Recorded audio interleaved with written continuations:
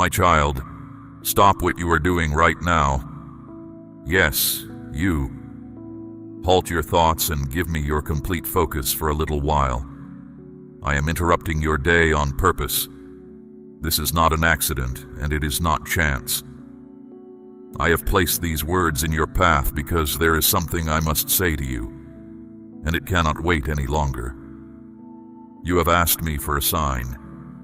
You have prayed, Lord, show me that you are with me. Show me that you hear me. Show me that you have not forgotten me. As my voice reaches you now, understand that this is my answer. This moment is the sign you asked for. So do not dismiss what you are hearing. Do not let your mind wander to the worries of the day. What I am about to speak into your spirit carries weight, and it is meant for you alone. Listen closely, for I am not merely speaking. I am mending. I am restoring. I am drawing you back into stillness. I have seen your weariness. I have seen you rise each morning and push through worry, discomfort, and uncertainty. There were days you smiled for others while your spirit ached inside. There were nights you lay awake while your thoughts circled like a storm that would not end. You called out to me and it felt like silence, but I was not silent. I was there. I was with you in the darkness. I heard every word you spoke and every word you could not bring yourself to say. When your heart was too heavy to form a prayer, I understood what your heart meant. Nothing you carried escaped me. Nothing you suffered went unnoticed. You may feel that no one truly understands your journey, but I do. I understand the weight you carry. I understand what it is to keep moving when your inner self feels empty. I understand the loneliness that presses in when the house grows quiet and there is no one left to pretend for. Hear me now. I did not bring you this far to abandon you. I did not deliver you, protect you, and sustain you through every season of your life, only to withdraw my presence at the end of it. I am still here. I have not changed. And I still have a purpose for your life that no failure has canceled and no delay has erased. Yes, you have made mistakes.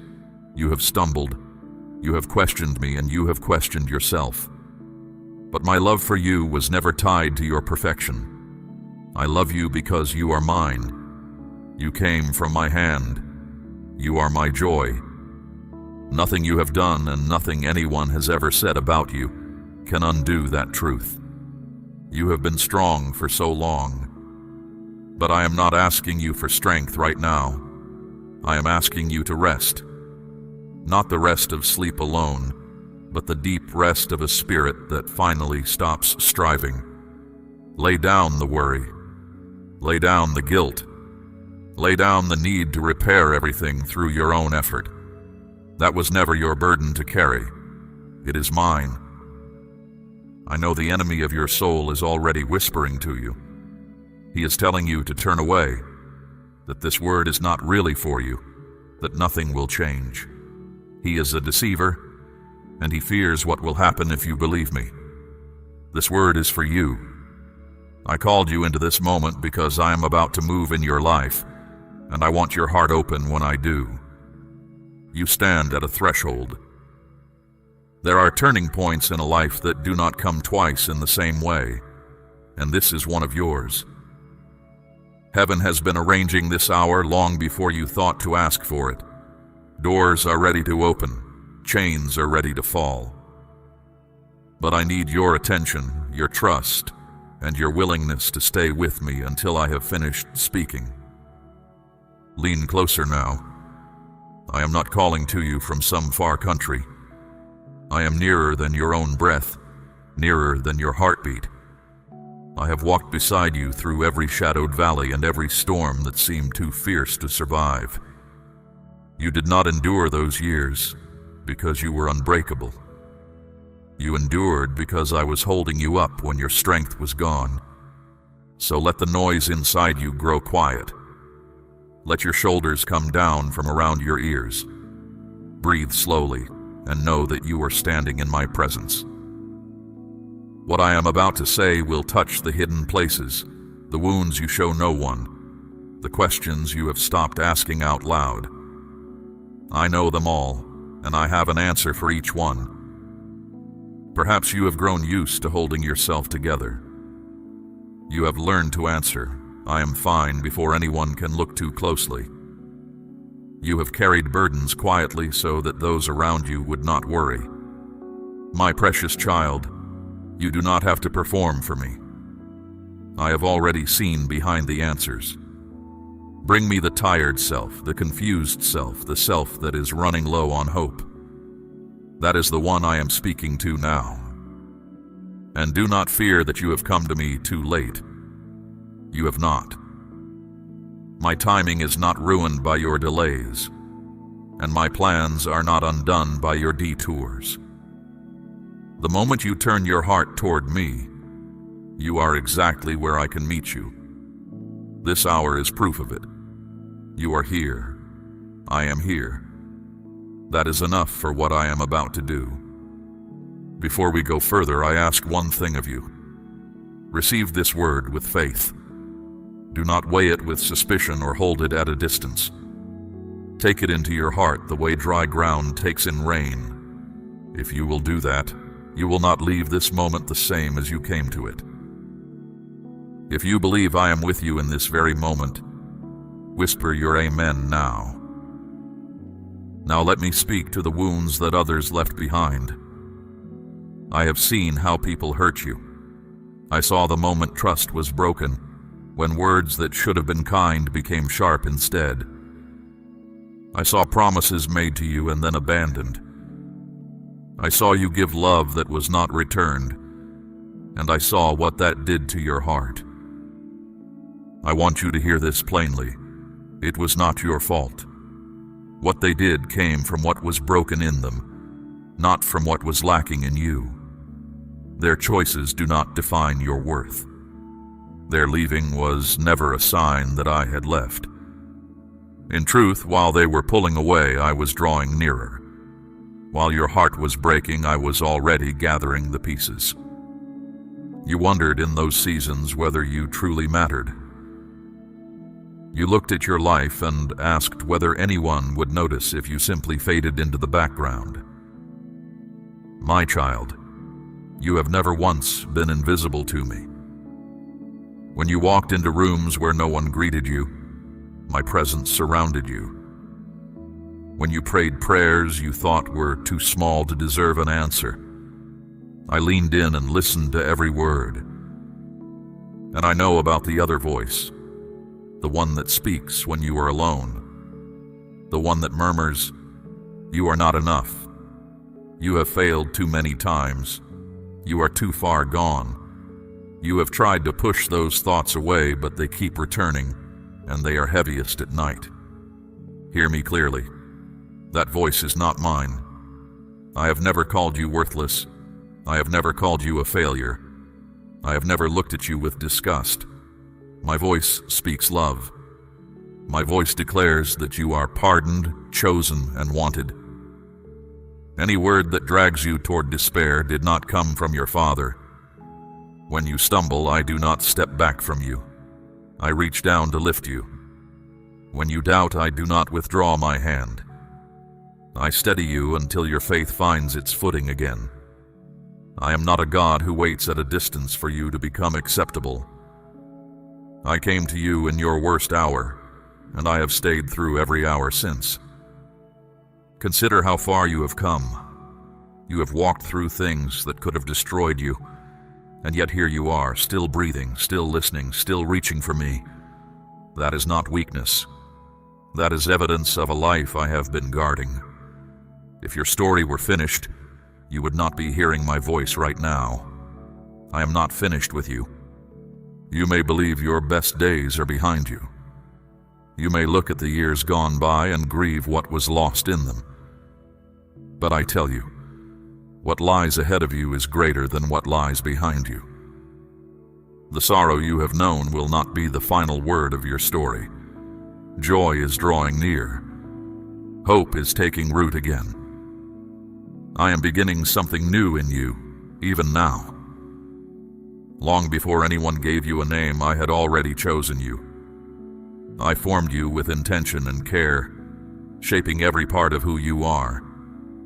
I placed strengths in you that no one else carries in quite the same way. You are not one face lost in a crowd to me. You are my own, engraved on the palms of my hands, and I could no more forget you than deny myself. Others may have overlooked you. Others may have misjudged you or measured you by your worst season. But their measurements are not mine. I do not define you by the day you fell. I define you by what I created you to become, and by the love I have carried for you from the beginning until this very breath.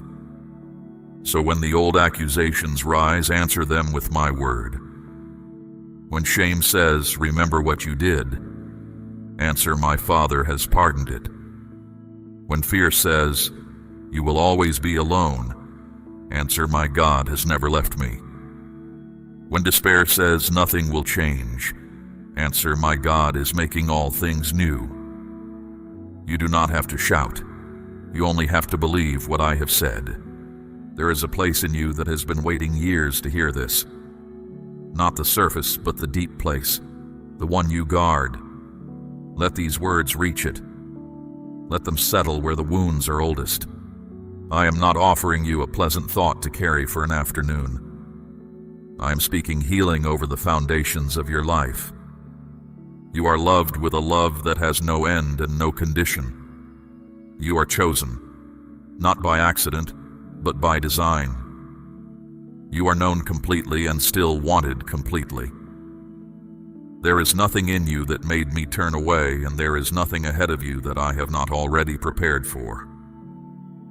This is the truth about your life. Whatever anyone else has said, stand on it. Build on it. Let every other voice grow quiet before it. From this day, I want you to carry yourself as one who belongs to the living God, because that is exactly what you are. Not tolerated, not barely accepted. Beloved, do not compare your path to anyone else's. When you look sideways at other lives, you will always find someone who seems further along, more blessed, more settled. But their road was never meant for your feet. I designed you for a purpose that belongs to you alone, and I am unfolding it at the pace that is right for you. Your appointed time has not passed you by. It is drawing near. And to those you love, the ones you carry in prayer, I extend the same faithfulness. I see them too. I know the concerns you lift up for them when no one is listening. Trust me with them. My reach is longer than your worry, and my care for them does not sleep when you do. The prayers you have spoken over their lives have not fallen to the ground. I have received everyone, and I am working in ways you cannot yet see. Say, Lord, I am yours, if you receive this truth over your life. Now I must speak to you about the waiting, because I know it has tested you more than almost anything else. You have asked for answers, and the answers seemed slow. You have asked for change, and the days kept passing unchanged. You have looked at the horizon so long that your hope grew tired, and somewhere in the waiting, a question took root. Lord, have you forgotten me? I have not forgotten you, not for 1 hour. While you were counting the days, I was working beneath the surface of them. Think of the seed hidden in the ground. To the eye, nothing is happening. The field looks bare and still. But under the soil, life is stirring. Roots are spreading downward, anchoring deep, drawing strength from places no one can see. Then one morning, the green blade breaks through, and everything the silence concealed is suddenly revealed. That is what has been happening in your life. The stillness you mistook for absence was the quiet of deep work. I have been arranging circumstances you cannot yet see. I have been positioning the right people along your path and moving the wrong ones out of it. I have been opening what needed to open and sealing what needed to close. None of it was visible to you. All of it was real. If I had handed you everything the moment you asked, some of it would have crushed you. There are blessings that require a certain strength to carry, and I love you too much to lay a full harvest on shoulders that were not yet ready for its weight. So I strengthened you first, not to delay your joy, but to protect it. My timing is not slow, it is exact. I know the very hour when each promise should arrive in your life, and I will not miss it. What I have spoken over you I will bring to pass. I do not make pledges and abandon them. I do not speak and then change my mind. Heaven and earth will pass away before one word of mine falls to the ground. So what do I ask of you in this season? Keep believing. Keep speaking hope over your life even on the days when your voice shakes. Keep bringing me your requests, even the ones you have prayed 100 times. Faith is not the absence of tiredness. Faith is coming back to me one more time, and that you have done. I have seen it, and it moves my heart. My child, I am asking you to place a portion of what you have, something of real weight, upon the altar of this work, as gold laid on the scales of this calling. Let it be a seed sown into deep water, an offering set on stone, not held back in fear. This is proof that your trust rests in my hand to provide, and that your heart no longer clings to lack. What you release in faith does not leave your life. It moves ahead of you into the harvest I am preparing. Remember what I did with 5 loaves and 2 small fish. A crowd of thousands sat hungry on a hillside, and the little that was offered became more than enough, with baskets left over. I have never needed abundance to create abundance. I need only what is placed in my hands with trust. That has always been my way, and it has not changed. So do not measure what you hold by its size. Measure it by where you set it. The same hands that multiplied bread on a hillside are open toward you now, and nothing entrusted to me is ever diminished. When you loosen your grip on what you fear to lose, you make room to receive what I have been waiting to give. Fear closes the hand and closes the heart. Trust opens both. And after you have trusted me, rest. Do not lie awake calculating how the provision will come. That arithmetic belongs to me. The birds of the air do not store away grain, and yet they are fed. The flowers of the field do not labor at the loom, and yet a king in all his splendor was never clothed like them. Are you not worth far more to me than these? You are. Live like it. I see also how the waiting has taught you things that ease could never teach. You have learned to hear my voice in the quiet. You have learned which friendships hold and which ones fold. You have learned that your soul can survive far more than you once believed. These lessons are treasure. They will serve you in the season that is coming, when I entrust you with more. There is a certain peace that belongs to people who have stopped rushing me. I want that peace for you. It does not mean you stop desiring or stop asking. It means you ask from a settled heart instead of a frantic one. It means you can see others receive their answers and rejoice with them, knowing your own hour is appointed and cannot be stolen by anyone. So let today be the day the striving quiets down. Say to your own soul, be still. The one who promised is faithful. He has never lost a harvest he planted, and he did not begin this work in me to walk away from it. My child, speak those words when the old anxiety rises. Speak them at midnight. Speak them at dawn. They are true every hour. Remember, too, that waiting with me is not wasted living. The years you thought were lost were never outside my sight or my plan. Even the crooked stretches of the road were carrying you somewhere. You will understand some of it later, and some of it you will simply entrust to me. Either way, nothing is missing from your story that I intend for you to have. The season is turning. I tell you this not to soothe you, but because it is so. You have been faithful through the bare months, and the first signs of green are closer than you think. Stay near to me now. What comes next will ask for a steady heart, and I am making yours steady even as you listen. And now, my child, I must tell you something that may be harder to hear. There are things in your life it is time to say goodbye to. A new season cannot be poured into hands that are still gripping the old one. So before I lead you forward, I am asking you to release what has been holding you in place. Say goodbye to the guilt you have been carrying. You have punished yourself long after I stopped counting the offense. You have replayed old failures as if rehearsing them could undo them. It cannot. I have removed your wrongs from you as far as the east is from the west. When I pardon, I do not keep a copy of the record. Why are you still reading from yours? Say goodbye to shame. Guilt says you did something wrong, but shame goes further and says you are something wrong. That is a lie from the pit, and it has stolen enough of your life. You are not your worst day. You are not the name someone once called you. You are not damaged goods. You are my child, washed and welcomed, and I am not ashamed of you. Say goodbye to the fear that has narrowed your world.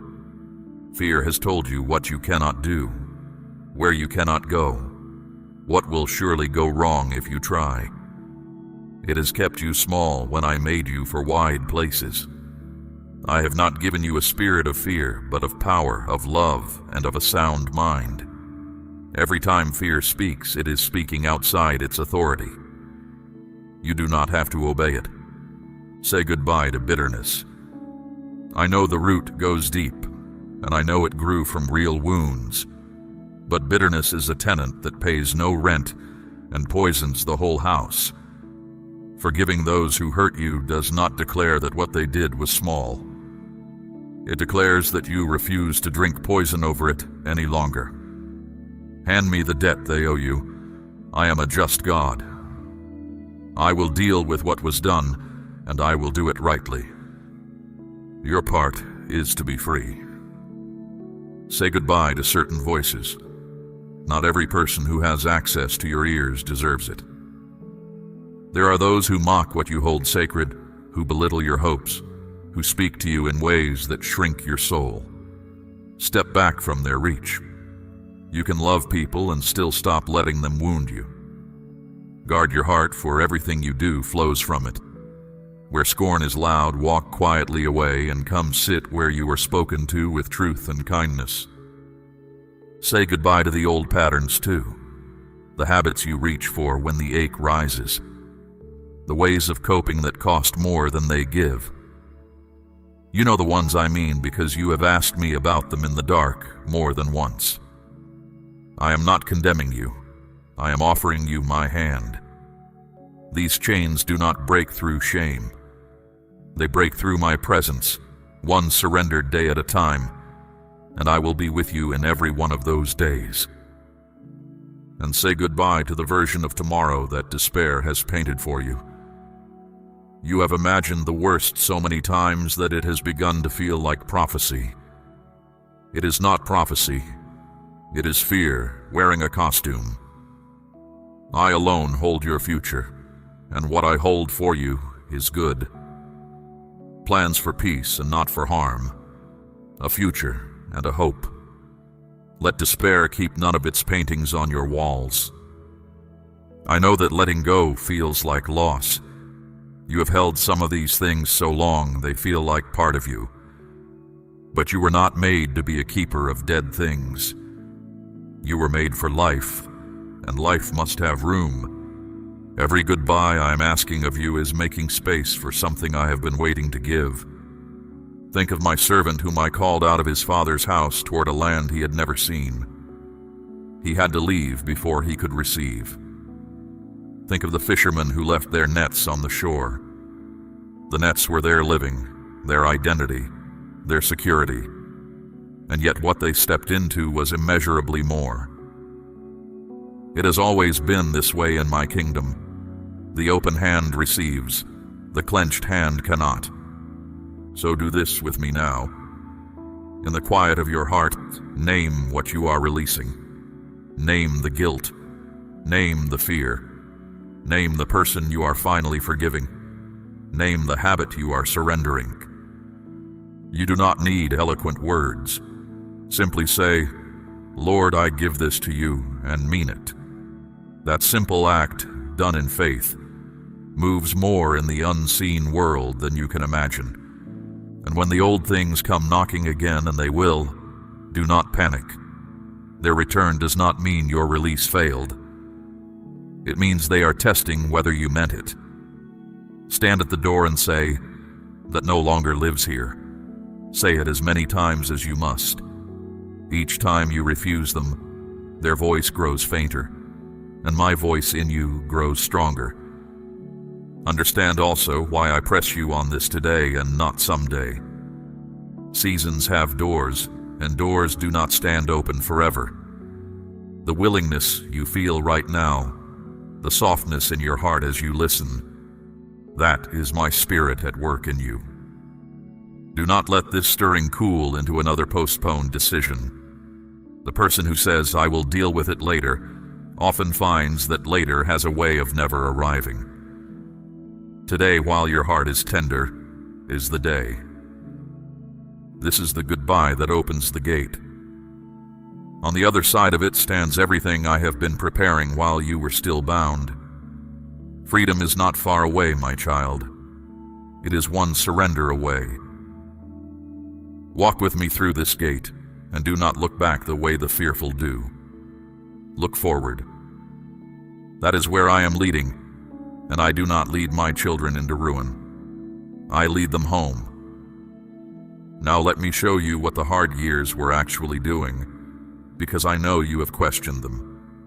You have asked why the road had to be this steep, why the battles kept coming, why relief always seemed one more hill away. You wondered at times if I was against you. I was not. I was forging something in you that comfort could never forge. Gold does not become pure by resting in the ground. It passes through fire, and the fire does not destroy it. The fire separates it from everything that is not gold. That is what your trials have done. They have burned away what was shallow, so that what remains in you is true. You are not the same person who entered those fires. You are stronger, wiser, and more real. The weight you can now carry would have flattened the person you used to be. The storms taught your roots to go deep. A tree that has never faced wind grows tall and hollow, and the first real gale brings it down.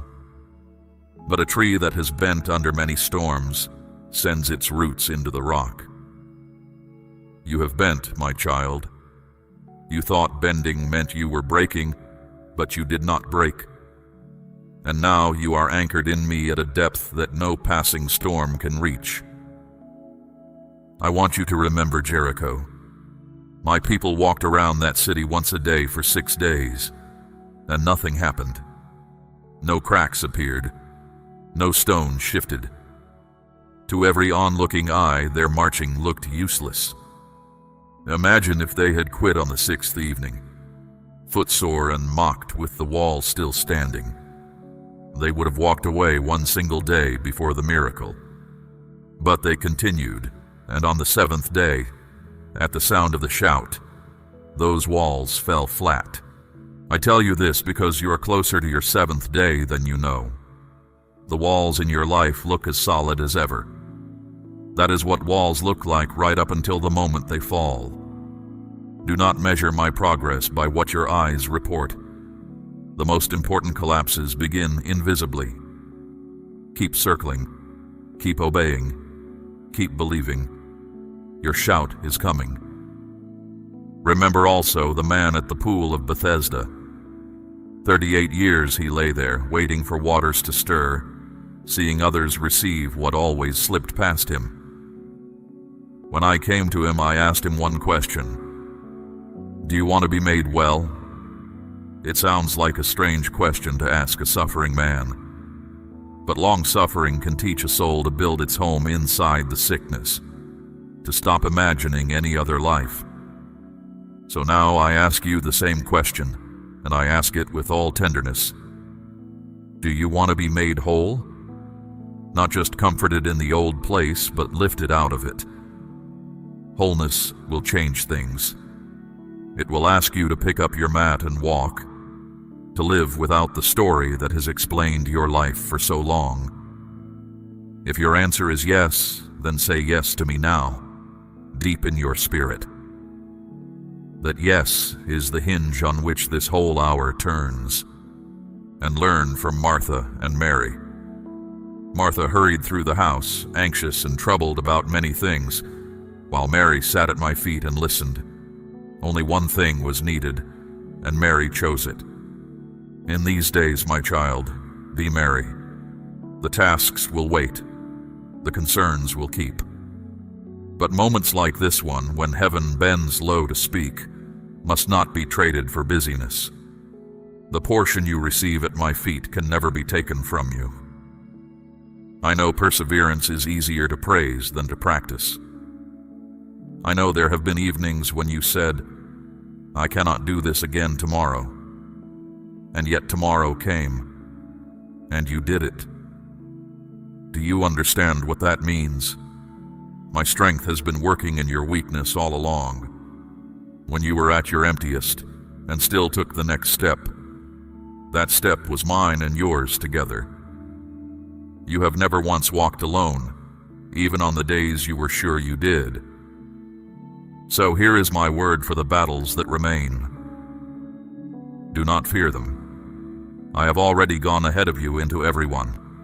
There are dangers I have removed from your path that you will never know about. Snares undone before your foot ever reached them. The protection you could not see was still protection. The same shield goes before you now. Stand firm then, and do not throw away your confidence, for it will be richly rewarded. You have need of endurance, so that after you have done my will, you will receive what I have promised. The harvest is certain for those who do not give up. Weeping may last through the night, but joy arrives with the morning. And your morning, my child, is nearer than it has ever been. Let no one convince you that your persistence has been foolish. Heaven sees it differently. Every quiet act of faithfulness has been recorded. Every time you chose hope when despair was easier, it mattered. Every prayer repeated through gritted teeth has been rising before me like incense. Nothing offered to me in faith is ever lost. Nothing. And when you cannot fight, rest is not retreat. Even my servant Elijah, after his greatest victory, lay exhausted under the broom tree and asked for the end. I did not scold him. I fed him, and I let him sleep. And then I fed him again. And in the strength of that food he traveled 40 days. Sometimes the most faithful thing you can do is eat and sleep, and let me restore you. There is no shame in it. The journey is long, and I know how you are made. One day you will look back on this stretch of road and understand what it made of you. You will see that the narrow way was carrying you toward the wide place all along. Until that day, walk by faith and not by sight. I am beside you on the road, closer than your shadow, and I do not tire. Declare your amen now if your faith still stands. Now let me teach you the way of the thankful heart, because it will guard everything I am about to give you. When blessing finally rests in your hands, a quiet danger arrives with it. The danger of forgetting. 10 lepers were cleansed on the road, and only one turned back to give thanks. I do not want the answer to your prayers to become the thing that draws you away from me. So begin each morning with gratitude, before the noise of the day can flood in. Thank me for the breath in your chest. Thank me for the people who brighten your hours. Thank me for the mercies that met you while you slept, for they are new every morning. A few honest words are enough. I am not looking for ceremony. I am listening for a sincere heart. Let thanksgiving come before your requests, not after them. When you enter my gates with thanksgiving, something changes in you before anything changes around you. Gratitude clears the eyes. It reminds you of every past faithfulness, and remembered faithfulness makes present trust easier. The soul that counts its blessings finds its burdens easier to count as well. And guard against pride, my child. When relief comes, pride will whisper that your own cleverness carried you through. Do not believe it. Thoughts like that are cracks in a jar, and blessing leaks out through them slowly, unnoticed, until the vessel stands empty. Humility keeps the vessel sound. Say freely, "This was the hand of my God, and the jar will hold what I pour into it." Do not despise small beginnings either. When provision comes, it may arrive as a modest opening rather than a flood. Walk through it anyway. Small starts lay solid foundations. The faithful tending of little things is how I prepare my children for greater things. Be trustworthy with the day of small things, and you will stand unshaken in the day of large ones. For your household, I am making a way toward honest and meaningful work, where effort is met with dignity. Learn all you can in every opening I provide. Treat each task with care, as work done for me and not merely for people. Steady effort joined with gratitude turns earnings into security, and security into the joy of sharing with those still finding their footing. This is the quiet road to plenty, and it is a good road. If what I give differs from what you asked, receive it with trust rather than reluctance. I see the whole landscape of your life, the parts behind you and the parts still hidden from view. Sometimes the thing you requested would have narrowed your path, and the thing I gave instead will widen it. My choices for you flow from deep care. Accept them with confidence, knowing the portion provided suits your journey, and let your gratitude overflow toward others. Speak encouragement to 3 people who are hurting, and notice the calm that settles over them. A weary world is changed by such small, faithful acts more than by grand speeches. When you bless people in pain, you are reflecting my own character, and I take delight in it. The ones you love will learn more from the way you live thankfully than from anything you argue. Be careful, though, whose words you build your life upon. There are voices that promise much and deliver nothing, glittering teachings that miss both truth and love. Stay rooted in what you know is faithful. My guidance always leads toward kindness, wisdom, and integrity. If a voice leads you elsewhere, however impressive it sounds, it is not mine. You know my voice as sheep know their shepherd, and I will keep tuning your ear to it. There is a radiance about a grateful life that cannot be counterfeited. People sense it. They may not know its name, but they are drawn to its source. So do not hide the light I have placed in you. Let your steadiness in trials and your thankfulness in blessings point quietly to me. A calm life that overflows with gratitude leads more hearts home than a loud one ever will. When challenges appear, and they will still appear, ground yourself quickly. Breathe slowly. Recall the evidence of my past provision, for you have plenty of it now. Hold frustration loosely and wisdom tightly.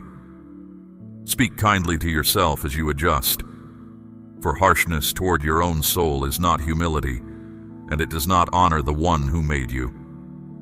Every obstacle met with courage and thanksgiving refines your character and enriches your story. And end each evening as you began the morning. Let your last thoughts before sleep be simple thanks, for guidance given, for strength supplied, for lessons learned. Release the leftover worries of the day into my keeping, You can put them down because I stay awake either way. He who keeps you does not slumber. Rest and let the night pass under my care. Notice the small wonders as you go. Morning light on the table, laughter shared with a friend, an unexpected kindness from a stranger. These simple treasures train the heart to spot goodness even on difficult days. And a heart trained to see goodness grows resilient. Over time, this quiet practice will hold you steady where louder remedies fail. It costs a moment of attention, and it pays in peace. Gratitude costs you nothing, yet it means everything, because it keeps your heart facing toward me. And a heart facing me is a heart I can fill. This is the secret of the contented soul, my child. Not more, but thankfulness for what is, which mysteriously opens the way to more than you asked. Practice it daily, in small things, until it becomes the very air you breathe. Hold these words close as we come to the final thing I must tell you. For now I am ready to speak of what is being released over your life in this very hour. What I have prepared is not small, and I want you to receive it with a heart made ready, a heart set free, a heart overflowing with thanks. Because you have stayed with me, because you have leaned in and received my words with an open heart, I now declare over you what heaven has been holding for this hour. Hear me clearly, for I do not speak in riddles. I speak with certainty, and what I declare cannot be undone. This is the hour of breakthrough, and it begins now. The chains that have bound you are breaking. The invisible weights that pressed on your chest, the cycles that seemed to have no end, the patterns of fear and heaviness that returned again and again, they are giving way under the power of my presence. Where my spirit is, there is freedom, and I am releasing that freedom over you as you listen. You will not live bound any longer. The doors that stayed shut are opening. I know how many times you knocked and heard nothing. I know the tries that ended in rejection and the hopes that ended in delay. Those doors were shut because the hour had not come, not because you were refused forever. Now the hour has come. Openings no man can seal are being set before you. Paths you never imagined are being cleared. When it happens, you will know beyond doubt that it was my hand, because no other explanation will fit. Healing is moving toward you, for your body, your mind, and your heart. I am the God who restores. Where sickness has worn you down, I speak renewal into every hidden part of you. Where anxious thoughts have circled without rest, I speak peace. Be still. Receive my calm.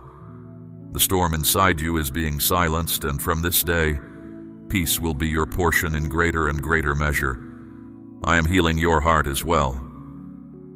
The losses that cut deep, the seasons of grief, the disappointments you stopped mentioning because no one seemed to understand, I am tending each one. The bitterness that tried to take root has been pulled. The heaviness you thought was permanent is lifting. You will not walk in the shadow of yesterday any longer. You will walk in the light of what I am doing now. And I am not only restoring, I am multiplying. In your relationships, where there has been distance, I will bring reconciliation. Where there has been loneliness, I will bring true companionship. People who will stand with you in prayer and believe with you. People who care nothing for your past because they can see your future. Open your heart to receive them. Isolation was never my design for you. In your provision, I am opening streams. The lack you have known was a season, not a sentence. I am bringing increase where there was decrease, and enough where there was never enough. Remember the loaves and the fish, and remember what you placed in my hands with trust. I am the God who multiplies what is offered in faith. and the harvest I spoke of is already growing toward your door. Receive also my rest for your mind. You have carried questions that have no quick answers, and you have grown tired of asking them. Set them down at my feet tonight. Some answers will come with time, and some will wait for eternity, but none of them are lost. You do not need every explanation to have peace. You only need to know that the one who holds the answers loves you, and he does. Let that be enough for tonight, and you will find it is enough for tomorrow as well. Now, before I finish, receive your charge. Walk out of this moment differently than you walked in. Carry yourself as one who has heard from the living God, because you have. When the old lies return, answer them out loud with what I have told you today. When the walls still look tall, remember the seventh day. When the waiting stretches on, remember the seed beneath the soil, alive and rising. Nothing I have spoken to you will fall to the ground. Share the hope you have received. Not by argument, but by presence. Be the calm one in the anxious room. Be the kind voice where voices are harsh. Walk beside those who feel lost until they can find the road, and let your steady, grateful life point quietly to me. The light I have kindled in you is not for hiding. Set it where the weary can see it, and stay near to me, not only in the crisis, but in the calm that follows. Speak with me in the morning before the day begins. Speak with me at night before sleep takes you. Bring me your joys, not only your emergencies.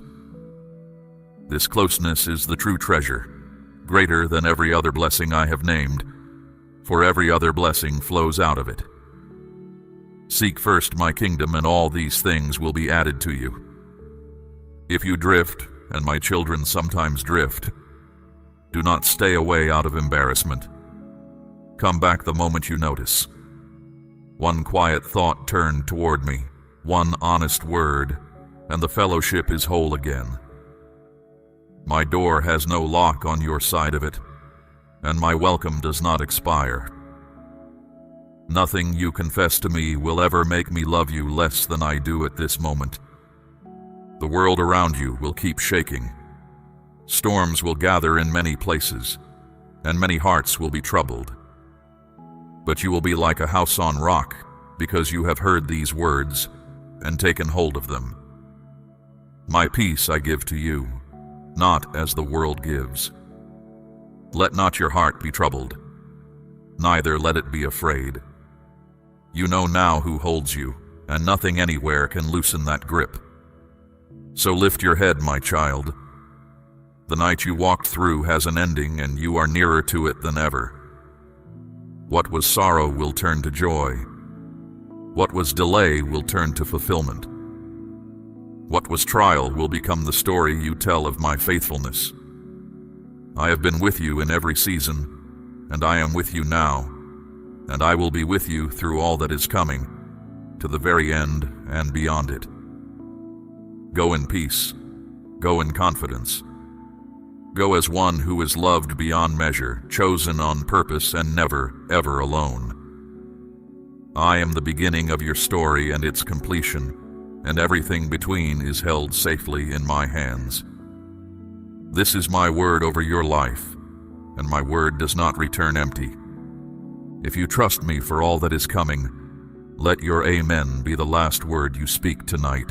We run on viewer support only. For exclusive member-only content, scan the QR or see the pinned comment. God bless you.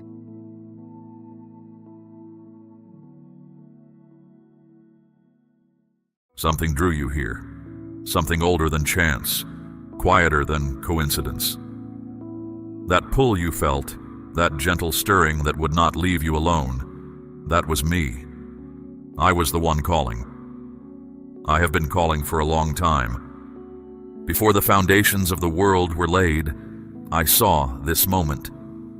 I saw the road you would walk. I saw the valleys that would take your breath away and the mountains that would seem impossible to climb.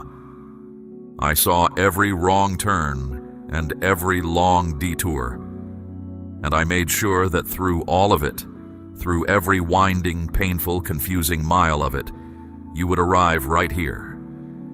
This moment was written in eternity, and you are exactly where you're supposed to be.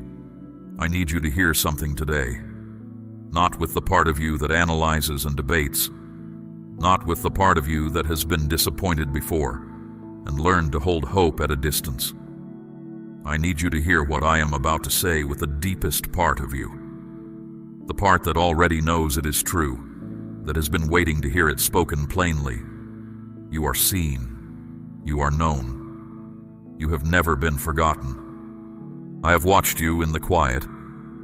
I have been there in the hours when the house was still and sleep would not come.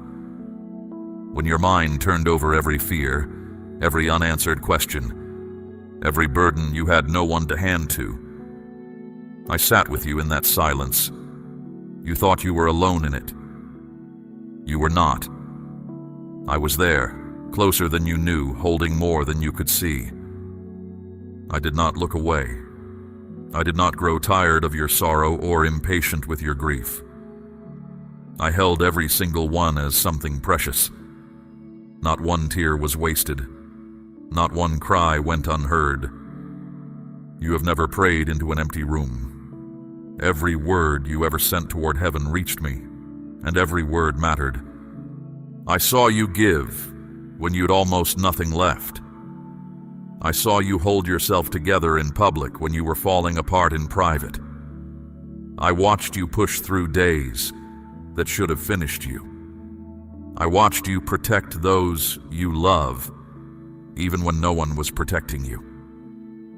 I witnessed the strength it took to keep believing when the evidence around you seemed to say that believing was foolish. I saw all of it. Not one moment has escaped my attention.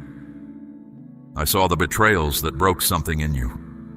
I watched the ones you trusted the most become the source of your deepest wounds. I witnessed how your kindness was used against you, how your loyalty was mistaken for weakness, how the people who should have covered you became the ones who exposed you to the cold. I watched you carry that pain quietly, refusing to become bitter, choosing to keep your heart open even when every instinct said to close it. That was not weakness. That was one of the most courageous things I have ever watched a person do. There were mornings you did not want to rise.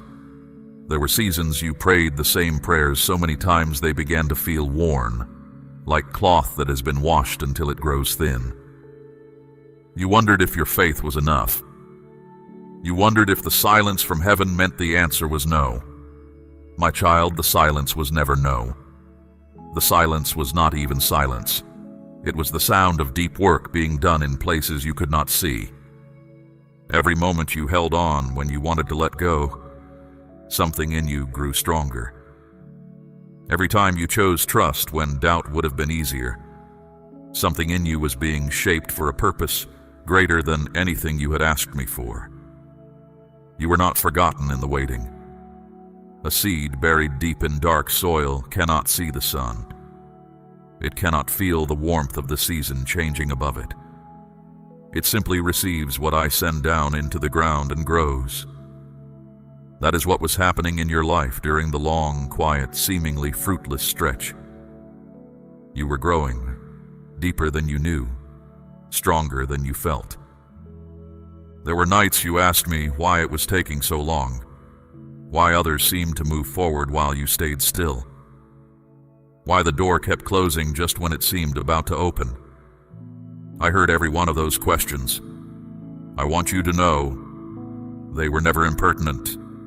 They were honest. And I love your honesty. You were not demanding more than I could give. You were reaching for what I had already promised. That kind of faith, the kind that keeps reaching even through the confusion, is not a small thing to me. And now something has changed. The season has turned. I cannot tell you the exact moment it shifted, but I can tell you that it did. Something is different now. You can feel it even if you cannot name it. There's a stirring that was not there before, a sense that the ground beneath your life is moving again, that something long dormant is beginning to wake. That is not imagination. That is confirmation. What is coming is not a small improvement on what you have known. It is the fullness of everything I promised. And I do not break my promises. Declare your Amen if you believe God has been with you through every season of your life. Now I need to tell you something that is going to reframe everything you have been through. Something that will change the way you look at the hardest seasons of your life. Because there is something that has been happening in the unseen realm. Something you did not fully understand while you were in the middle of it. The enemy has been terrified of you. Not cautious. Not slightly concerned. Terrified. He has known things about you that you forgot about yourself. He has seen the anointing placed on your life, the calling, the assignment, the weight of purpose that was written over you before you took your first breath. He has watched heaven's investment in you, and he has known that when you finally step into the fullness of who I created you to be, something extraordinary will happen. Chains will break. Hearts will open. Lives will change. What I have placed in you carries the power to reach far beyond you. That is why he fought you so hard. He did not come against you because you were weak. He came against you because you were powerful. He did not oppose you because you were insignificant. He opposed you because your significance in my kingdom is far greater than he ever wanted you to discover. Every time he could make you feel small, worthless, forgotten, too far gone, he was buying time. He was trying to keep you from waking up to what you actually carry. Every setback in your life was not random misfortune. It was warfare. Every door that closed at the wrong moment, warfare. Every relationship that fell apart, strategic opposition. Every season of delay when breakthrough seemed so close and then pulled away. Not accident, not punishment, not divine abandonment. Warfare. The enemy does not waste resources on things that do not matter. He was terrified of your next season. He still is. Those who hurt you deepest and most deliberately, they were being used. I am not excusing what they did. What they did caused real damage and real pain, and I take that seriously. But the enemy worked through the people closest to you precisely because that is where wounds go deepest. He was not trying to inconvenience you. He was trying to make you abort your purpose. He was trying to make the pain so great that you would close your heart, give up your calling, and spend the rest of your days surviving instead of living. But you did not. You are still here. And that is not a small thing. That alone tells you something. That alone is a sign that what I placed in you is not finished. I have not changed my mind about you. I have not revised your calling based on what you have been through. I have not handed your assignment to someone else while you were in the valley. My gifts and purposes, once given, are not taken back. You are still marked. You are still chosen. The anointing on your life has not faded. It has been deepened by the very suffering the enemy meant to use against you. The fire was not punishment.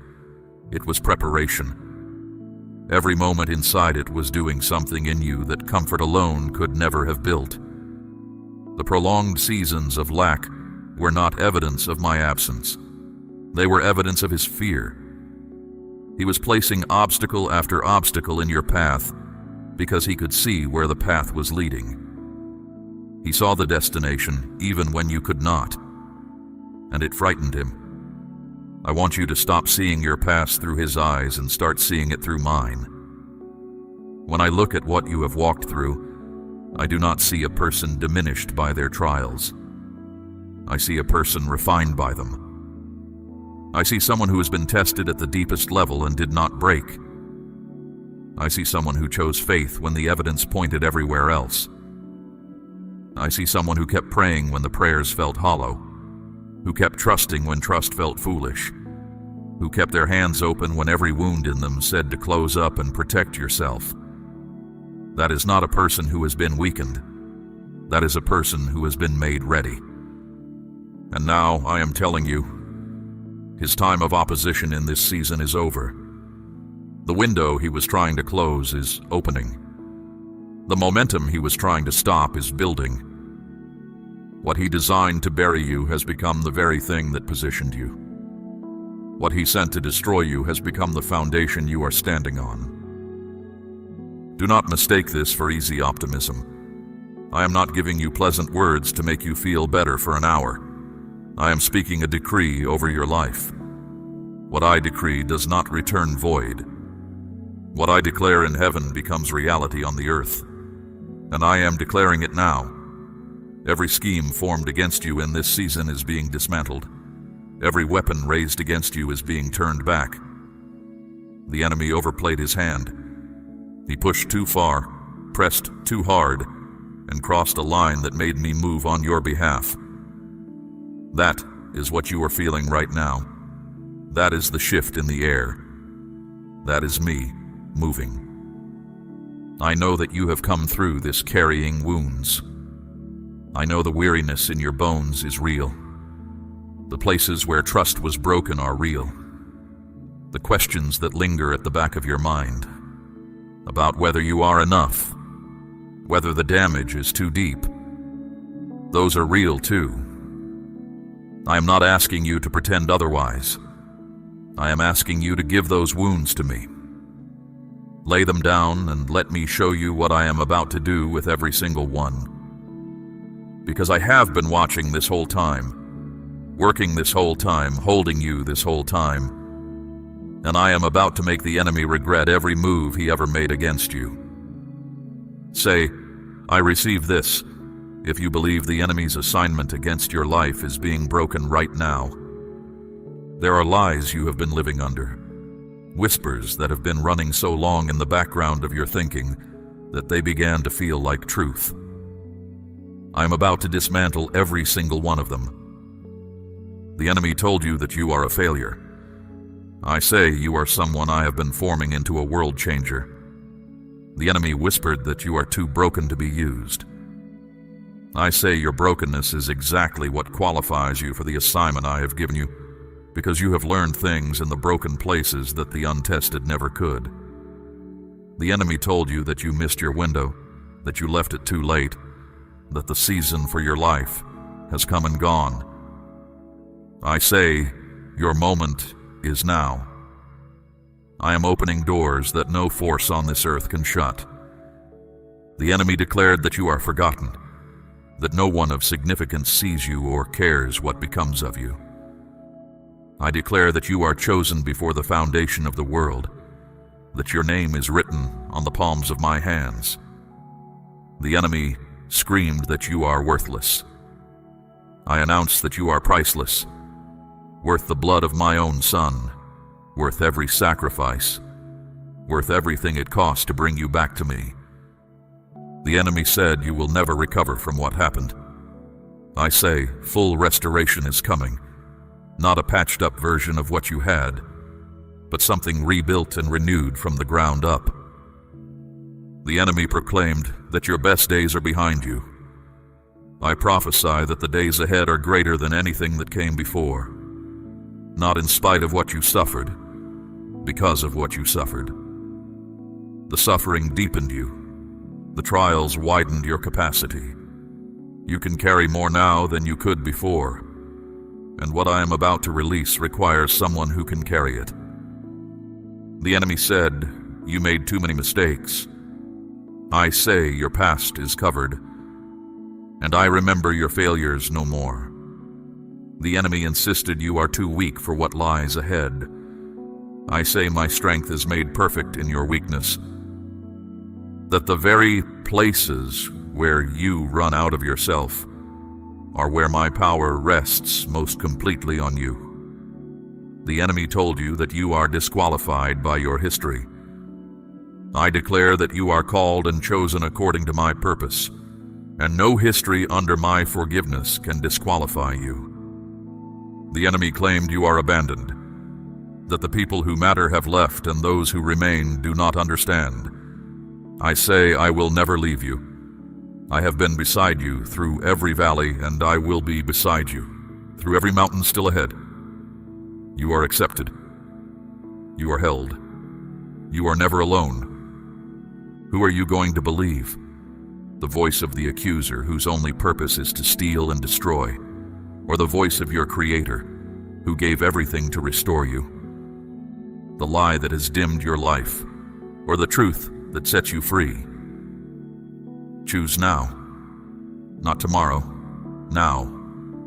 Choose what you will allow to stand as true in your heart about who you are and what is coming for you.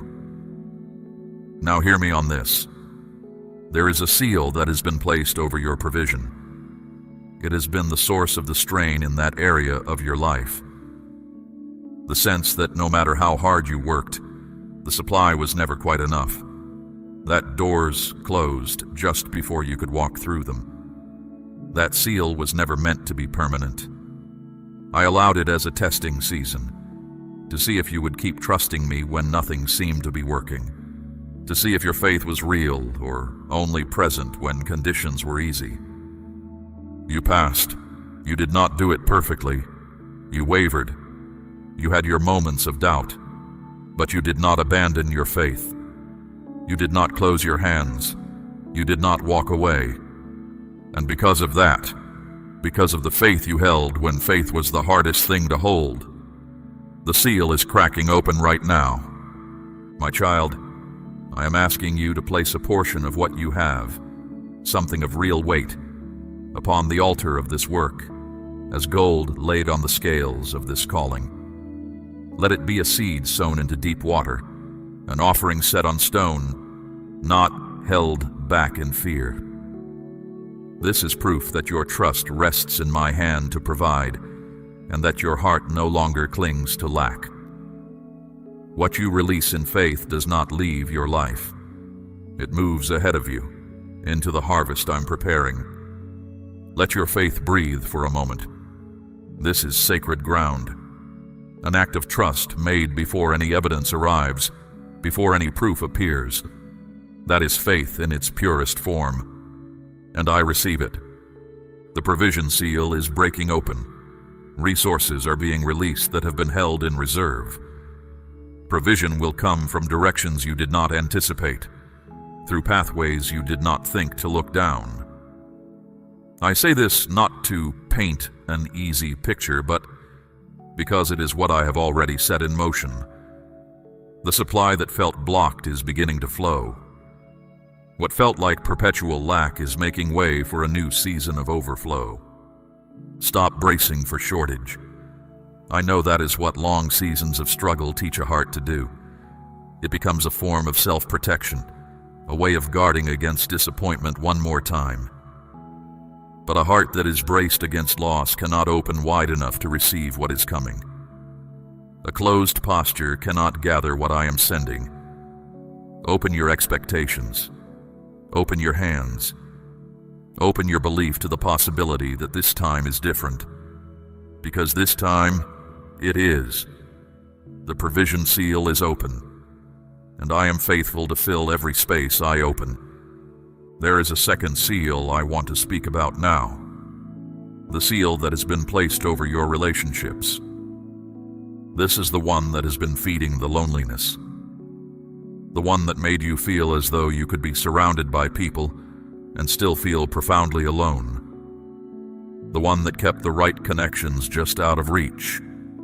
That brought people into your life who could not see your value or chose not to honor it. That left you wondering if genuine connection was even something you were made for. I know the loneliness has been deep.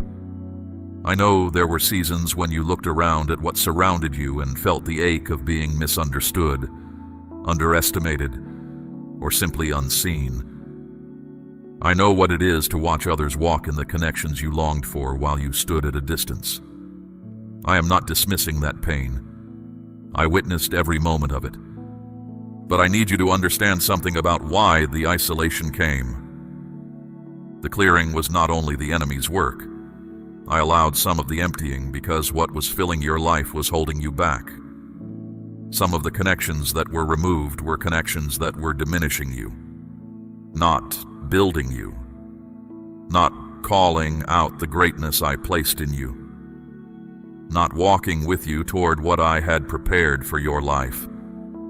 Some of them were comfortable in ways that were actually keeping you small. You had outgrown certain relationships, but the security of the familiar made it impossible to move forward. So I cleared space, not to wound you, to make room. What I am sending into your life now cannot arrive until the space is prepared. You cannot put new wine into old wineskins. The connections I have been holding in preparation for you, the ones who will recognize the anointing on your life, who will open doors you could not open for yourself, who will stand beside you without needing to reduce you in order to feel secure. They cannot enter a life where there is no room for them. The clearing hurt. I know it did. But it was preparation, not punishment.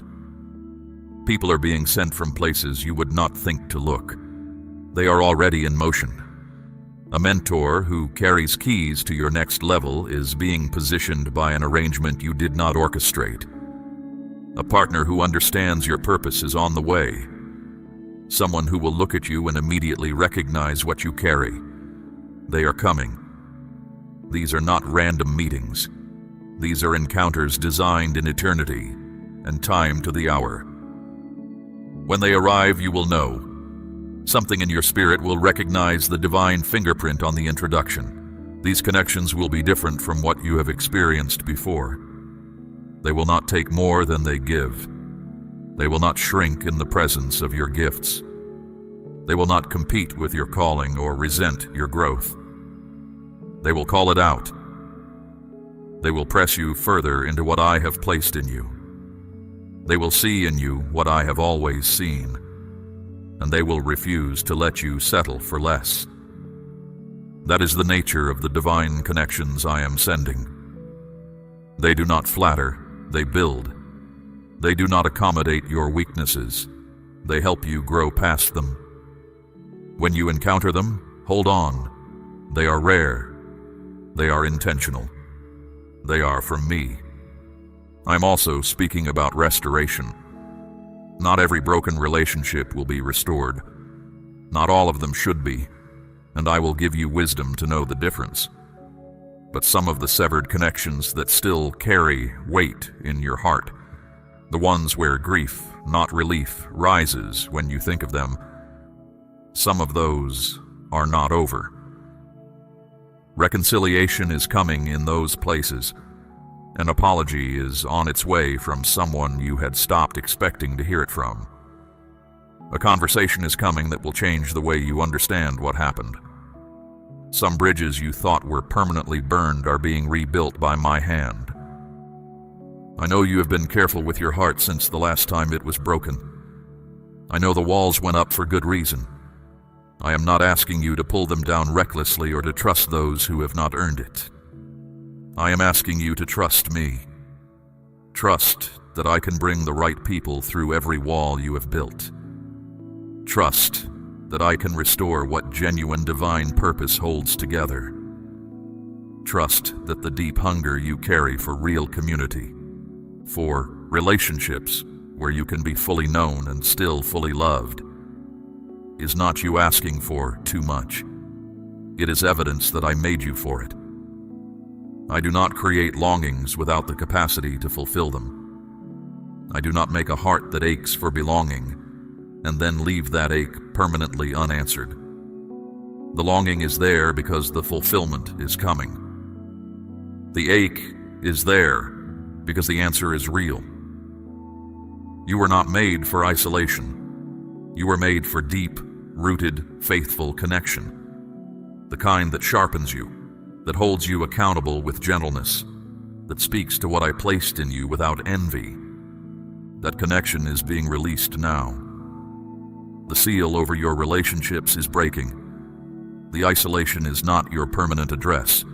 It was a chapter, a long, costly, necessary chapter, and the chapter is closing. When someone new crosses your path in this season, do not be so armored against disappointment that you miss a divine appointment. Pay attention in the unexpected places. A conversation that goes deeper than the surface. A person whose words land exactly where you needed them to. A connection that feels strangely familiar, even though it is new. Those are not coincidences. I am in those moments.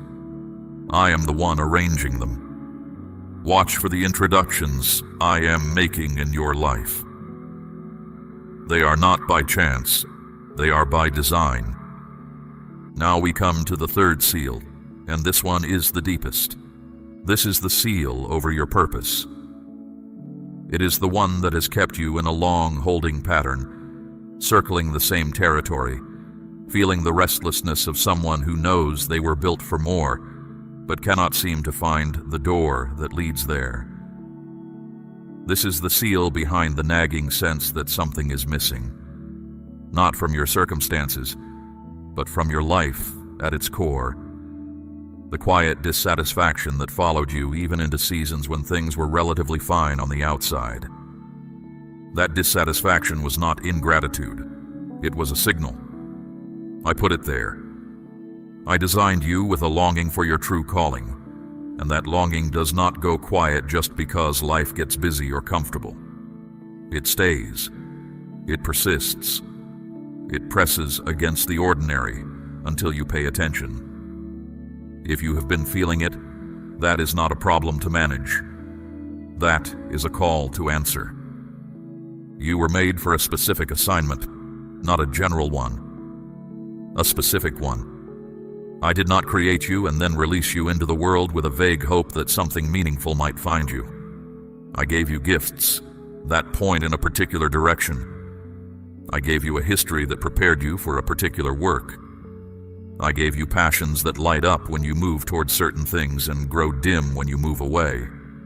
I gave you a capacity for certain kinds of pain, the kind that breaks you open instead of just breaking you, the kind that makes you able to sit with others who are suffering what you once survived. All of that is intentional. All of it is pointing somewhere. The seal over your purpose was placed there in part because of timing, and in part because of fear. The timing I will speak to in a moment, but the fear, I want to address that first, because the fear of your calling is one of the most effective tools the enemy has used against you. The fear took many shapes. The fear that you would try and fail publicly, that the thing you feel called to would expose you to ridicule or rejection. The fear that you were mistaken, that what you sense as calling is actually just wishful thinking. The fear that you have waited too long, that the opportunity has passed, that others have already done what you were meant to do. The fear that you are not qualified, that someone more prepared, more polished, more credentialed should be standing where you feel drawn to stand. The fear that stepping forward would mean stepping away from safety, and safety after everything you have been through felt like the only thing you could count on. I want to answer every one of those fears right now. You will not fail in a way that defeats my purpose. I have never commissioned someone for an assignment and then abandoned them to the outcome. I give what is needed for what I ask. What I call you to, I equip you for. Not always before the moment, but in the moment, which means the preparation you feel you are lacking will arrive precisely when you need it. Step toward the calling and watch what I release as you move. You are not mistaken about what you carry. I know you have questioned it. I know you have tried to talk yourself out of it. It seemed too large, too specific, too unlikely. But the longing was not random. Longings of that depth do not generate themselves. I placed it in you, and I placed it there deliberately. What you feel drawn toward is not a dream you invented. It is a picture I painted inside you of what I always intended. You have not waited too long. I do not operate on the world's timeline. I do not look at your age or your history and calculate whether it is too late. I look at readiness, and readiness is something I determine, not the calendar. Many of the ones I used most powerfully came into their fullness later than the world would have expected. The prolonged preparation was not failure. It was depth being built beneath the surface. What grows slowly grows strongest. And you are qualified. Not because of credentials, because of consecration. Not because of what you have built, because of what you have been through. The very things that seem to disqualify you have shaped you for the work. The brokenness, the long seasons, the unconventional path, all of it has made you exactly right for what I am asking you to do. I do not need polished people. I need yielded ones. I need those who have been broken enough to know they cannot do this alone. That is who you are. And that is exactly who I need. The third seal is shattering now. What has been locked away is being released. The clarity you have been searching for is coming. Not all at once, because I never show you everything at once. But the next step is becoming visible. The next door is opening. The path forward is beginning to illuminate beneath your feet. You do not need the full map. You only need the next step. Take it. Leave the old seasons slinking behind. You cannot carry the smallness of what was into the fullness of what is coming. Stop waiting until you feel ready.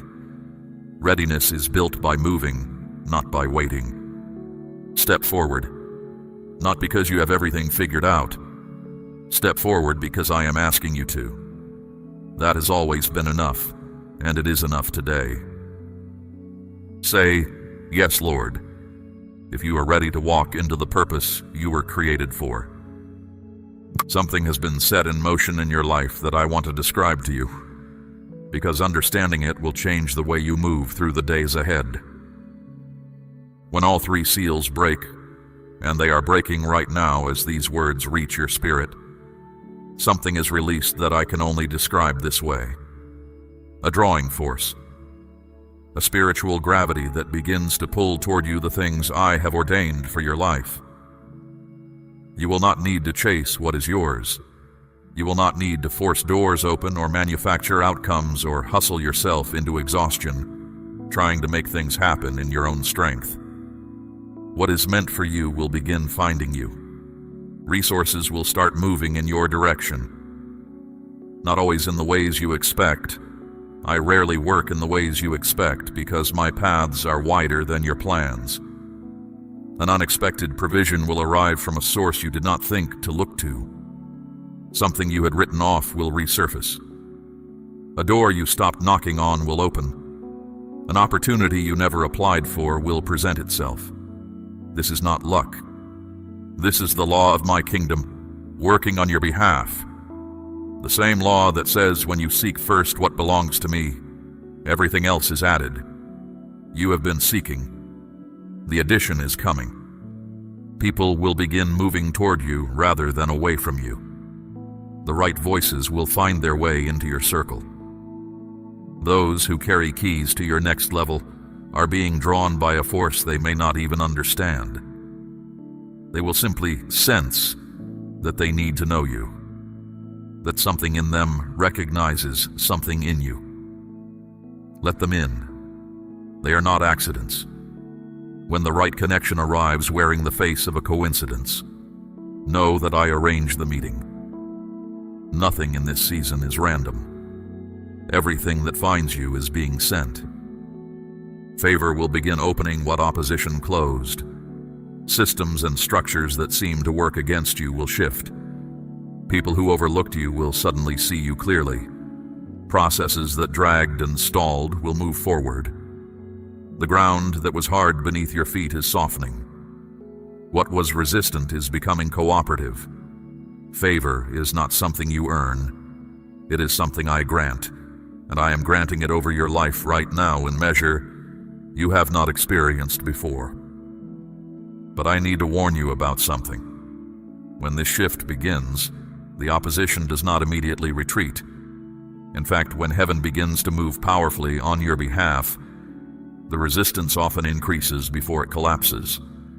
The enemy sees what is happening. He sees the momentum building, the doors beginning to swing, the provision beginning to flow, and he will launch one more wave of opposition to try to stop you before the breakthrough fully arrives. This is important for you to know, not to frighten you, but to prepare you. When discouragement presses in hard during this season, that is a sign you are close. When the voices of doubt get louder just as the path seems to be clearing, that is not evidence that you were wrong. That is confirmation that you are right. The enemy only attacks what threatens him. If he is turning up the pressure, it is because he can see what you cannot yet see from where you're standing. He can see where this is heading, and it terrifies him. Do not let him redirect your attention from what I am doing to what he is attempting. Keep your eyes fixed on me. Keep your mouth speaking what I have declared, not what circumstances seem to suggest. This matters more than you may realize. Your words carry weight in the Spirit. What you declare over your own life either cooperates with what I am releasing or works against it. If you keep declaring what the enemy has whispered, nothing ever changes. I will never get ahead. The door is always going to stay shut. You are agreeing with him, and you are pushing away what I am trying to send. Change your declarations. Not because speaking words is a formula or a magic ritual, but because your words reveal your faith, and your faith determines how fully you receive what I am releasing. Speak what you want to arrive, not what you fear is true. Speak provision. Speak purpose. Speak connection. Speak health. Speak peace restored. Let your mouth align with what heaven has already established over your life. There is something else I want to say about how you carry yourself in this season. Walk with the dignity of someone who is deeply loved by the God who made everything. Not in pride, in settled confidence. The world has a way of measuring people by their visible outcomes, by what they have accumulated or achieved or proven yet. But I do not measure you that way. I measure you by what I placed in you and by your faithfulness to it. And by that measure, you are already rich. Stay expectant. That word, expectant, is a posture, not just a feeling. It means you wake up each morning prepared to receive. You go through your day watching for what I am doing. You do not dismiss small signs as unimportant. You do not overlook a confirmation because you were looking for something larger.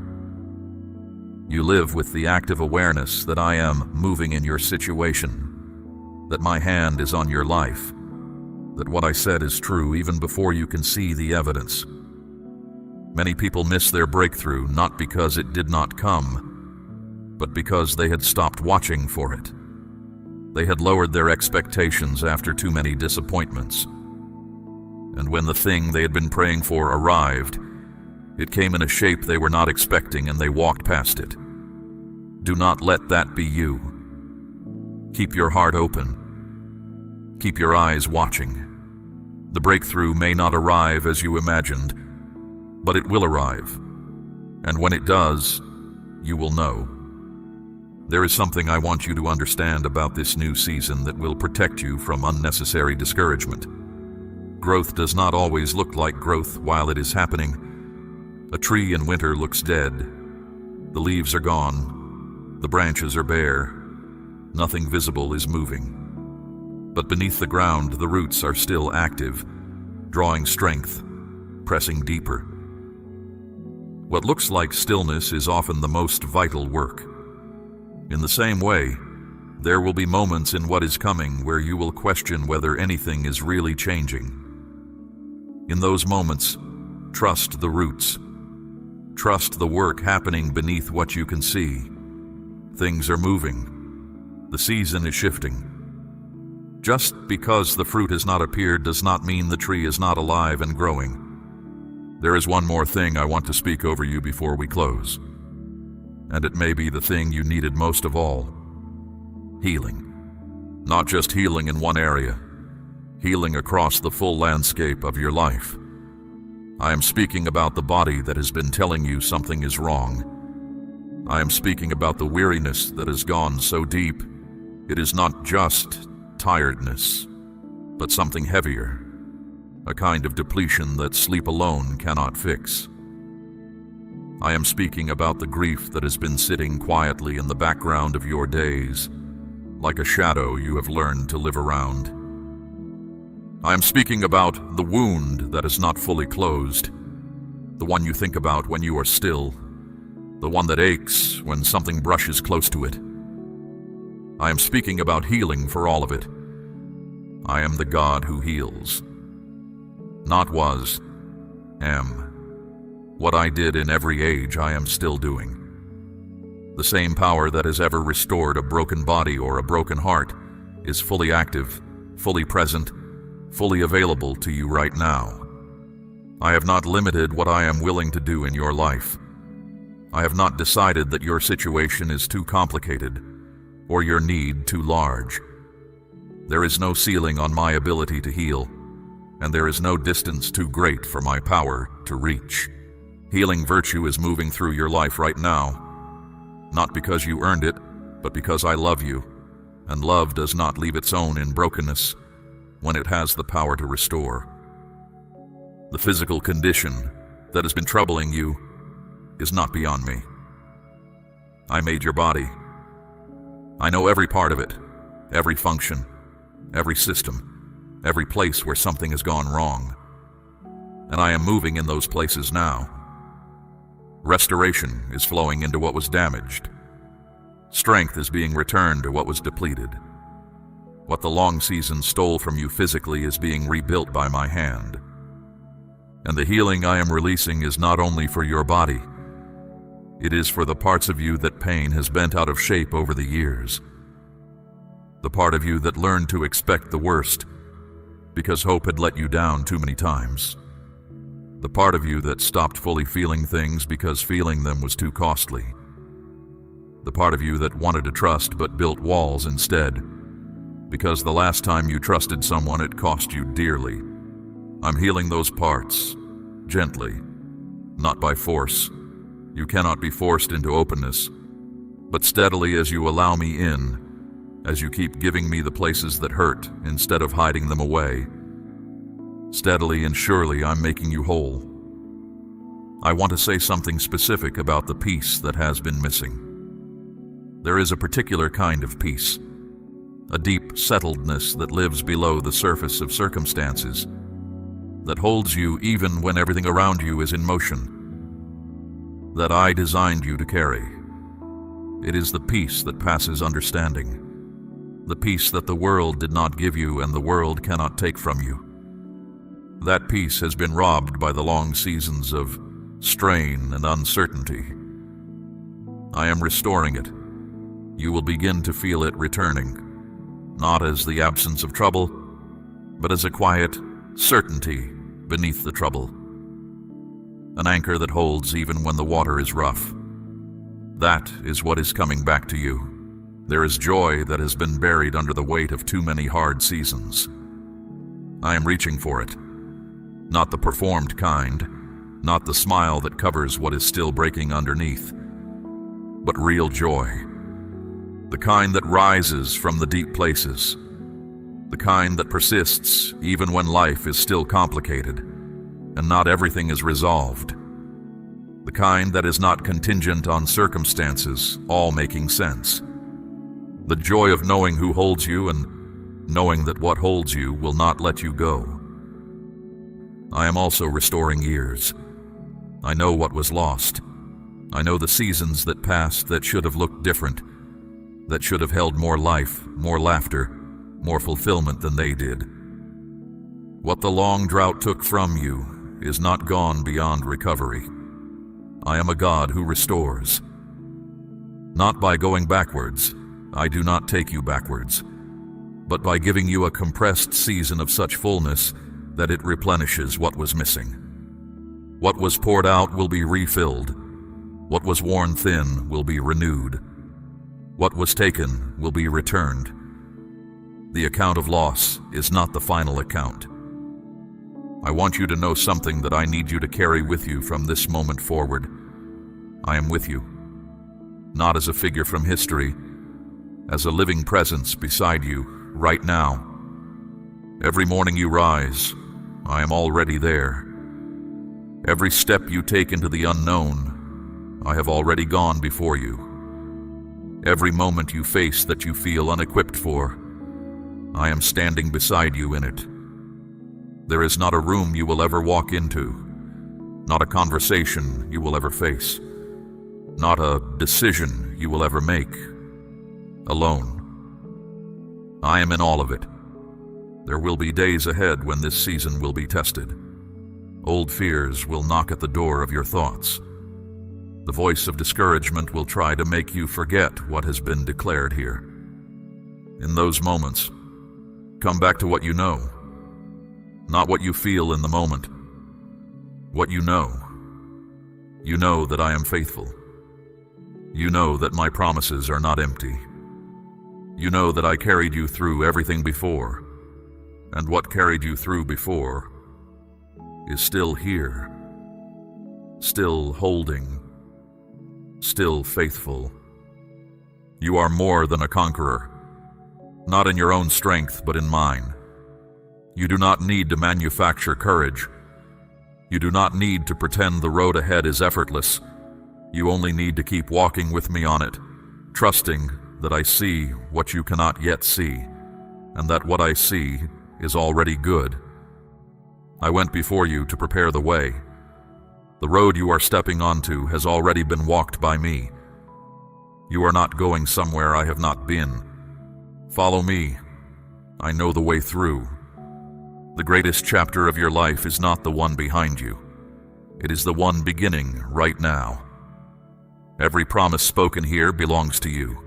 Receive it, walk in it, and watch what I do. This is not the end of a conversation. It is the beginning of a different way of walking. You have been waiting for signs, for massive shifts, for the ground to tremble, but I am often found in the quiet persistence of your next right step.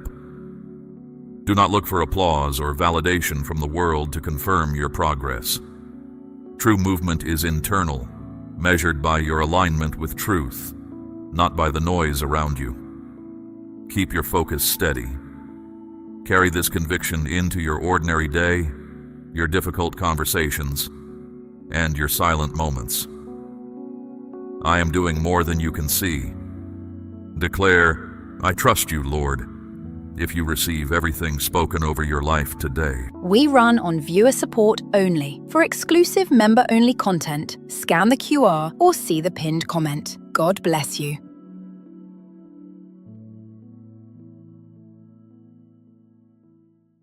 I am calling to you from heaven, and I need you to hear this before these next few minutes end. Something serious is entering your life. Do not turn away from this moment, because it will not come again in the same way. I am speaking to you clearly, directly, so that you are not caught unprepared. What is coming is not sent to destroy you, but it will test your strength, your faith, and your trust in me in ways you did not expect.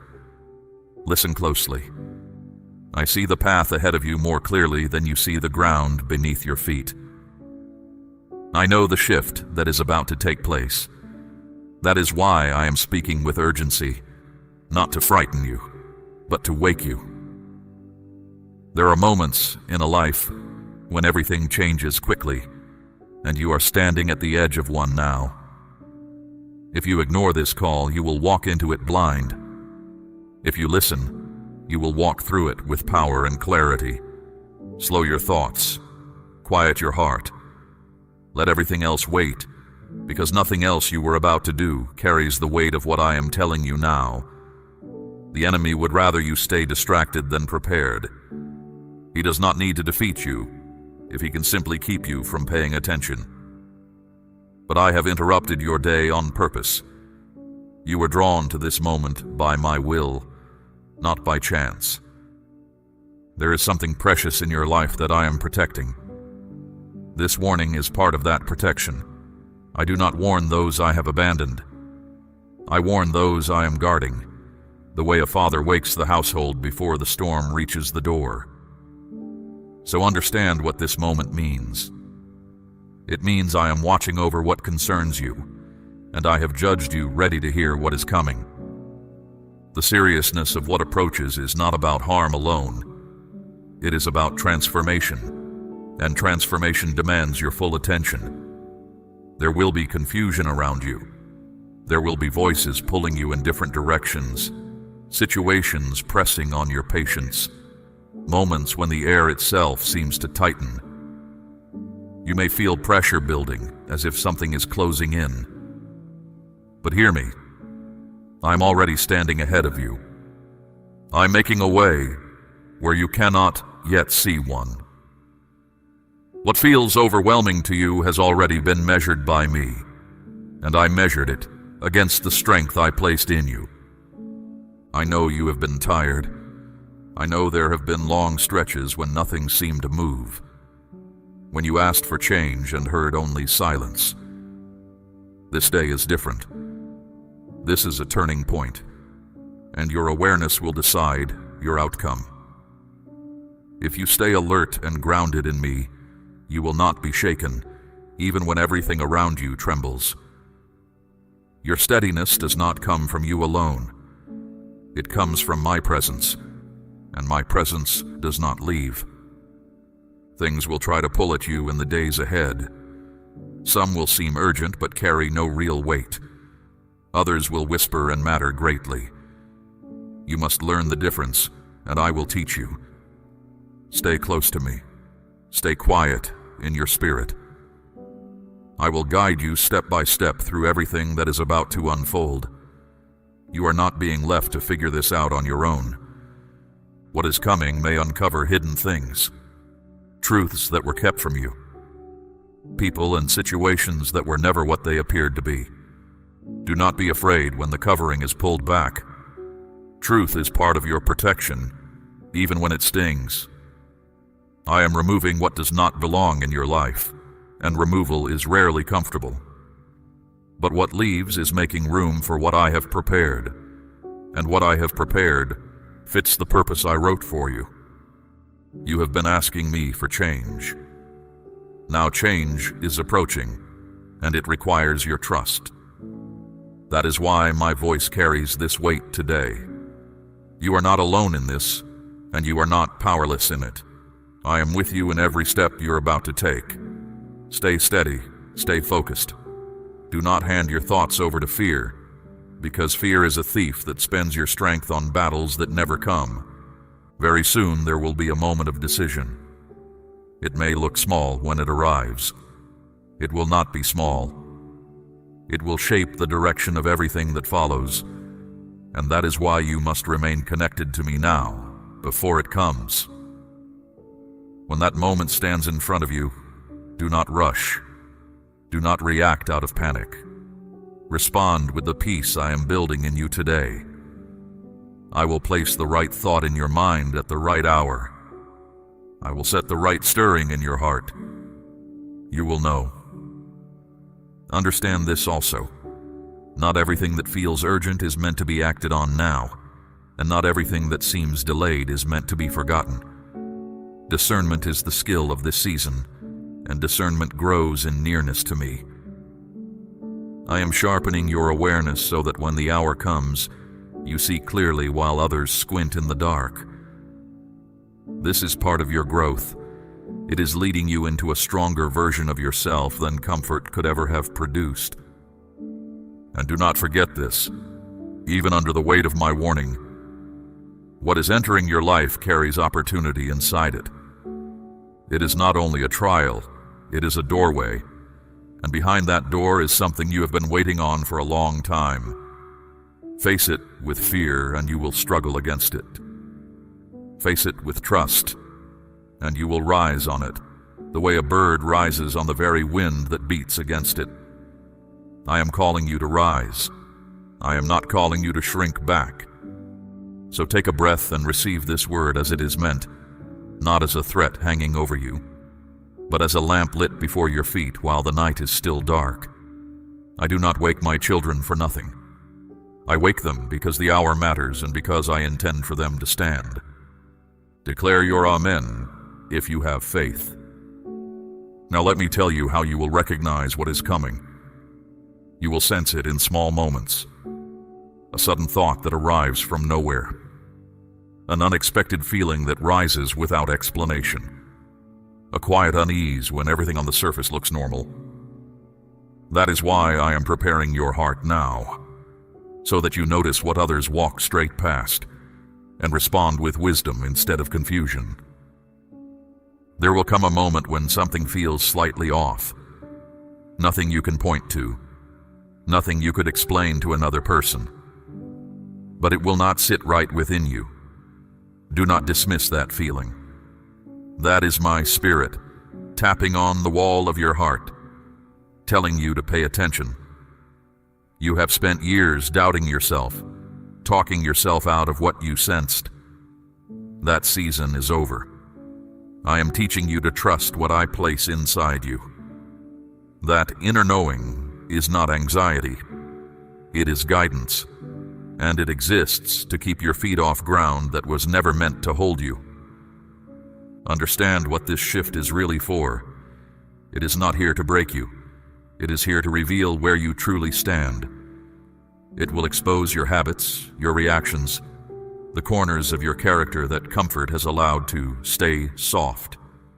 You may feel challenged in ways that seem unfair, but I am allowing these moments because I am building someone who cannot be easily shaken. You are being refined, not rejected. Hold those two words apart in your mind, because the enemy will try to make them sound the same. There will be people involved in what is coming. Not all of them carry clean intentions. Some will speak kindly while planning otherwise. Some will confuse you. Some will disappoint you in ways you did not see coming. Do not let this harden you. I am opening your eyes so you can see who belongs in your life and who has only been standing near it. This is a time of separation. What is true will remain standing. What is false will fall away on its own, without you having to push it. When tension rises, you will feel the urge to react fast, to defend yourself, to fix everything in the same hour it breaks. Resist that urge. Not every situation deserves your response, and there are rooms where your silence will speak with more authority than anything you could say. I am teaching you to move with intention instead of impulse, so you do not start battles in a season that already carries enough weight of its own. There will be hours when you feel alone in this, as if no one on earth understands what is moving inside you. In those hours, remember who is nearest. I see every detail that others cannot see. I hear what you never say out loud. The quiet around you is not abandonment. Lean into my presence in those moments, and you will find a strength that no person could have handed you. And hear this, because it matters. The same season that brings the testing also brings openings. Doors will unlock quietly. Paths will show themselves when you least expect them. Clarity will drop into the middle of confusion, like light through a torn curtain. These are not accidents. They are my hand moving in your favor while the pressure is still on. Stay awake so you do not miss an open door because you were staring at a closed one. Do not let fear write the story of what is coming. Fear exaggerates. Fear takes a shadow and calls it a giant. But I am telling you the truth. Nothing enters your life without first passing through my hands. What approaches has already been weighed. Its reach has already been limited. Its ending has already been bent toward your good. Fear does not know any of this. I do. A moment will come when you must choose between what your eyes report and what my voice has spoken. Your eyes will report uncertainty, unstable ground, numbers that do not add up. My word over your life will say otherwise. That is the hour when faith stops being something you hold and becomes something you stand on. Choose my word. Plant your feet on it even while the ground argues. Your patience will be tested in this season more than usual. Answers will come slower than you want. Movement will hide itself from your eyes. This is not neglect.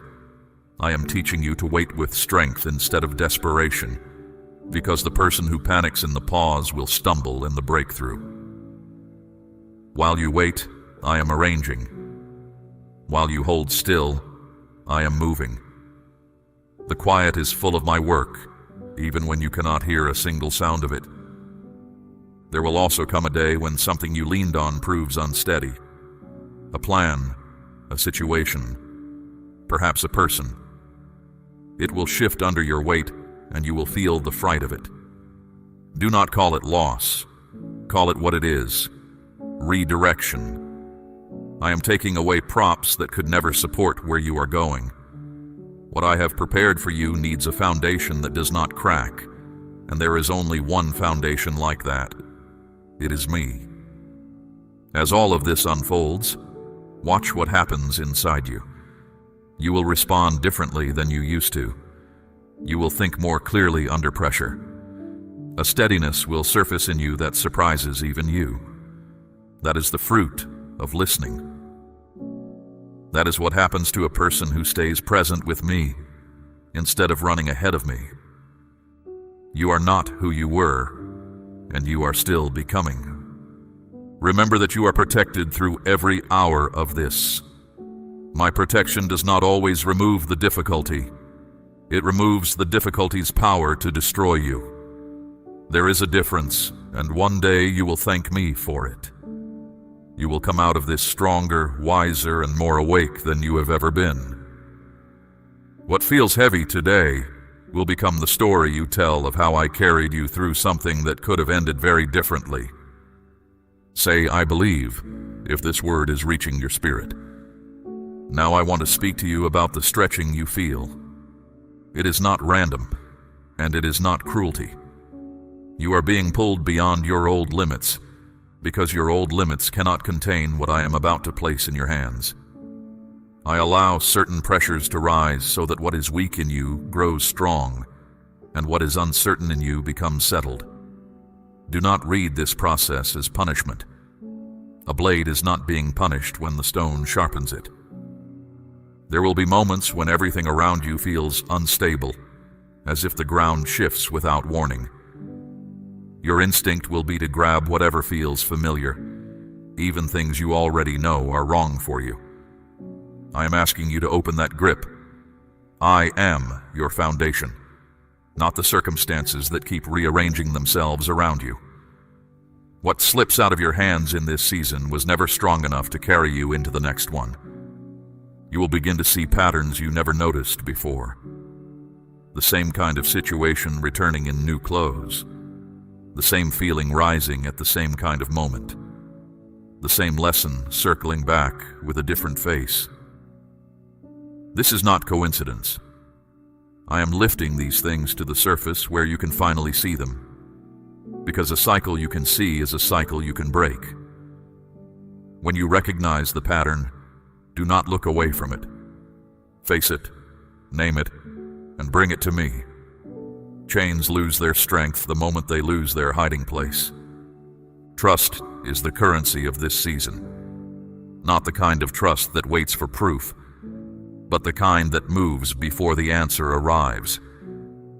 Everything I am about to do in your life will ask for that kind of trust, and I am going to give you a way to practice it that is real, not theoretical.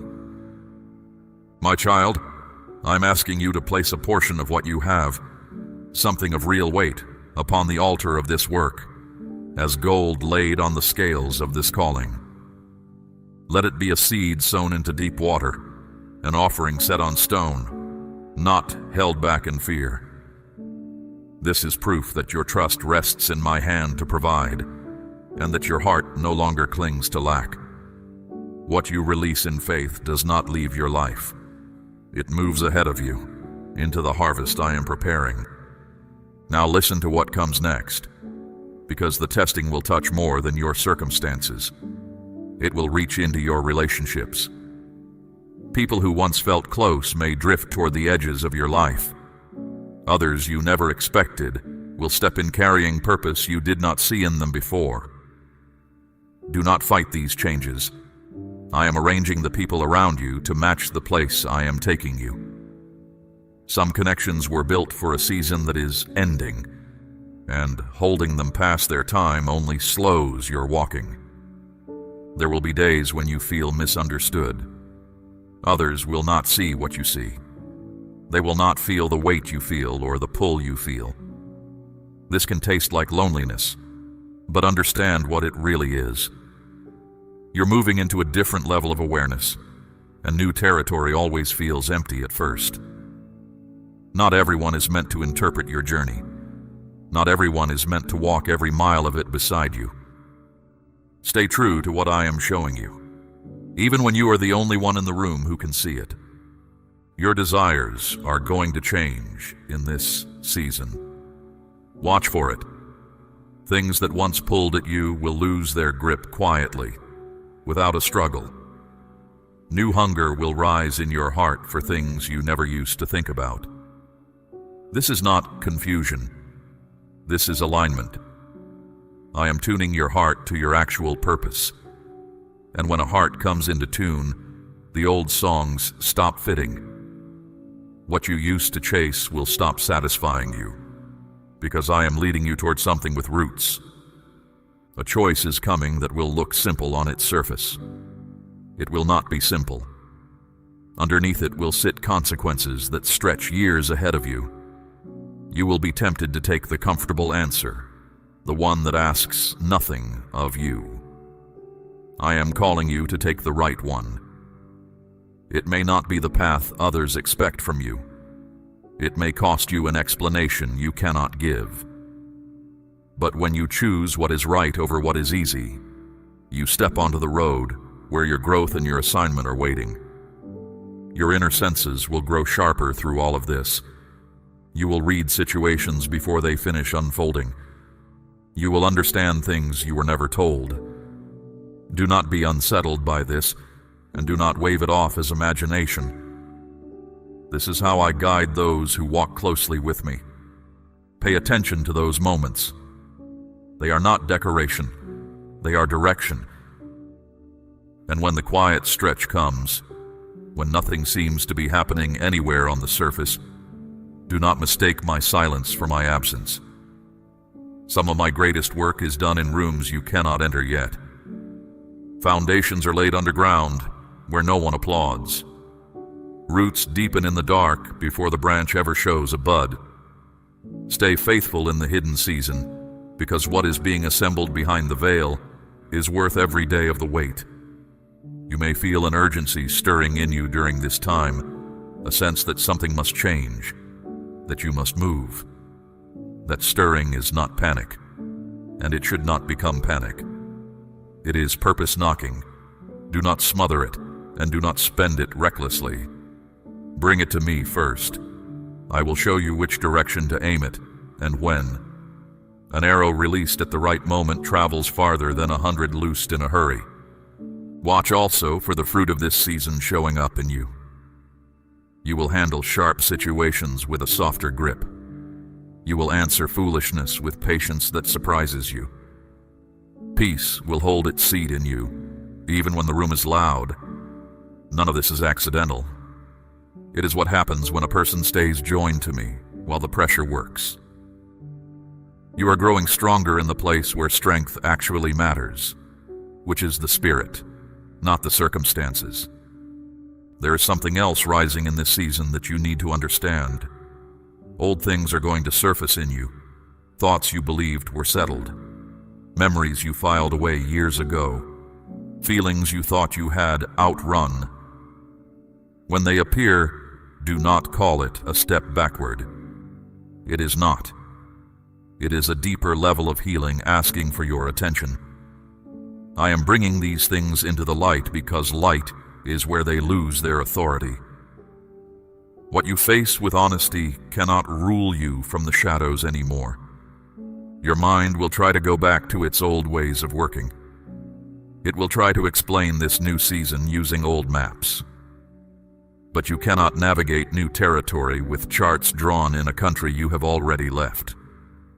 I am renewing your thinking. I am teaching you to see past the familiar into what is actually true. Let your perspective be rebuilt, even when the rebuilding feels strange. A house being renovated always looks worse before it looks right. Some doors are closing around you right now. Hear me carefully on this. They are not closing because you failed. They are closing because they no longer lead anywhere you are meant to go. A closed door can feel like grief, even when you sense it is right. Grieve if you need to, but do not stand knocking. I do not take anything from my children without already holding its replacement. And what I hold for you is not a copy of what you lost. It is beyond it. There will be a stretch of this journey where I ask you to move without full understanding. You will want the whole map. You will get a lantern. You will want the explanation. You will get the next step. This is not me withholding from you out of coldness.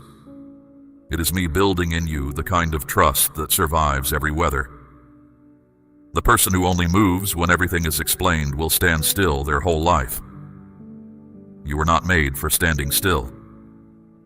In this season, pay attention to what your strength does around different people and places. Notice what drains you and what steadies you. Notice which rooms you leave heavier and which you leave clearer. This awareness is not selfishness. It is stewardship. Your energy is being pointed at something that matters now, and you cannot pour into your purpose what you have already leaked into places that were never yours to fill. There will be a test of honesty coming, and it has two edges. The first edge is speaking truth to others when a comfortable lie would be easier. Stand in the truth even when your voice shakes. What you speak now is laying track for where your life travels next. The second edge is harder. It is being honest with yourself. There are things you have avoided looking at because looking at them costs something. In this season, they will step in front of you and wait. Do not walk around them again. On the other side of that honest look is a freedom you have never had. You will feel emotions moving with unusual strength in these days. They will rise fast, sometimes without a reason you can name. Do not panic and do not let them take the wheel. Emotions in this season are messengers, not masters. They are surfacing to show you what is happening underneath, not to decide your direction. When a strong feeling rises, pause. Bring it to me before you spend it. In that pause, you will find that clarity was standing there the whole time, waiting for the noise to pass. Something you have trusted may begin to show cracks. A plan you built, a direction you were sure of, an arrangement that once felt like stone. Do not hold it together with fear. If it cannot bear weight, better you learn that now than after you have built your future on top of it. I am letting you see the weakness early. That is not misfortune. That is mercy wearing work clothes.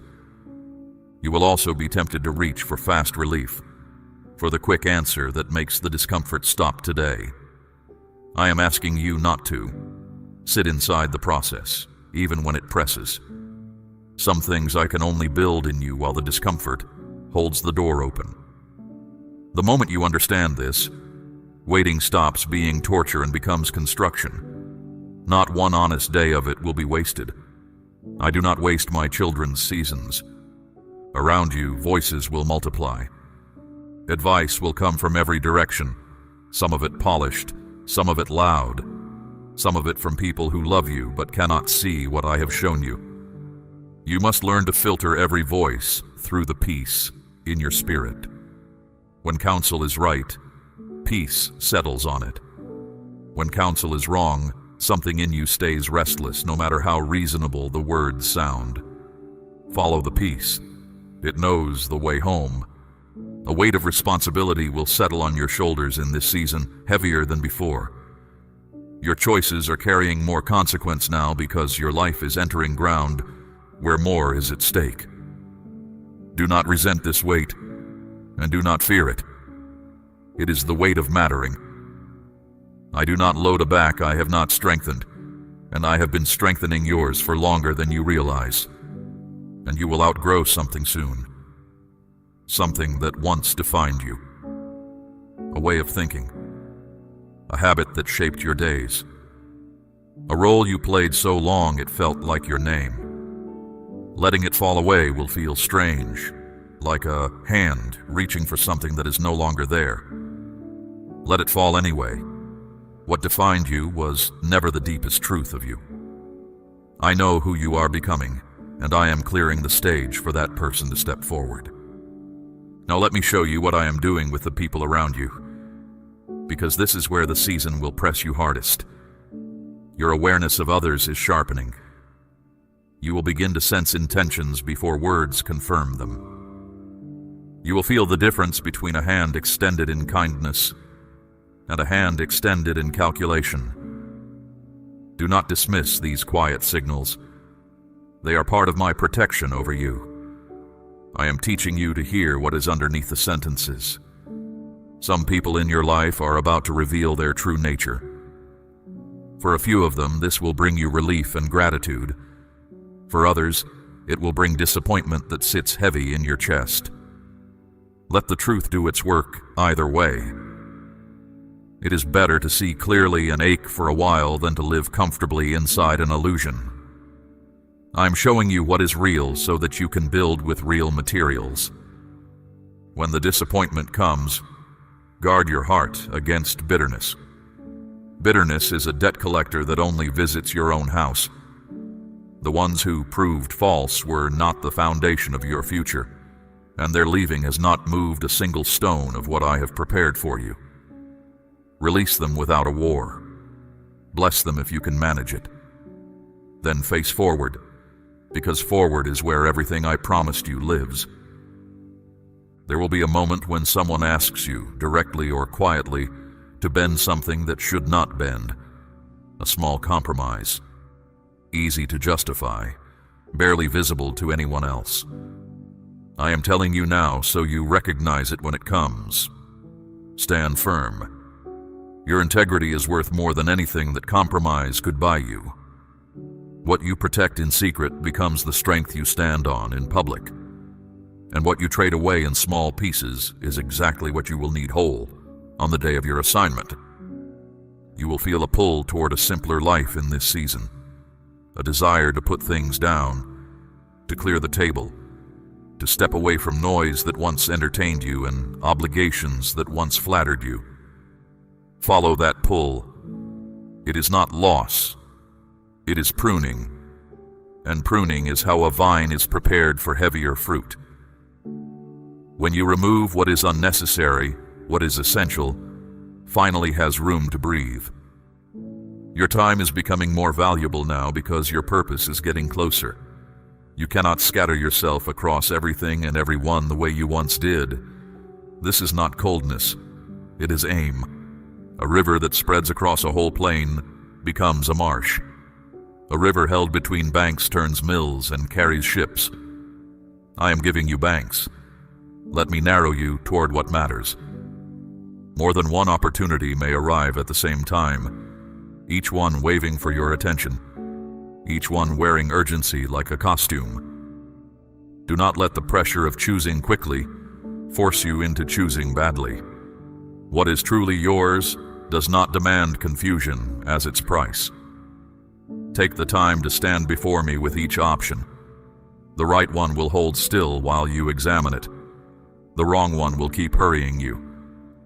Very soon you will find yourself standing between two paths. One is familiar. It feels safe because you already know its every turn, even the turns that lead nowhere. The other is uncertain, and it carries a quiet pull of truth that you cannot fully explain. You will be tempted to choose the smaller life because it asks less of you. I am calling you to the path that stretches you, because your purpose is not waiting on the familiar road. Do not let comfort become the reason you stay where you no longer belong. When you step onto that stretching path, resistance will come. Some who know you will question it. A few may push against it openly. You may feel the pressure to explain yourself until everyone approves. Release that need. Not everyone is required to understand where I am taking you. Your assignment was never put to a vote. What matters is that you keep true to what I am showing you, walking steadily while the opinions blow past like weather. There will be days on that path when you feel you are moving entirely alone. Hear this. Solitary is not the same as abandoned. Some roads are built for one walker and me. In that aloneness, your ear will tune itself to my voice with a precision that crowds never allow. Many who carried great purpose walked stretches of it misunderstood. You are in good company, even when the road looks empty. And watch how fear begins to lose its grip on you through all of this. Things that once stopped you at the threshold will find their hands weaker. You will step through doorways you used to circle, not because the fears vanished, but because you grew past their reach. I've been feeding your courage quietly, meal by meal, and in this season you will discover how much taller it stands. A quiet confidence is forming in you, and I want you to recognize it when you feel it.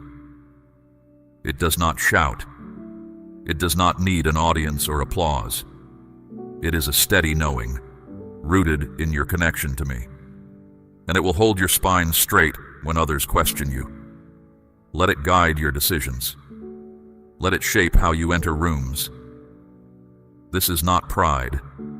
Pride leans on itself. This leans on me. Hold on to this as the people around you shift and settle. No one who leaves takes your future with them, and no one who arrives brings it. Your future travels with me. People are companions on the road, some for a mile, some for many, but the road itself was laid by my hand. Keep your eyes on the one who laid it. Declare I receive it, if your heart is open to what I am doing in you. Let me show you something about your past that will change how you carry your present. Certain delays that once frustrated you were guarding you. Doors that would not open for you were holding back what would have harmed you. Plans that collapsed were collapsing away from ground that could not hold a future. You called those things failure. From where I stand, they were rescue. Now that you are here, at this threshold, some of that hidden reasoning will finally come into view, and you will understand why the timing had to bend the way it did. So when this new season asks you to wait again, wait differently. Wait like someone who has seen the pattern. Every hour that seems slow is an hour where something is being set in place for you. You do not rush a harvest by shouting at the field. You keep tending and you trust the seasons to keep their appointment. They always have. I have never once been late to anything that concerned you, even when I refused to be early. More responsibility is settling on you now, and I want you to read it correctly. It is not burden being dumped on you. It is trust being extended to you. A master hands the heavier charge to the servant who proved faithful with the lighter one. If your shoulders feel more weight this year, it is because heaven has judged them ready. Carry it with a steady stride. You are not being given 1 ounce beyond what I have fitted you to bear. Watch your reactions in the coming days, because they will tell you who you are becoming. Situations that once lit a fire of frustration in you will land differently. You will feel calm arrive where panic used to live. You will hear yourself answer with patience and wonder where it came from. It came from every quiet hour you spent with me. I've been reshaping your responses from the inside, and now the results are reaching the surface. But there will be one situation that comes dressed in familiar clothing. It will look like something you have faced before, and your first instinct will be to handle it the old way. Do not. The old response belongs to the old person, and the old person is not the one standing here. This moment is designed to lift you past your former patterns, not to repeat them. When you feel the ancient reaction rising, pause. In that pause, a new road opens. Take it, and you will feel something break behind you that has followed you for years. Your sense of timing is changing too. You will feel led to act in certain moments and to hold still in others, without always knowing why. Follow that leading. It is not random. There is a rhythm I am setting under your life, the way a tide sets under a boat.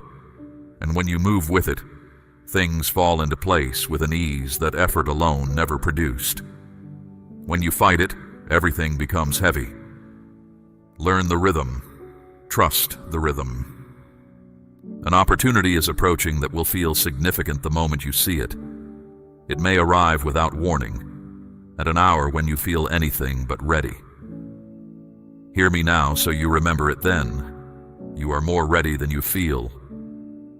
Readiness is not a feeling. It is the sum of everything you have walked through, everything you have learned, everything I have built into you while you thought nothing was happening. Step into it with confidence. I will be in it with you.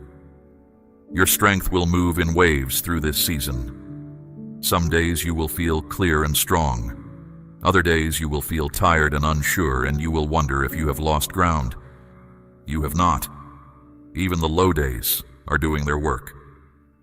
A field lies fallow and looks abandoned, yet the soil is renewing itself the whole time. Both kinds of days are mine. Both kinds of days are moving you forward. Release your grip on control. I know how tightly you have held the details, believing that if you managed every corner, nothing could go wrong. But your hands were never large enough for that job, and they were never meant to be. When you release what you cannot manage, you make room for me to move in ways your management never could. Trust me with the outcomes. You handle the obedience. I will handle the arranging. Even the places around you will begin to shift. Rooms that once felt comfortable may begin to feel too small, like a coat you have outgrown. New places will pull at your attention for reasons you cannot fully name. Pay attention to that pull. Geography can be part of alignment. I moved Abraham before I blessed him. Sometimes the promise waits at an address the comfortable never visit. And through all of it, your discernment will keep deepening. You will know things without being told. You will sense the right and the wrong of a matter before anyone finishes explaining it. Do not doubt these knowings, and do not demand that they justify themselves in words. This is the language I speak with those who stay near me. The more you honor it, the clearer it becomes. The more you dismiss it, the quieter it grows. Honor it. There will be an hour when everything in front of you is uncertain, and everything I promised feels far. In that hour, do not reach for what you can see. Reach for what I said. Sight reports the moment. My word reports the ending. And I am telling you now, before any of it unfolds, so that when it unfolds, you will remember. I told you, and I was already there. You are not walking toward this season unarmed. You are walking toward it accompanied, instructed, and loved. Keep your ear tuned to me, and your steps will not wander. even where the path has no markings. My child, we have walked a long road together already, and I have no intention of letting go of your hand now. Now hear the final portion of this word, because it concerns the hour when everything I have described begins to take visible shape. You are entering the phase where what was hidden will not stay hidden. The seriousness I spoke of at the beginning is going to step out of the shadows and stand where you can see it plainly. You will not be able to pretend that everything is the same, and you should not try. This is the moment where awareness must become action, where everything you have received in these minutes gets its test in daylight. Something will become undeniable. It may arrive through a situation, a conversation, or a sudden understanding that settles over you like morning light over a field. When it comes, do not turn from it. Do not argue with it. This truth is not coming to wound you. It is coming to point you, and a person who refuses the pointing wanders twice as long. Let what becomes clear stay clear. Fear will try to talk you back into fog. Refuse it. A situation will ask you to stand firm, while everything in you leans toward retreat. The decision in front of you will feel heavy, and stepping back will look so reasonable. Stand anyway, not in stubbornness, but in trust. What you face in that hour is not greater than what I have placed within you, and I would not have led you to that ground if the ground could not hold you. Remember who walked you here. The same one stands beside you there.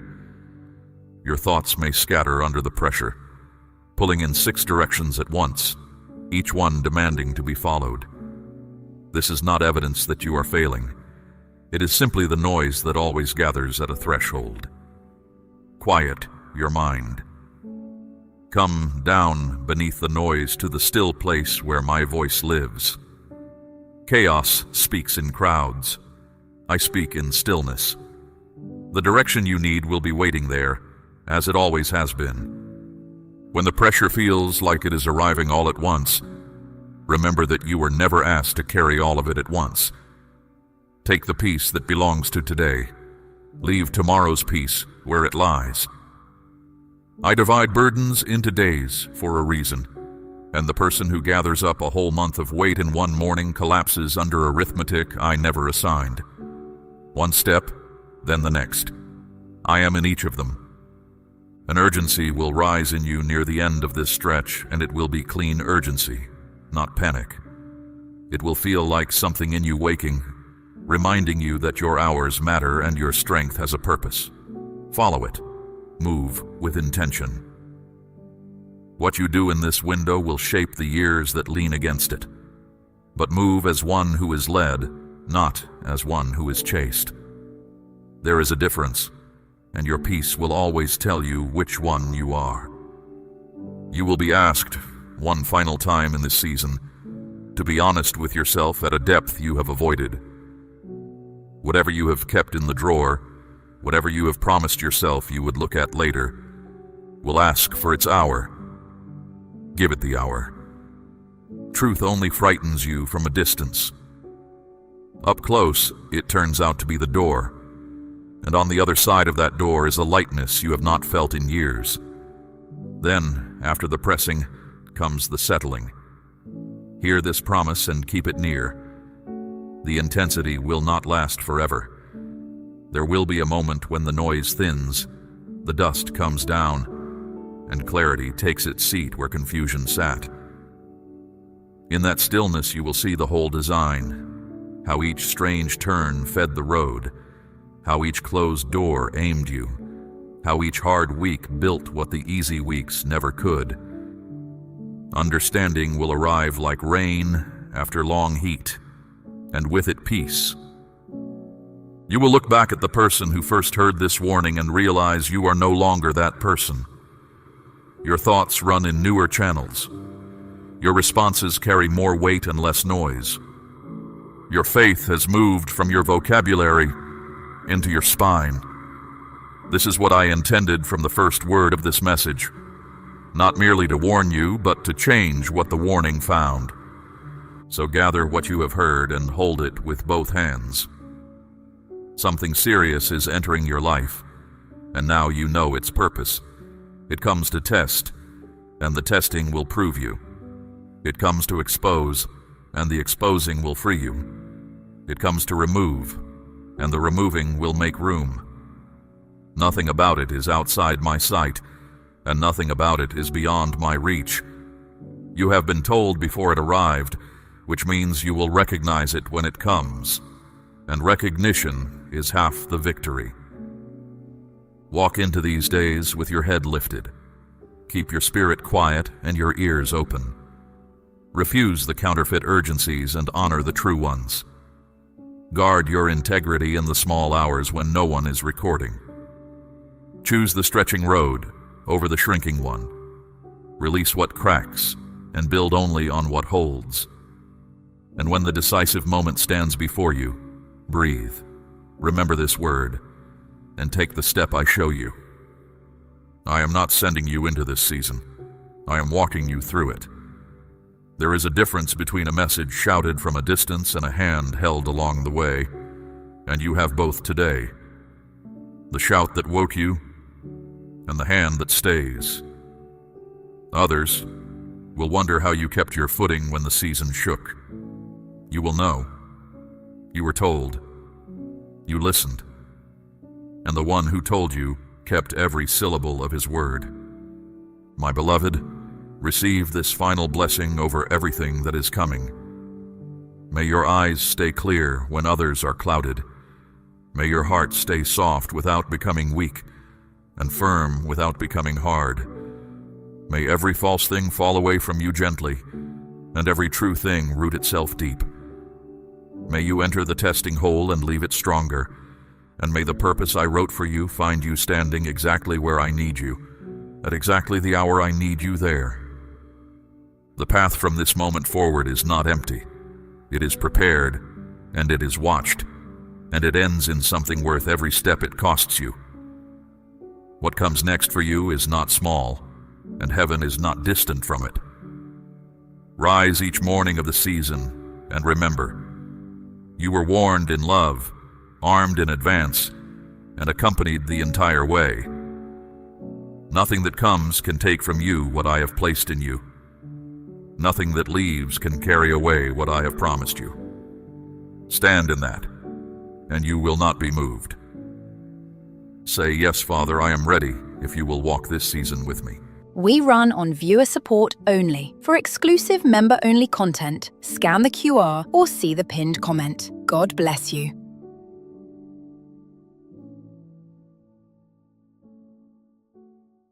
My beloved, I am here with you.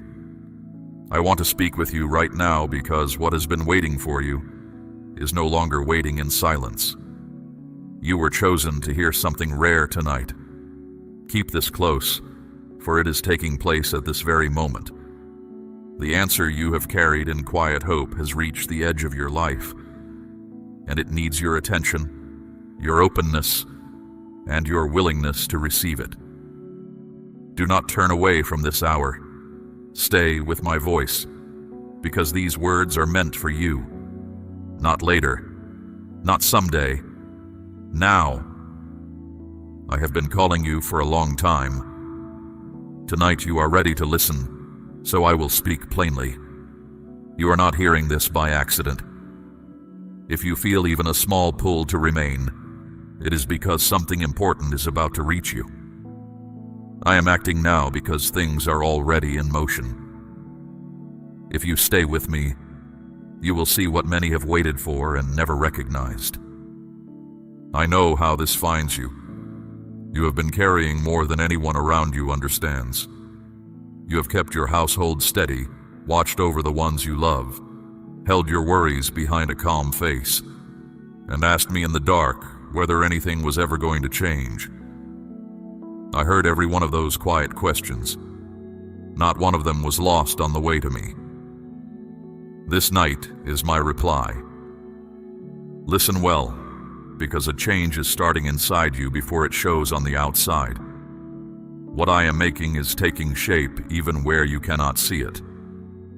I am arranging things you could never manage on your own, so that you will know it was my hand and not your striving. Slow down now. Be still with me. When you are still, my presence settles your thoughts and quiets your worries. I know your doubts too. I know how you hesitate when something good draws near, as if it must be meant for someone else. That hesitation was learned through long disappointment, and I do not scold you for it.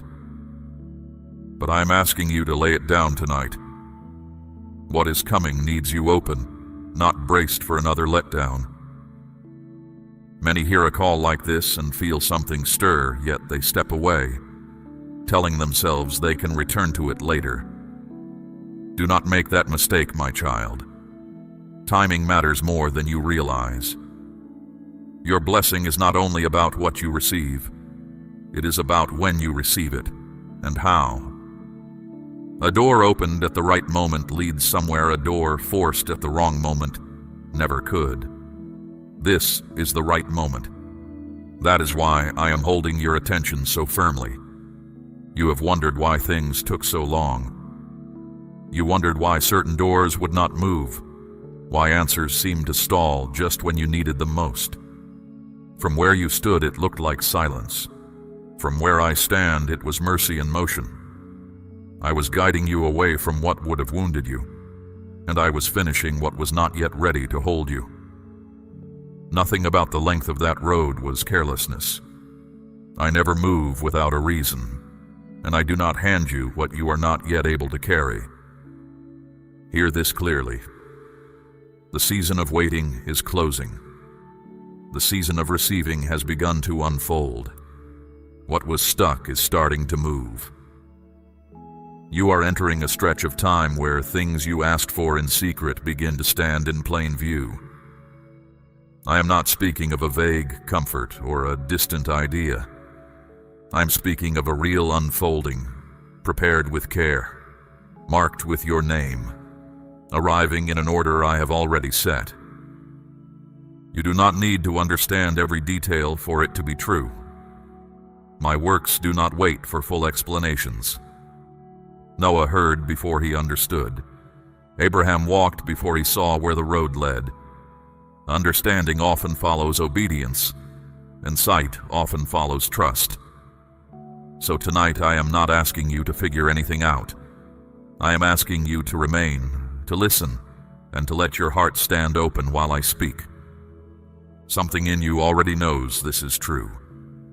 You have felt it in small moments of clarity that came without explanation, in a sudden peace that arrived while everything around you argued against peace. You could not always name it, but you could not deny it either. Beneath the tiredness, beneath the questions, there is a small, steady knowing that has kept you searching for me through everything. That knowing is not your imagination. It is my spirit bearing witness with yours. It is the reason you did not give up in the years when giving up would have been easier. It is the reason you are here now. So stay present with me through every word that follows. Do not let your mind wander to tomorrow's tasks or yesterday's regrets.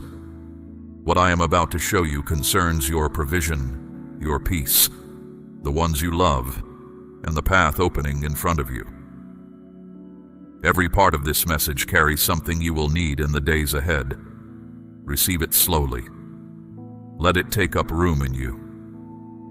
I am not always loud, my precious child. I am steady and I am near. I do not come to you tonight with thunder, but with a voice that knows your name and a promise that has not thinned with time. What I said I would do, I am doing. What I began in you, I will finish.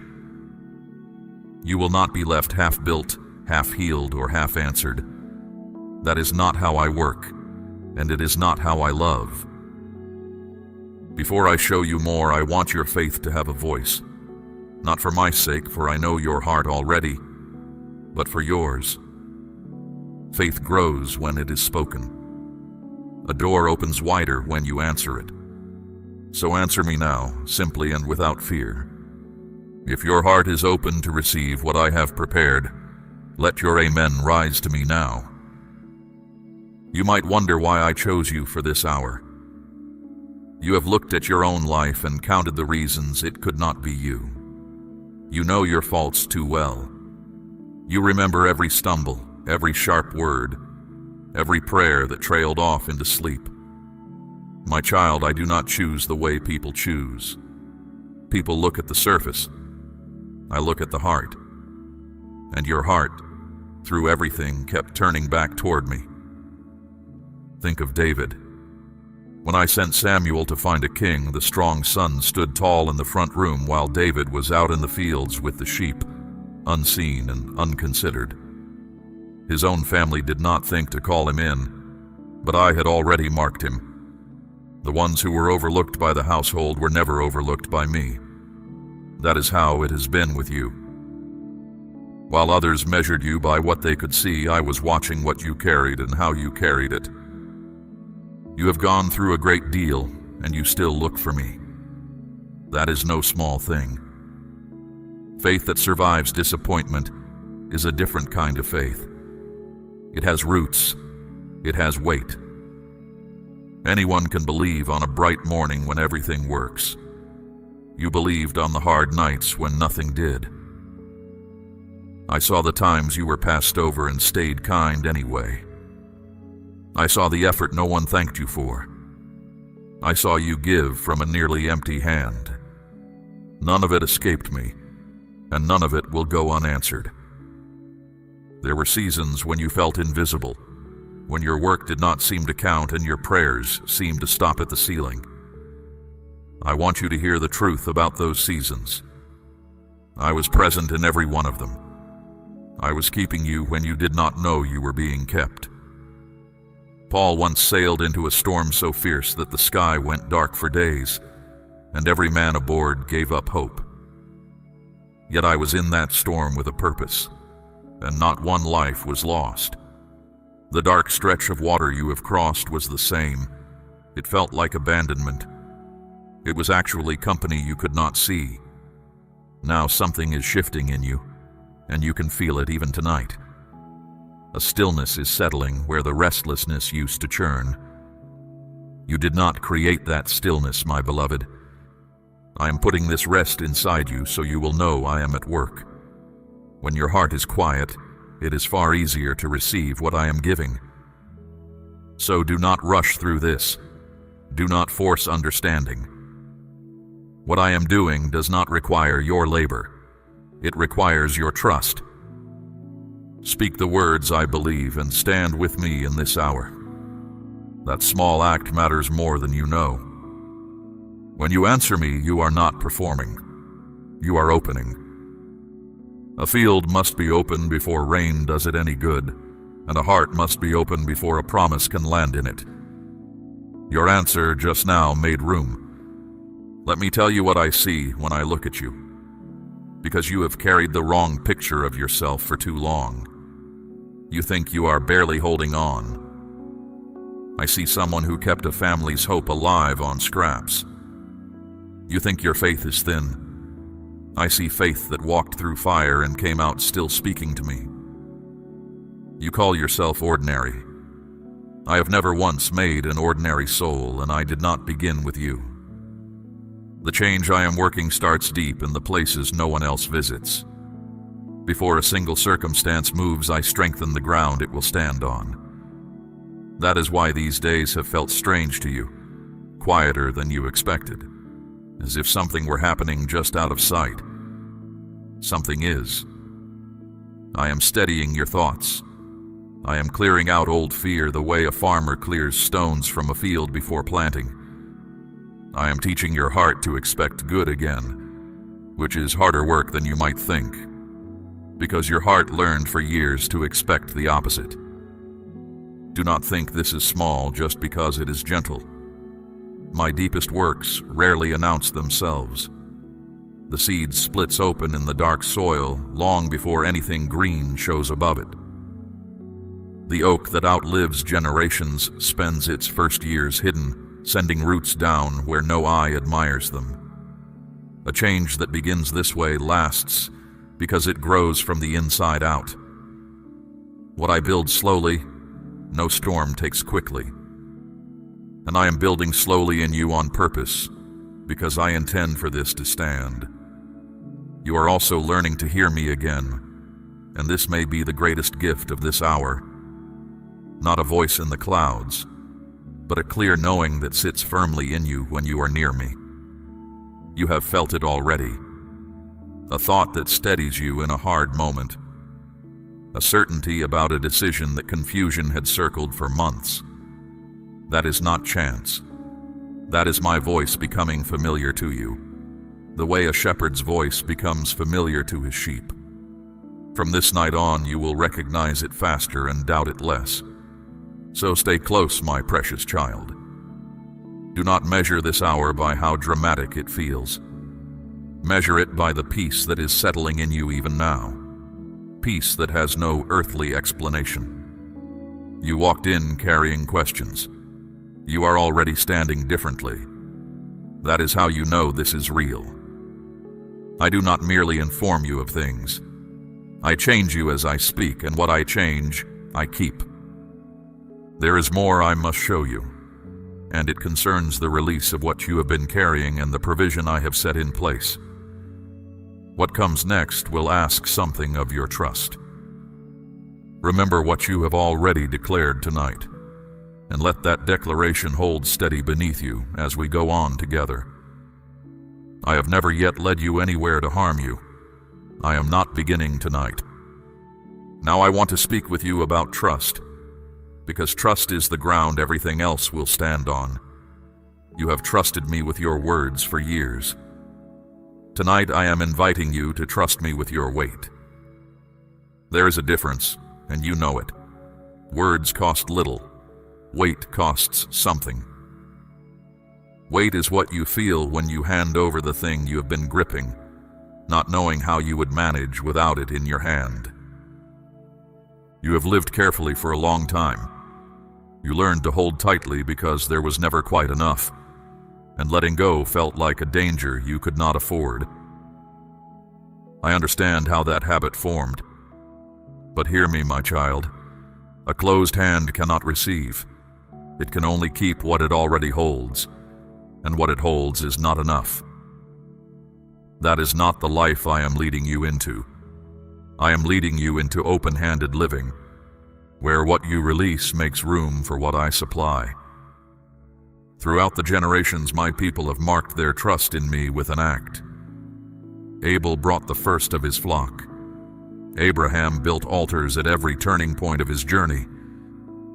The widow at the temple dropped in 2 small coins, and I declared her offering greater than all the gold of the wealthy, because she gave from her trust and not from her surplus. The act was never about what I needed. I own every hill and every harvest. The act was about what happened in the giver, the moment their trust moved from their lips to their hands. My child, I am asking you to place a portion of what you have, something of real weight, upon the altar of this work, as gold laid on the scales of this calling. Let it be a seed sown into deep water, an offering set on stone, not held back in fear. This is proof that your trust rests in my hand to provide, and that your heart no longer clings to lack. What you release in faith does not leave your life. It moves ahead of you into the harvest I am preparing. Now let your heart settle, because I have more to give you than I have asked of you. That has always been my way. No one has ever placed anything on my altar and walked away poorer in the end. The measure you use is the measure returned to you, pressed down, shaken together, running over. I said that long ago, and I have never once broken it. Feel what is happening in you even now. There is a letting go taking place. I am lifting the load your thoughts have carried for too long. The strain you stopped noticing because it had become part of you. You did not know how heavy it was until it began to move. This is the release I have been preparing. It does not come with noise. It comes the way morning comes, gradually and then unmistakably. The heaviest things you have carried were never assigned to you. Somewhere along the road, you picked up burdens I did not hand you. The burden of managing outcomes that belong to me. The burden of being strong for everyone with no place to set your own load down. The burden of old guilt for matters I settled and forgave long ago. Tonight I am taking these back. You may feel strangely light in the coming days, even unsure what to do with the room left behind. Fill it with peace. That space was always meant for peace. Rest will return to you as well, and I mean true rest. Your sleep will begin to change. The hours that once filled with circling thoughts will grow quiet. You will lie down without rehearsing tomorrow's troubles, because you will know the one who holds tomorrow is awake all night anyway. Two of you do not need to keep the watch. Let me keep it. I neither slumber nor sleep, and I watch over you and over the ones you carry in prayer. Now hear my instruction, because it matters. Keep what is forming in your life quiet for a while. Not out of fear, but out of wisdom. New things are delicate. They need trust, not the noise of people who do not understand. When something is still taking shape, speaking of it too early invites doubt and confusion into a place where they have no business. Joseph told his dreams to his brothers before the time was right, and it cost him years. Mary, when the promise was growing in her life, kept these things and pondered them in her heart. Be like Mary in this season. Hold it, ponder it. Let it become strong before you let it become known.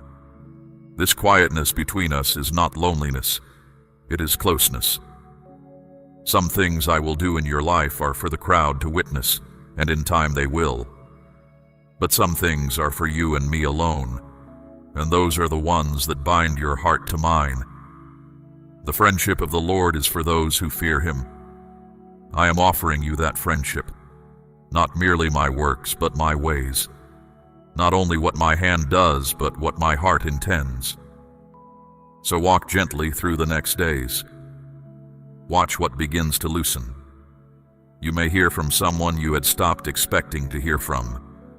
A matter that dragged on without answer may suddenly find its answer waiting. A need you had braced yourself to face alone may be met before you even name it aloud. Notice the first small movements in matters that stood frozen for years. When you see them, do not explain them away. Thank me quietly and keep walking. Every small movement is a messenger telling you the larger ones are coming. What I have set in motion tonight cannot be called back, and no hand but mine is steering it. Your part is not to push. Your part is to trust, to rest, and to stay near enough to hear my next instruction when it comes. That is the whole of your assignment, and it is enough. Let me speak now about time, because time is where your faith has been bruised the most. You asked, and the answer did not come when you thought it should. You knocked, and the door stayed shut past every date you had circled in hope. Little by little, a quiet suspicion crept in, one you never said aloud. Maybe I had heard you and simply decided not to answer. My child, that suspicion has robbed you of more peace than any enemy ever did, and tonight I am taking it from you. I move on a calendar you cannot see, and my calendar is not slow. It is exact. Noah built for years under a clear sky with no sign of rain and no shortage of mockers. The rain was never late. It fell on the very day the ark was finished and the family was inside. Moses stood before a sea with an army behind him, and the water did not part a moment before his foot reached the shore. To every watching eye, both men were in trouble. In truth, both men were exactly on schedule. So were you. The years that looked like delay had order in them. Some of what you asked for was not yet ready for you. Some of it you are not yet ready to keep, and I will not hand you a blessing, only to watch it crush you or slip away. And some doors, hear me, I shut myself. I shut them firmly, and I did not always explain. Behind more than one of those doors stood loss you never saw, entanglements that would have stolen years, people who would have drained the life from you. You grieved outside doors that were locked for your protection. One day you will see what was behind them, and you will thank me for every door that would not open. The pause has ended now. What was stuck is moving. And so I give you an instruction that may sound strange while nothing yet looks different. Make your home ready. Prepare as those who expect what they asked for. When I promised rain through my servant Elijah, the word to the people was to dig ditches while the ground was still dry. The digging did not bring the rain, but it declared, before every watching eye, whose word they were standing on. What does this look like for you? It looks like planning as one who expects provision instead of bracing as one who expects lack. It looks like speaking of the days ahead with hope in your mouth instead of dread. It looks like clearing out the habits of scarcity, the constant rehearsing of worst outcomes, the apologizing for hoping.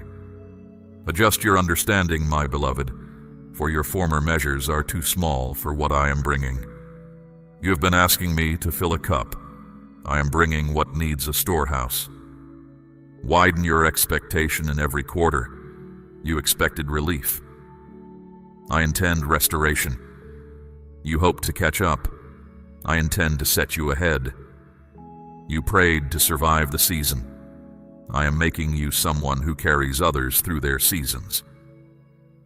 This is how I answer, not measured to the size of the request, but to the size of my heart toward you. Eye has not seen and ear has not heard all that I have prepared for those who love me. I know what long waiting does to a soul, and I am undoing it gently. You learned to hold hope loosely, so it would not hurt as much when it failed. That reflex will not vanish in a night, and I am patient with it. But practice believing me in small things this week. When a small good arrives, receive it fully instead of bracing for it to be taken back. Each time you do, the old reflex weakens and trust takes another step. Trust is rebuilt the same way it was broken, one experience at a time, and I intend to give you experiences. Watch also for my markers along this stretch of road. I rarely move without leaving signs for the one walking with me. A conversation that answers the exact question you prayed about that morning. A provision arriving the very week of the need. A stranger's word that lands so precisely you feel known. People call these things coincidence. You will know better. They are markers, set out the way lamps are set along a dark path. Each one saying, you are on the road, keep walking. Do not stumble over how ordinary the beginnings may look. Almost everything I do enters the world small. A shepherd boy with a sling. A jar with a little oil left in it. 5 loaves in a boy's basket. A whisper on a mountain after the wind and fire had passed. The size of the seed tells you nothing about the size of the harvest. If the beginnings in your life look modest this month, plant them anyway. Honor them. Small is how my greatest works arrive, so they can grow roots before they draw eyes. And while you wait for the fullness, remember that waiting with me is not empty time. These very days have a sweetness in them that the busy seasons will not have. We are walking closely right now, you and I, speaking often, listening carefully. Many who received their answer quickly never learned my nearness at all. You have. That nearness is going with you into the abundance ahead, and it will keep the abundance from ever becoming your master. The one who learns to be led is safe to be blessed. So lift your eyes tonight. The stretch of road ahead of you is not the road behind you. I have gone ahead and made the crooked places straight. I have moved matters into position while you slept, and set right, quietly, things you had no power to reach. What I promised is standing at the entrance of your life, and it did not come this far to turn away. Prepare your house, prepare your heart, receive what your hands could never build. Something is changing in the way you see, my child, and I want you to understand it so you do not doubt it. The confusion that hung over your decisions is thinning. Matters that tangled your mind for months are beginning to sort themselves into a simple order. This is not an accident of a better week. I am the one providing this clarity. I am arranging your inner house the way a steward arranges a room. Everything set where it belongs. Everything findable when it is needed. Confusion was never my voice. Where I speak, things become simpler, not more tangled. So as this clearness grows, trust it. You will know which matters deserve your strength and which ones were only noise. You will feel sooner and more surely when something is right for you and when it merely glitters. This discernment is a gift for the road ahead, because the road ahead holds more choices than the road behind, and I am equipping you before I am enlarging you. Fear is losing its grip on you as well. Notice how some things that once tightened your chest have gone quiet. The dread that met you on waking. The knot before difficult conversations. They are not being managed. They are being starved. Because fear feeds on the belief that you face things alone, and that belief is dying in you. When David stood before the giant, every soldier around him measured the enemy's size. David measured mine. The same enemy looked enormous to the army and small to the shepherd, and the difference was not courage. It was where each one fixed his eyes. Your eyes are learning to fix on me, and everything hostile is shrinking accordingly. There will still be moments when old fear returns to test the locks. Expect it, and do not be alarmed by it. A fear that returns is not a sign that nothing has changed. It is a sign that something has, for it would not need to knock if it still lived inside. When it comes, you need no lengthy battle. Simply remember whose you are. Speak my name. Fear recognizes it, and fear does not stay long in a house where I am welcomed. Remember Peter, who stepped out of the boat onto the waves because I called him. He walked, truly walked, until he turned his attention from me to the wind. And when he sank, mark this well, my hand reached him at once, not after a lesson, not after a scolding delay, at once. That is what your moments of sinking will look like in this new season. Not proof that you should never have stepped out, but proof that the hand is always within reach of the walker. Your very sense of who you are is being rebuilt, and this is the deepest work of all. For years you carried a name for yourself stitched together from your hardest moments. Overlooked, barely managing, always the strong one, never the carried one. Tonight I am unstitching that name. You are not what the worst season said about you. You are what I say about you, mine, chosen, kept, called for a purpose that is not expired. When I renamed Abram and Sarai and Jacob and Simon, the new names told them who they were becoming, not who they had been. Hear your new name in your spirit and answer to it, for a soul rises or settles to the level of the name it believes. Joy is returning to you too, and it will surprise you. Not the thin cheerfulness you have performed for others' comfort, but something with depth in it. The kind that was sung in prison at midnight. The kind that does not ask permission from circumstances. It will catch you in ordinary moments, a lightness rising for no visible reason, a warmth while doing some plain task. Do not question it or hunt for its cause. It is your spirit recognizing what is approaching before your mind has been told. Laughter will come easier. Your face will soften in a way others notice before you do. The joy of the Lord is strength, and I am strengthening you by gladness now, because gladness carries further than grit. Out of this inner change, your outer steps will begin to shift on their own. You will speak with more certainty and less apology. You will decide in days what once took months, not from haste, but from quiet knowing. You will stop shrinking to fit rooms that were always too small for what I put in you. None of this will require force. A tree does not strain to stand taller. It simply grows, and its height follows its roots. Your roots are going deep into me, and everything visible will follow them upward. And here is the mercy hidden inside it all. I am changing you before I change everything around you, because blessings landing on an unhealed life have crushed many. I love you too well to decorate a wound. So I am making you whole first, steady first, sure of me first. Then what I add will rest on rock instead of sand.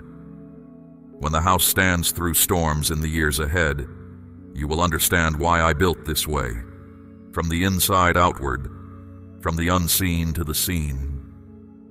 You cannot yet see all of what I see in you. That is all right.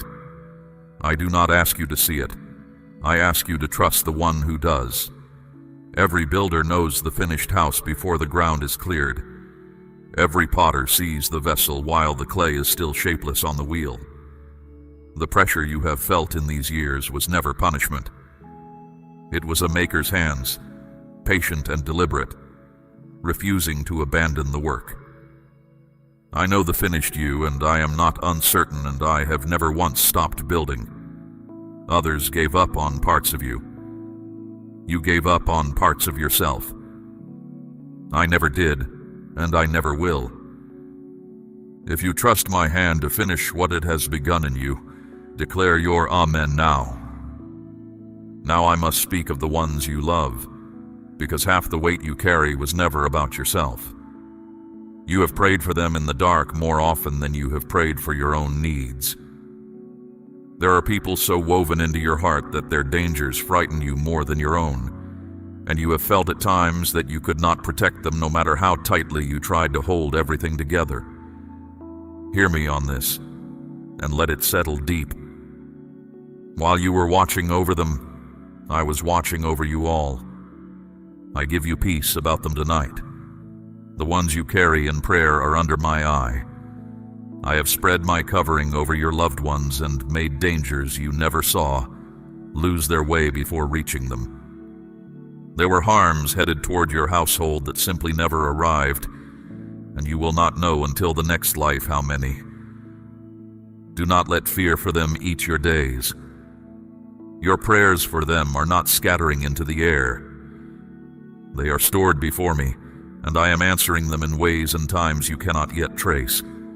Keep praying, and hand me the outcomes. I can be trusted with what you love. I loved them first. I am also setting your friendships and companions in order, because the new season needs a different circle than the old one. You have known the ache of pouring into people who valued what you did, but never who you were. You gave understanding and received demands. You showed up and were not shown up for.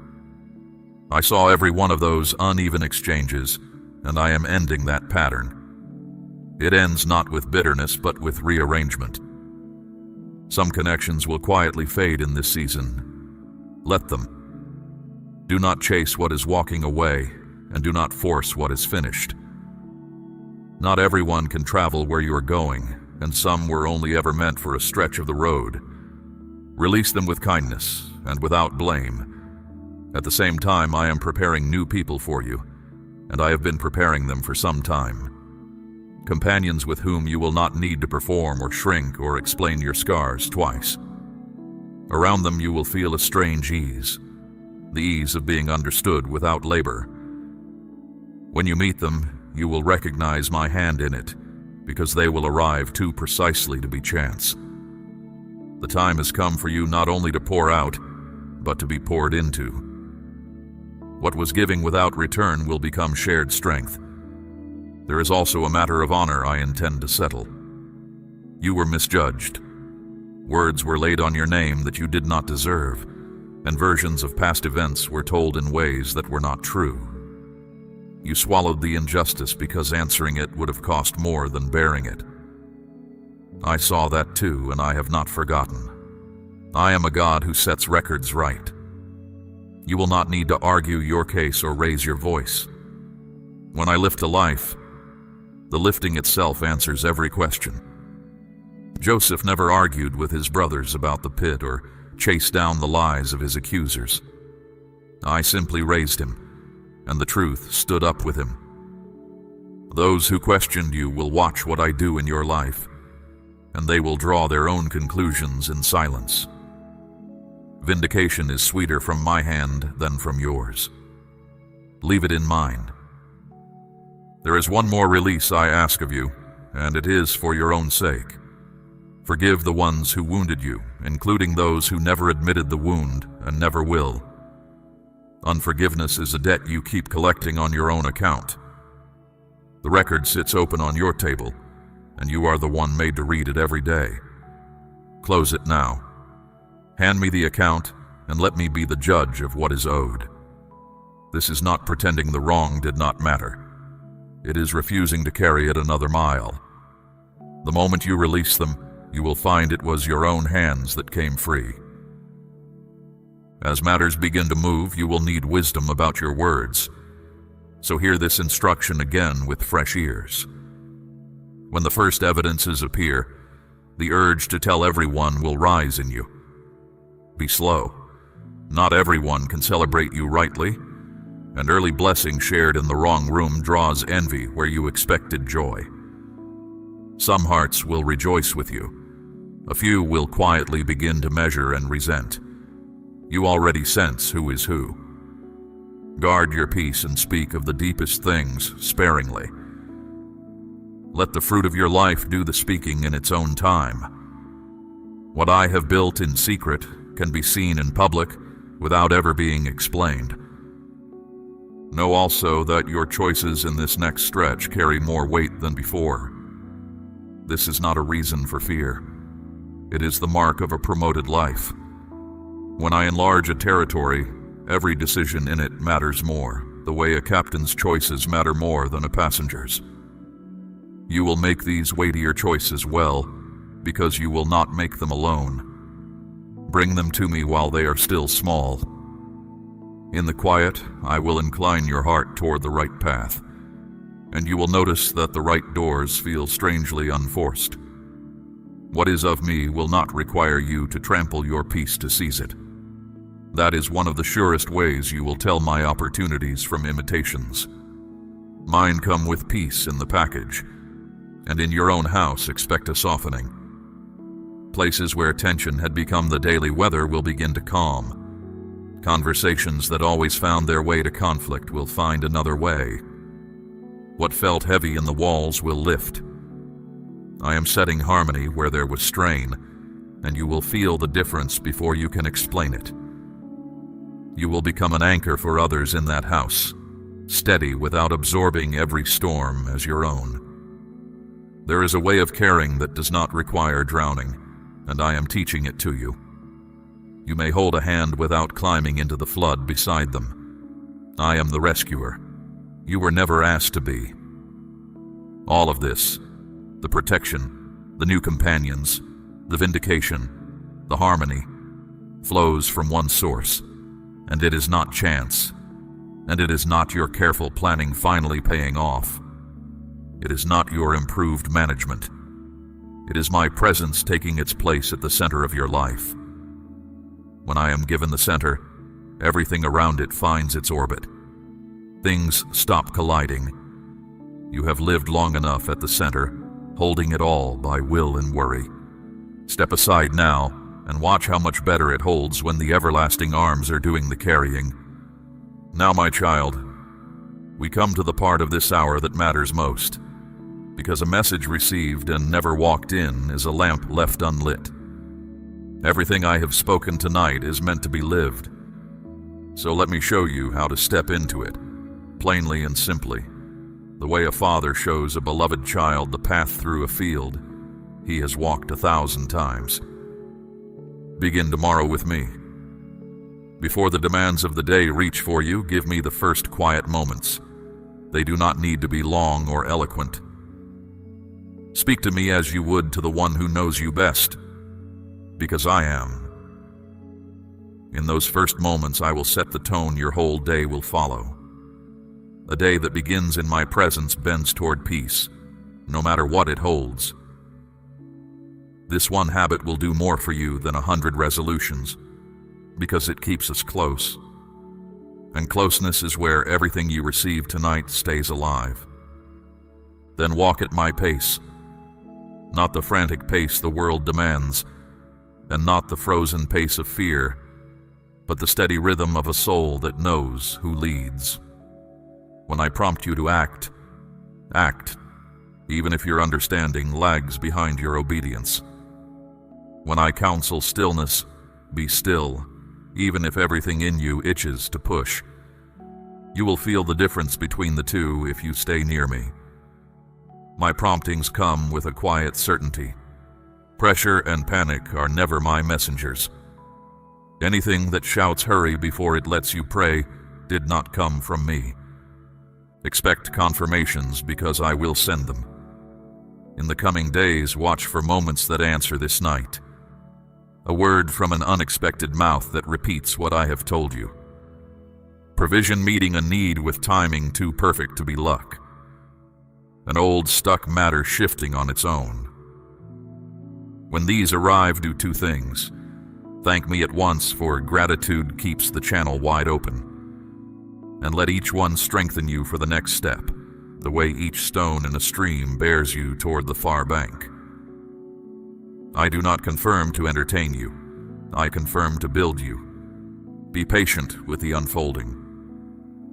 Some of what I have promised will meet you quickly, and some will come in stages, each stage arriving when you are ready to keep it. Do not measure my faithfulness by the first week. A harvest is not judged the morning after planting.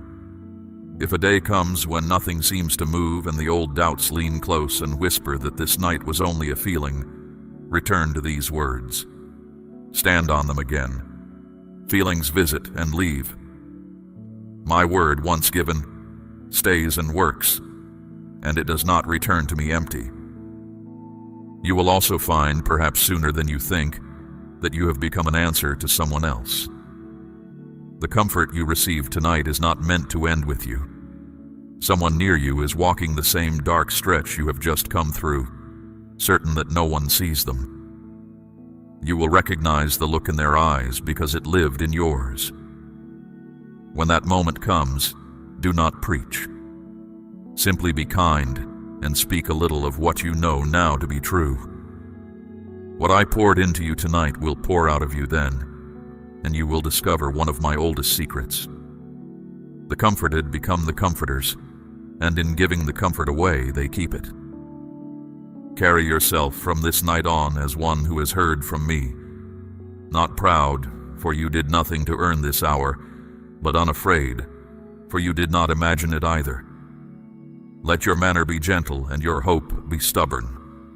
When others speak of dread over the days to come, you need not argue. Simply hold your peace like a lamp in a doorway. People will notice that something rests on you that the news of the day cannot shake. Some will ask. Then you may tell them of the one who speaks in the night to ordinary souls who will listen. Hold on to gratitude as your daily bread in this season, not gratitude as a duty, but as a way of seeing. The thankful eye finds my fingerprints everywhere, and the soul that finds me everywhere is never poor. Even before the fullness arrives, thank me in advance, as those who have already seen the harvest standing in the field. Faith speaks that way. It counts what is promised as surely as what is held. Know also that what you are receiving reaches beyond your own days. The faithfulness you have shown and the trust you have renewed tonight plant something that will outlast you. Wells dug by one generation give water to the next. Long after this season has passed, those who come behind you will drink from choices you made in the dark, when no one stood by to praise you for them. Live, then, as one who builds further than the eye can see. Nothing placed in my hands is spent only once. And now, receive my blessing, for I do not end this hour without laying my hand upon it. I bless your going out and your coming in from this day forward. I bless the work of your hands, that it may prosper past its natural reach. I bless your table, that it may know plenty, and your door, that it may open to peace and close against harm. I bless your body with strength and your night with rest. I bless the ones you love, near and far, the ones you carry in prayer, and the ones you have entrusted to me through many seasons. I bless the road ahead of you, every mile of it that I have already walked and prepared. What I spoke tonight, I will perform. I am not a man that I should lie, nor a son of man that I should change my mind. Heaven and earth will pass away before one word I have given you falls to the ground. You came to this hour carrying questions. Leave it carrying promises. You came weary. Leave held. The long silence is over, my beloved. The answer is at the door. All that remains is for you to live like one who believes it, one ordinary faithful day at a time with your hand in mine. I am with you always. Not with you until the next hard season. Not with you while the path is clear, but always. When you rise in the morning, I am there before you. When you lie down at night, I keep the watch. When you walk through waters, they will not overwhelm you. And when you walk through fire, it will not consume you. For I have called you by name, and you are mine. Let every fear hear it plainly this night. You belong to me, and I do not lose what is mine, and I do not leave, and I do not fail. Go now into your rest, and let these words keep working while you sleep, for my word labors even when my children cannot. Tomorrow you will rise into the first day of the season we have spoken of, and I will be there to meet you in it, as I have met you here. Seal all you have received tonight with one final amen of faith. We run on viewer support only. For exclusive member-only content, scan the QR or see the pinned comment. God bless you.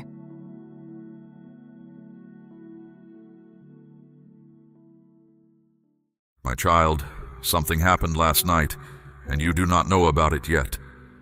While you slept, I was moving. While the house grew quiet and your thoughts finally loosened their grip, my hand was at work in matters you could not see.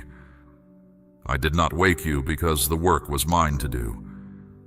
But I am telling you now, because you were never meant to walk on unaware. Listen closely, for what I say next is meant for you alone. You felt something pull at you just now, a quiet tug that made you pause.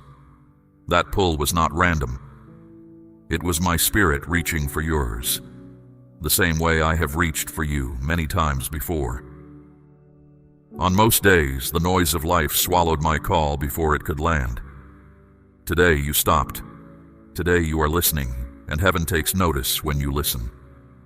Last night there were plans forming around you that carried harm inside them. You never saw them. They wore ordinary faces and moved in ordinary ways, which is why they were dangerous. But I saw every detail, and I stepped in. I shifted what needed shifting. I closed what needed closing. I turned aside a path that would have cost you dearly, and I did it while you rested because I do not need your strength in order to protect you. Perhaps you felt restless in the night. Perhaps your heart raced without reason, or a heaviness settled over you that you could not name. That was not weakness, and it was not your imagination. Something was being contested in the unseen, and your name was at the center of it. I did not allow it to reach you. I stood between you and what was moving toward your life, and I stopped it before it arrived. I am telling you this for a reason. You have been asking me quietly for a sign. In the middle of your ordinary days, you have wondered whether I still see you, whether your prayers rise any higher than the ceiling, whether your path still matters to me. You have carried that question longer than you have admitted to anyone. Hear my answer now. I see you. I hear you. And last night I acted for you without being asked, because my care for you does not wait for your permission. Do not brush this moment aside. There's a real danger in walking away from what I am showing you, not because I would punish you, but because awareness changes everything. When you know that my hand is on your life, you walk differently. You choose differently. You stop bowing to fear as if it ruled you. But when you stay unaware, you keep wandering through your days as though you were alone, and you were never alone. Not for 1 hour of your life. I know what this past season has taken out of you. I know the weight you carry when you rise in the morning and the heavier weight you set down at night. You have held yourself together in front of others while quietly coming apart in private. You have answered, "I am fine," with a steady voice and an unsteady heart. My child, I was not fooled and I was not far. Every hidden struggle unfolded in front of my eyes. You were never intended to carry all of this by yourself. That was never my design for you. Yet somewhere along the way, you learned to trust your own grip more than my hands. You learned to expect little, so that disappointment could not find you. You learned to stay busy, so the deeper questions could not catch you. I have watched these habits form, and I have waited for the right moment to interrupt them. This is that moment. What happened last night was an interruption of my mercy. I broke a pattern that has been quietly steering your life. You have repeated certain cycles for years, trusting what looked familiar, returning to what felt known, even when it left you empty. I saw where that road was leading. I saw the version of your future that would have formed if nothing changed. And because I love you, I refused to let it stand. So I moved with force and with precision. Some things in your life are about to feel different, and I want you to understand why before the changes confuse you. Certain doors will not open again, no matter how you knock. Certain people will feel distant, though you cannot point to a single quarrel. Certain desires that once drove you will grow strangely quiet. None of this is loss. All of it is my hand clearing the ground for what I am building next. I am not asking you to understand everything tonight. I am asking you to stay with me through these words, because each truth I speak will build on the one before it. You are standing at a turning point, my beloved. One road continues the life you have been surviving. The other opens into the life I have been preparing. The difference between them is not effort. It is trust. Hear this clearly. I am not angry with you. I have not been keeping a record of your failures to read back to you. If distance grew between us, it was not because I withdrew. I have been speaking all along in the stillness before dawn, in the sudden ache of longing you could not explain, in the strange peace that found you on your hardest days. You are hearing me now because your heart is finally quiet enough to receive what I have wanted to say for a long time. So let these words settle deep. Last night was real. The protection was real. The battle you never saw was real, and so was the victory. You are waking up today inside a life that was defended while you slept. That truth alone should change the way you stand, the way you breathe, the way you face whatever this day brings. If your heart believes that I am speaking to you now, declare your amen. Now let me show you what I removed, so you will not mourn what was never meant to stay. There was a door in front of you that looked promising. From where you stood, it seemed like relief, like progress, like the answer you had waited for. But I could see behind it, and behind it was a slow draining of your peace. It would have taken from you quietly, month after month, and given back just enough to keep you from leaving. I shut that door, my child. Do not stand at it grieving. Thank me at it instead and walk on. There was also a person near you whose intentions were not what they appeared. Their words were warm. Their manner was kind. But I saw what moved beneath the surface, and it was not for your good. I began creating distance between you before their influence could sink roots into your soul. You may have already sensed the space growing and wondered what you did wrong. You did nothing wrong. That distance is mine. Do not chase it closed again. I know how this sounds to a heart that hates losing people.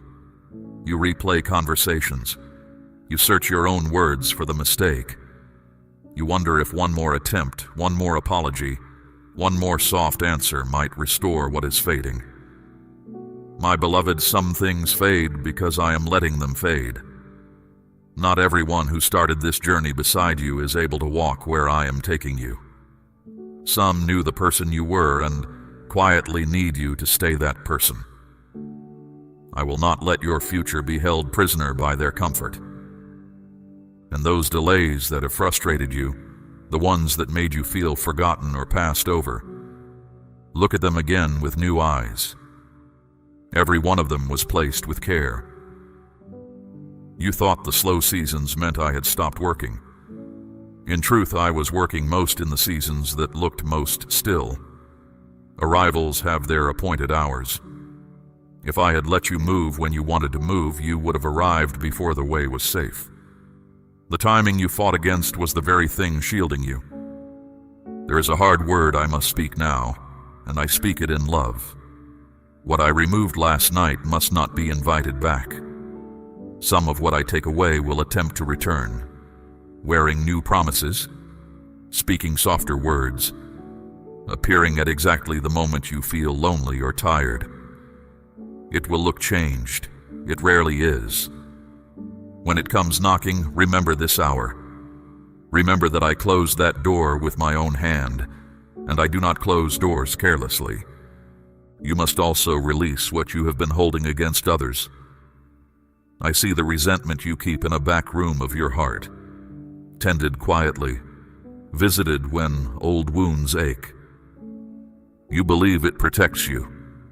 It does not protect you. It binds you to the very moments that hurt you, and it keeps a portion of your strength locked in the past where it can do no good. Bring it to me. You do not have to pretend the wound never happened.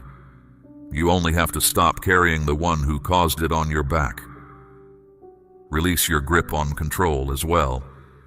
You have tried to manage every outcome, to plan against every possible sorrow, to hold your world together with watchfulness and worry. I understand why.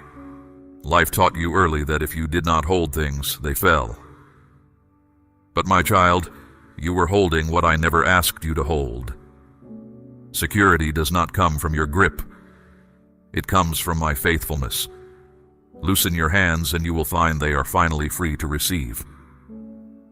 Consider what I am telling you about this new season. What is truly from me will not confuse you. It will not drain you dry and call it love. It will not make you beg for scraps of peace. When I bring something into your life, it comes with a settled quality, a rightness you can feel without forcing. That is how you will tell my provision apart from the counterfeits. The counterfeit demands your anxiety. My provision asks only for your trust. In the coming days, watch how things begin to shift. The conversation will land differently than it would have a month ago. A worry that circled your mind for years will simply lose its voice. An old temptation will look strangely small, like a giant seen from a distance. These are not accidents. These are the visible edges of the unseen work I completed last night, surfacing one by one into your days. Watch too how you begin to see people clearly. I am sharpening your discernment, not to make you suspicious, but to make you wise. You will notice who celebrates your growth and who merely tolerates it. You will feel the difference between those who pour into you and those who only draw from you. Do not use this clarity as a weapon.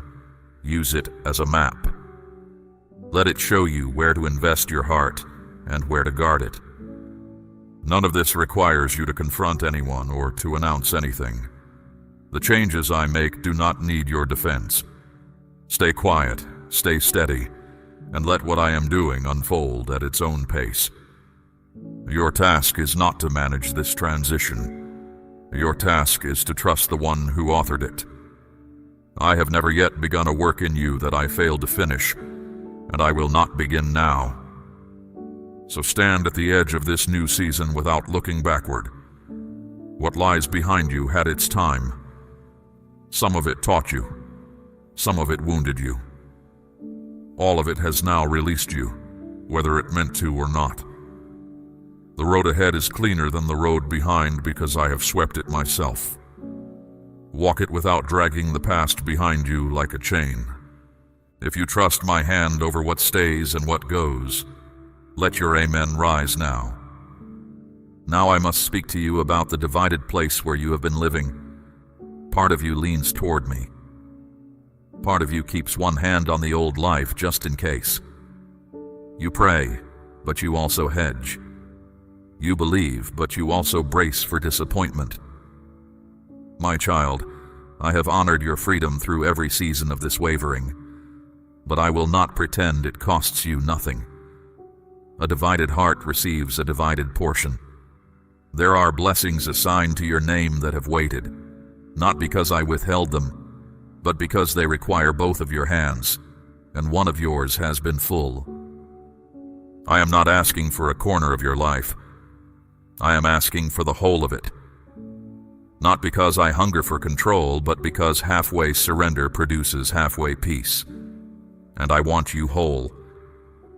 Think of what you have gained from the things you trusted instead of me. The busyness gave you no rest. The approval of others fed you for an evening and left you hungry by morning. The careful plans could not hold back a single storm. You have tested every other refuge. I am the only one that has never fallen. Full commitment is not a feeling. It is a decision made in an ordinary moment that turns every moment after it. It sounds like this. Whatever you ask, my answer is yes before I hear the question. It looks like obeying the quiet prompting even when it costs you comfort.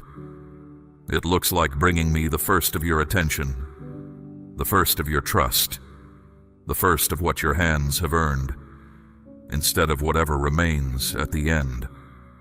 And here is where I will test the soil of your heart, not with words, but with an act. My child, I am asking you to place a portion of what you have, something of real weight, upon the altar of this work, as gold laid on the scales of this calling. Let it be a seed sown into deep water, an offering set on stone, not held back in fear. This is proof that your trust rests in my hand to provide, and that your heart no longer clings to lack. What you release in faith does not leave your life. It moves ahead of you, into the harvest I am preparing. Understand what has always been true about an altar. It was never a place of loss. It was a meeting place, the ground where trust became visible. When my servant Abraham climbed the mountain with his son, he was not proving his love to me with words. He laid the dearest thing he had on the stones, and in that moment of open hands, he discovered that I myself would provide. The provision was already waiting on the mountain. It always is. But it is only ever found by those who climb. I have watched fear counsel you about your provision for years. Fear tells you to hold everything tightly, to measure what is left, to treat every act of generosity as a threat to your survival. Fear does its arithmetic and always arrives at the same answer. Not yet, not now, not this much. But fear has never once fed you, my child. I have fed you. Through every lean season you have ever survived, the bread kept arriving, the way kept opening, and you are still here. That was not luck. That was me. The widow at Zarephath had a handful of flour and a little oil and a famine at her door. When my prophet asked her to make him bread first, everything sensible in her said no. She gave anyway from the very bottom of her lack, and from that day the flour did not run out and the oil did not run dry. I did not multiply what she kept.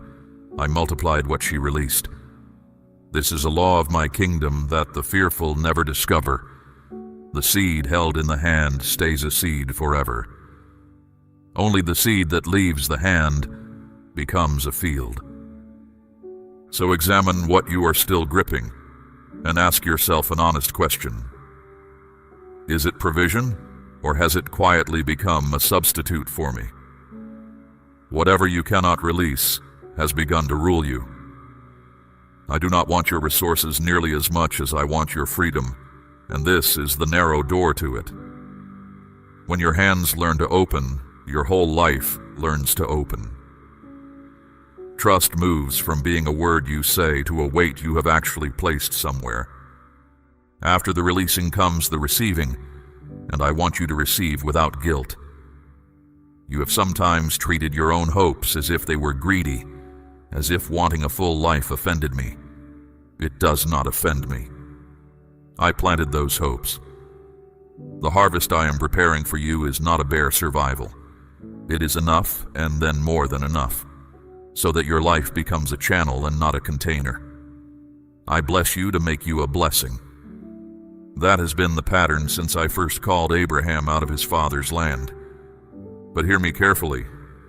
Do not give in order to bargain with me. I am not a merchant, and heaven is not a marketplace.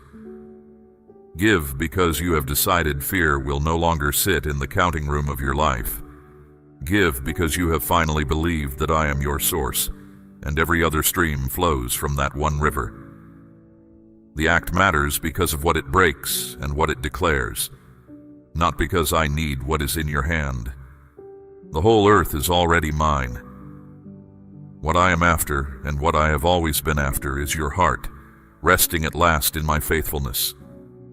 This is the commitment I am drawing you into, complete and unhedged. Not a season of trying harder, but a life with both hands finally free. Everything I still intend to tell you tonight rests on this foundation, so let it settle in you before we go on. The one who asks for your whole trust is the same one who defended you in the dark last night while you slept. I have already shown you what my faithfulness looks like. Now I am inviting you to answer it with yours. There is something I have wanted to say to you for a long time, and it concerns the battles no one ever saw. Others looked at your steady face and assumed your life was easy. They saw you show up, keep your word, carry your load, and they never guessed what it cost. But I watched the hours behind the hours. I watched you lie awake doing quiet arithmetic with worries. I watched you gather yourself in small rooms before walking out to be strong for everyone else. None of it escaped me. Not one hidden hour. Heaven keeps a different ledger than earth keeps. Earth records the visible, titles, victories, applause.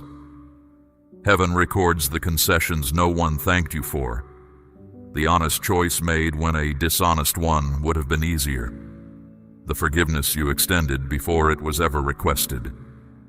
By earth's ledger you may feel unremarkable. By mine you have been quietly faithful in ways that many celebrated people never were. I measure by the heart, and your heart has carried more weight with less complaint than you give it credit for. You held your ground when leaving would have been simple. You kept your principles when bending them would have paid better. You stayed kind in seasons that gave you every excuse to turn hard. Do you understand what that kind of endurance does in the unseen realm? Quiet, steady trust is not a small force. It unsettles darkness more than loud declarations ever could. The shadows do not fear noise, my child. They fear a soul that keeps believing in the dark. Think of iron in the forge. The smith does not hate the metal when he holds it in the fire. He is not punishing it. He is driving out the brittleness, the impurities, everything that would make the blade snap under pressure on the day it matters. Then comes the hammer, blow after blow, each one placed with intention. To the iron it must feel like ruin. To the smith it is the making. You have been in that fire and you have felt those blows, and I will tell you what the smith could tell you. Nothing about this process has been careless. You are being made fit for use. The trials you walked through were never a verdict on your worth. Do not read your hardships as evidence that you are cursed or overlooked. Read them honestly. Some came from a broken world, some from the choices of others, some from the adversary's schemes against a life that threatens him. But mark this, all of them passed through my hands first, and everything permitted was measured. You were never given more than could be redeemed, and every ounce of it is being turned, even now, toward your strength and your usefulness. That is why the opposition against you grew loudest right before this hour. Have you noticed? The confusion thickened, the setbacks clustered together, the discouragement pressed in from every side at once. Darkness does not waste its effort on empty ground, my child. No one ambushes a wagon that carries nothing. The intensity of the resistance is itself a testimony to the weight of what you carry. The adversary is not fighting your past. He has read the direction of your path and it frightens him. So let me reframe the struggle you are in. The pressure you feel is not the sign of a closed heaven.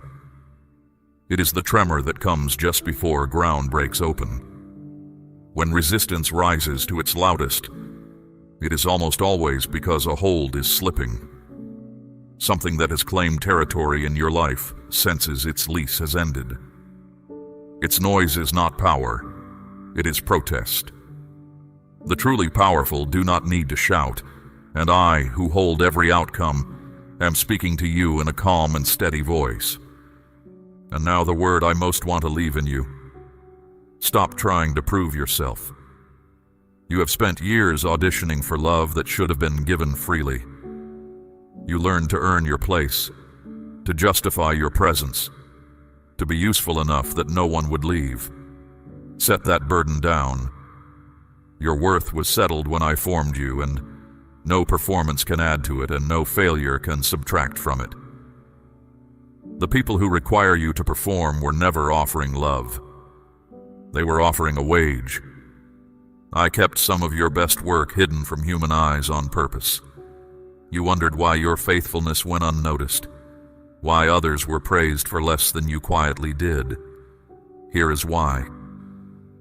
I would not let your soul learn to feed on applause. Recognition that comes too early makes a person hollow. They spend their lives chasing the sound of it. I was building in you something sturdier, a faithfulness that holds even when no one is looking, because that is the only kind that holds at all. You are stronger now than you have ever been, though you feel wearier than you have ever felt. Do not confuse tiredness with weakness. The soldier limping home from a won battle is tired. He is not weak. He is proven. Your weariness is the honest cost of battles that were real, and it will be restored to you. What was forged in you through all of it, the endurance, the discernment, the humility, the depth, that will not be taken from you. It is yours now, tempered and permanent. So lift your head, my precious child, not in pride, but in recognition of what has actually happened here. You went into the fire as one kind of person, and you are emerging as another. The next season will not require you to become someone new. It will simply give the person you have already become a place to stand. The making is nearly complete. What follows the forge is not more fire. What follows the forge is purpose. Now I must lift your eyes beyond your own doorstep, because the days ahead concern more than your private world. A season of shaking is approaching, and I want you prepared, not alarmed. Much that people have leaned on will prove unable to bear weight. Arrangements that seem permanent will bend. Certainties that were never true. Certainties will come apart at the seams. Many will be caught off guard, grasping for handholds that crumble as they touch them. But you, my child, are being told in advance, and that changes what this season will mean for you. Understand why shaking comes. It is not cruelty, and it is not chaos escaping my grip. When I shake what can be shaken, it is so that what cannot be shaken will finally stand out plainly. People discover what their lives are actually resting on only when the ground moves. Some will find painfully that they built on sand, but those who built on rock will find something unexpected in the trembling. Their footing holds. The storm that exposes one foundation confirms the other. I intend for you to be among the confirmed. Your steadiness will not come from predicting events. It will come from nearness to me. This is the heart of everything I am asking of you in the coming days. Stay close. Not close in the way of an occasional visit, but close in the way of a shared table, a daily walk, a conversation that never fully ends. Speak with me in the morning before the day makes its demands. Return to me in the evening with what the day left behind. Elaborate words are unnecessary. Come as a child comes to a father, plainly and often. When you live near to me like this, something forms in you that the world cannot manufacture, an inner quiet that does not depend on outer calm. While others are troubled, you will find your thoughts strangely composed. While others rush from one loud answer to the next, you will feel an unhurried knowing about which way to step. This is not because you are cleverer than they are. It is because you are listening to a voice that sees the whole road, while they navigate by the few feet in front of them. And I will guide you through this season in simple, practical ways. There will be moments when I prompt you to act quickly, and hesitation would cost you. This is why I have been sharpening your hearing. There will be moments when I hold you still while everything urges you to run, and your stillness will save you. Learn now, in the small things, to move when I say move and wait when I say wait. The one who obeys in quiet seasons does not have to guess in loud ones. Watch also for my confirmations along the way. When you are walking rightly, I will leave signs for you, not spectacles, but quiet alignments. A word arriving at the exact hour you need it. A stranger's sentence answering the very question you asked me in private. A provision appearing just as its need appears. Not sooner, not later. Collect these moments and remember them, because they will steady you in stretches where the path goes dark and you must walk by what you have seen before. Let me also caution you about voices in a shaking season. When ground trembles, prophets multiply, and not all of them carry my words. Fear will preach with great confidence. Panic will dress itself as wisdom. You will hear urgent voices insisting that all is lost and clever voices selling shortcuts out of the storm. Test every voice by its fruit. My voice steadies, it never stampedes. My voice convicts, but it never condemns. Anything that drives you by terror is not from me, no matter whose mouth it borrows. Guard your peace as a soldier guards a gate, because in the coming days, peace will be the scarcest treasure in circulation, and everything will try to tax it. Not every burden that asks for your shoulders should be lifted. Not every quarrel that invites you deserves your presence. Not every alarm that sounds requires your fear. You are permitted to be untroubled in a troubled hour. This is not indifference to the world. It is trust in the one who holds it. And do not fear for those you love. I know they travel with you in every prayer, that half your worry has their names on it. Hear me, my reach does not end at the borders of your influence. The same eye that watched over you last night watches over them tonight. Pray for them, love them. Speak truth to them when the door opens, and then entrust them to hands stronger than yours. Your worry adds nothing to their protection. Your prayers add much. There is a role for you in this season beyond your own survival. When the shaking comes, steady people become shelters. Your composure will be a place where the frightened catch their breath. Your quiet certainty will raise questions in others that only truth can answer. You do not need to argue anyone into believing. You need only to stand visibly unshaken and be ready to say, when they ask you how, that you are held by a hand they cannot yet see. This is why the preparation had to come first, all of it. The fire and the pruning and the long silences you misread as absence. Shelters must be built before storms, not during them. Everything I have worked into you was measured against the weather I could see coming. You are not entering this season fragile, my beloved. You are entering it fitted, tested, and accompanied. Whatever the days ahead hold, they will find you standing, because the one who holds you does not let go. If you believe I will keep you steady through every shaking, speak your amen aloud. Let me tell you now what I am restoring, because removal was only half of last night's work. While I was clearing harmful things from your path, I was also reaching into the quiet places of your heart, where certain lights had gone dim. Chief among them was hope. Somewhere along the years, your hope learned to keep its voice down. It had been disappointed enough times that it stopped announcing itself, stopped expecting, stopped asking. You called this realism. I called it a wound. And last night I began to mend it. You will feel this mending before you can explain it. In the coming days, a strange optimism will surface at odd moments, and you will almost argue with it out of habit. Do not argue with it. That rising feeling is not naivety returning. It is hope, healed, and walking again. Let it speak at full voice. A soul that expects nothing receives little, not because I am stingy, but because closed hands and closed hearts cannot take hold of what is offered.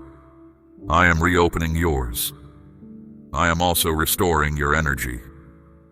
Much of your tiredness was never about the hours you kept. It came from carrying silent loads, managing others' opinions, bracing against possibilities, feeding connections that only ever consumed.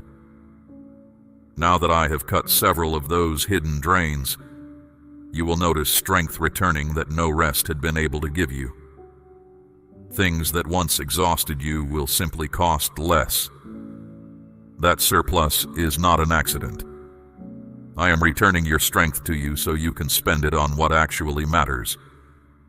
Your thoughts will change as well. For years, your mind has run like a house with too many doors open, every wind blowing through at once.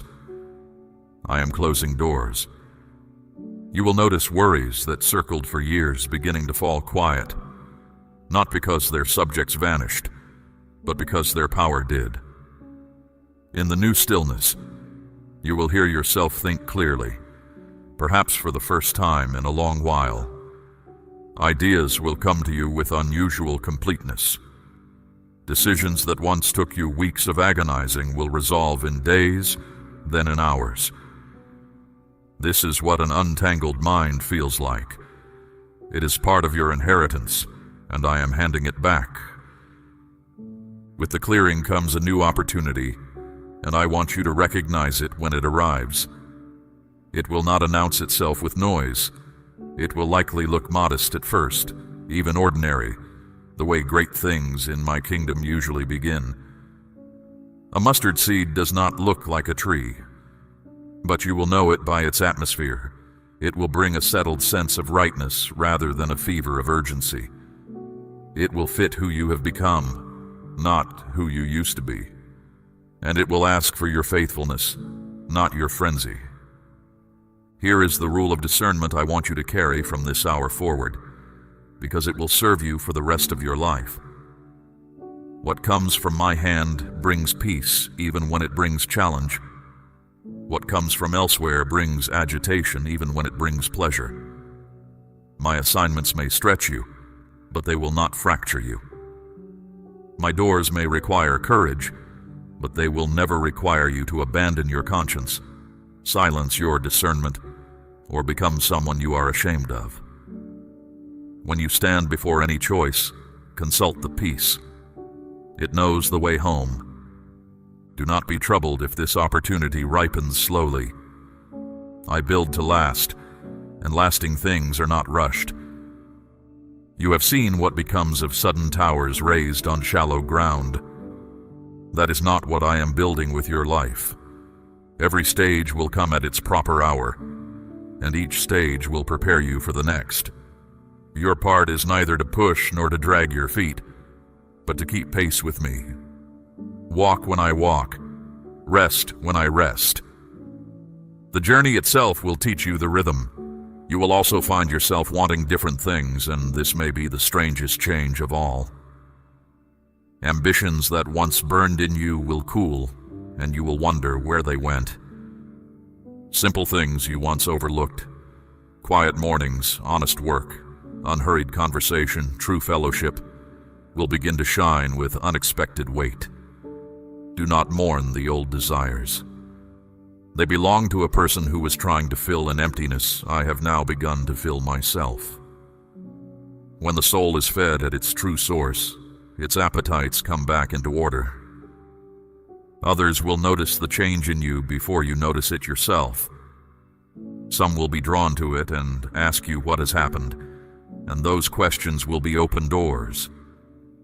Others may grow uneasy around you because your peace disturbs their restlessness, and your freedom accuses their chains, though you say nothing at all. Do not soften yourself to comfort them. Do not perform your old self out of politeness. Let the change stand. It is not yours to apologize for. It is mine, and I put it there deliberately. And when the enemy attempts his old tricks, and he will attempt them, you will find his tools strangely blunted. The accusations that once pinned you to the floor will sound thin. The fears that once herded you like a shepherd will bark without teeth. He has not changed, my child. You have.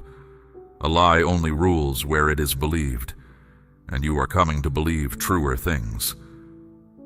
Each day you walk with me, the old lies lose another finger of their grip.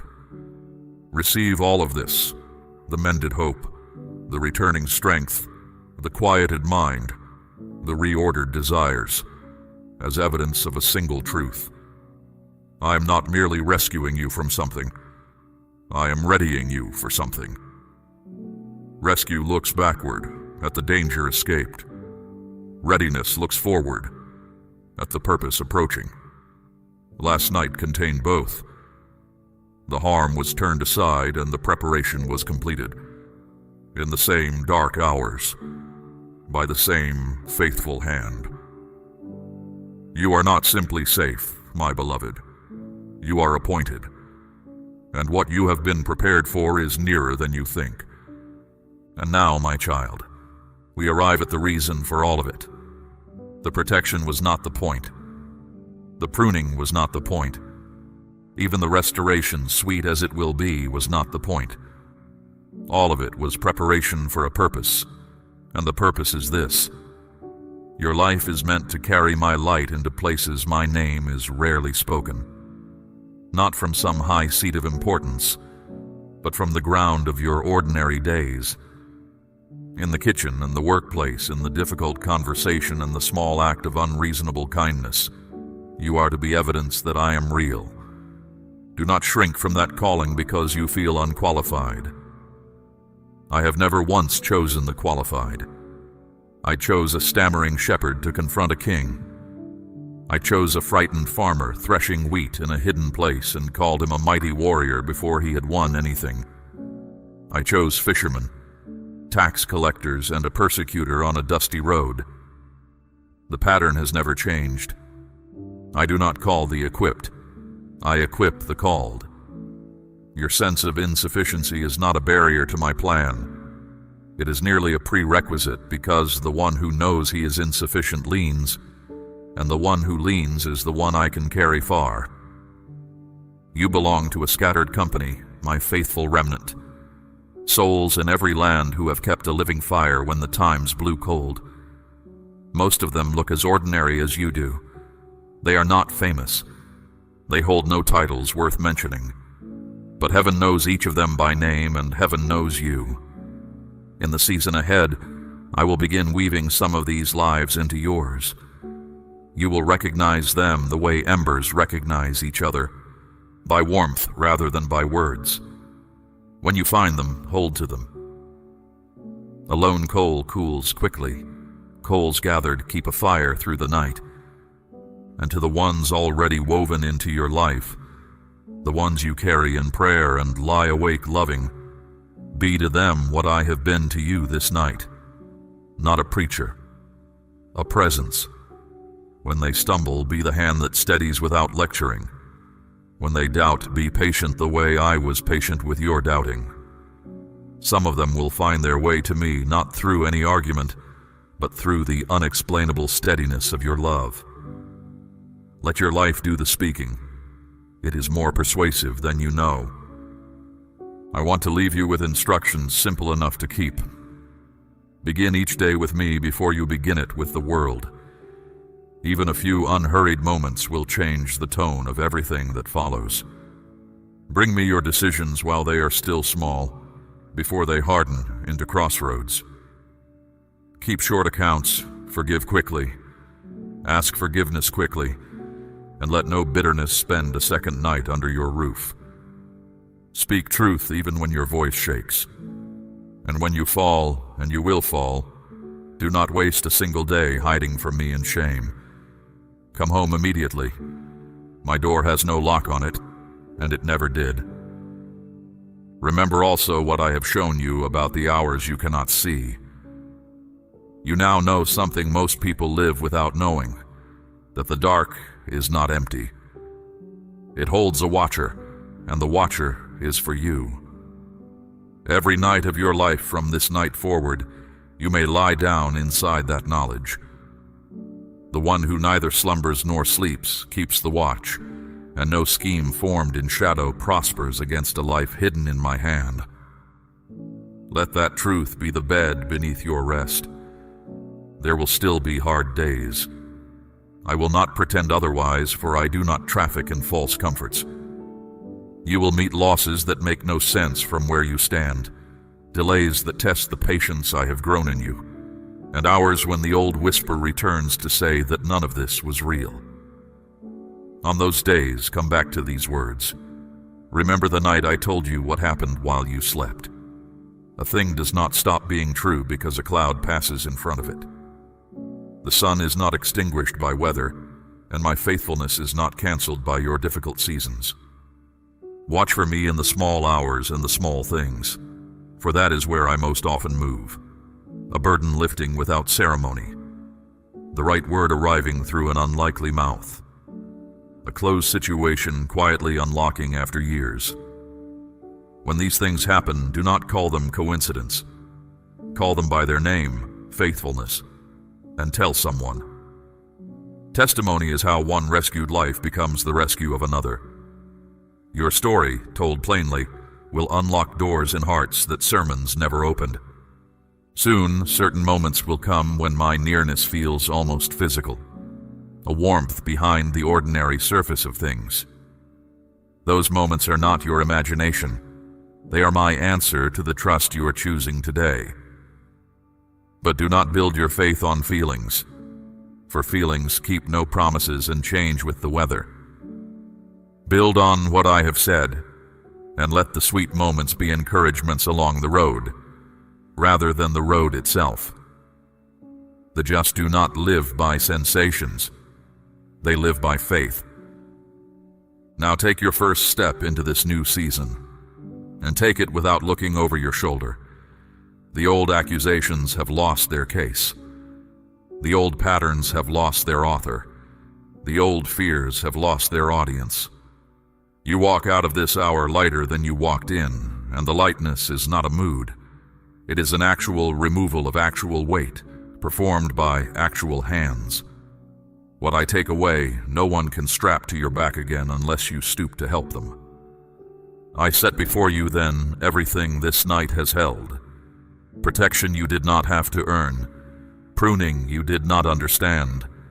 A call to trust with both hands open. Strength forged in hidden fire. Steadiness for shaking days. Hope mended at its root. And a purpose fitted to your frame.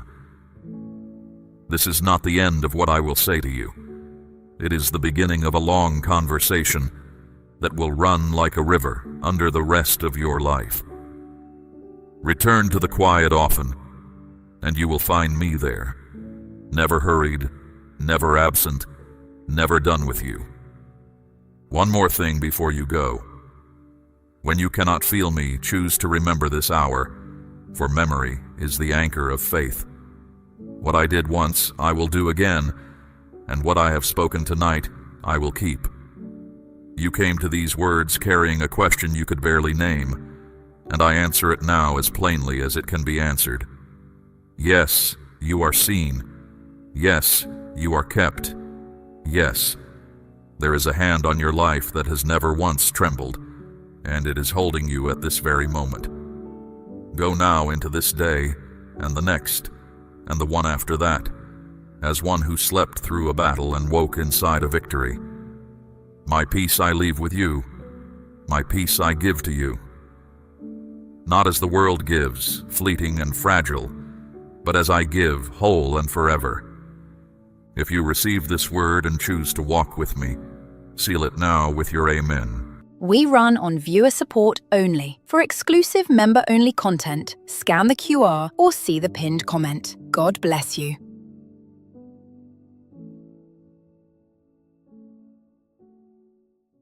My precious child, I want you to hear me.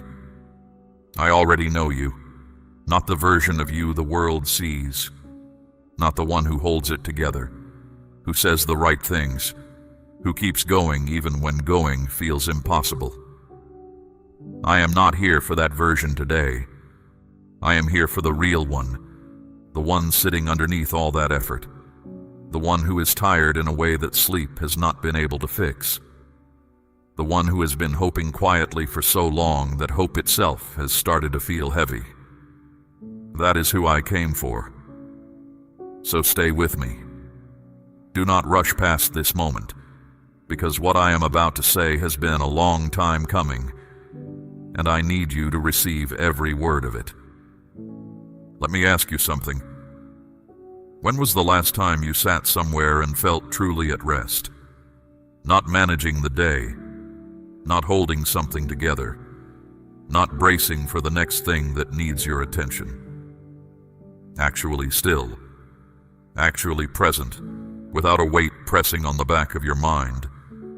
You are having to think about it, are you not? The fact that the memory takes this long to find tells me something important about what your life has felt like. Not for a week, not for a month, for a season that has stretched longer than you wanted to admit to anyone, including me. So hear what I am about to say very carefully. You have been carrying more than you were ever designed to carry alone. I see the shape of what you are holding. I know what it feels like from the inside, because I've been inside it with you, even in the moments you could not feel me there. The tiredness you carry is not weakness. It is what happens when a person pours out constantly and nothing pours back in. You kept showing up for everyone else, and somewhere along the way, you stopped expecting anyone to show up for you. I am showing up for you right now. This moment is me coming to find you where you are, not where you wish you were, not where you think you should be by now, right here, exactly as you are. You were not drawn to this moment by accident. My voice is reaching you today because today is when you were ready to hear it, and I need you to let that settle before we go any further.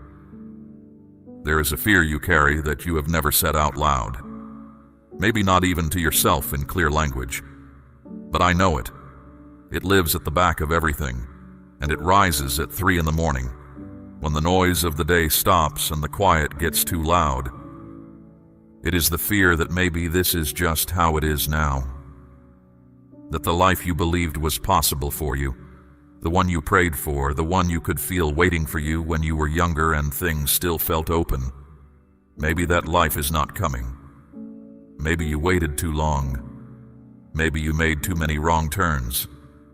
Maybe while you were busy surviving, everyone else moved into their future and the door closed behind them, and you were still standing on the outside of it.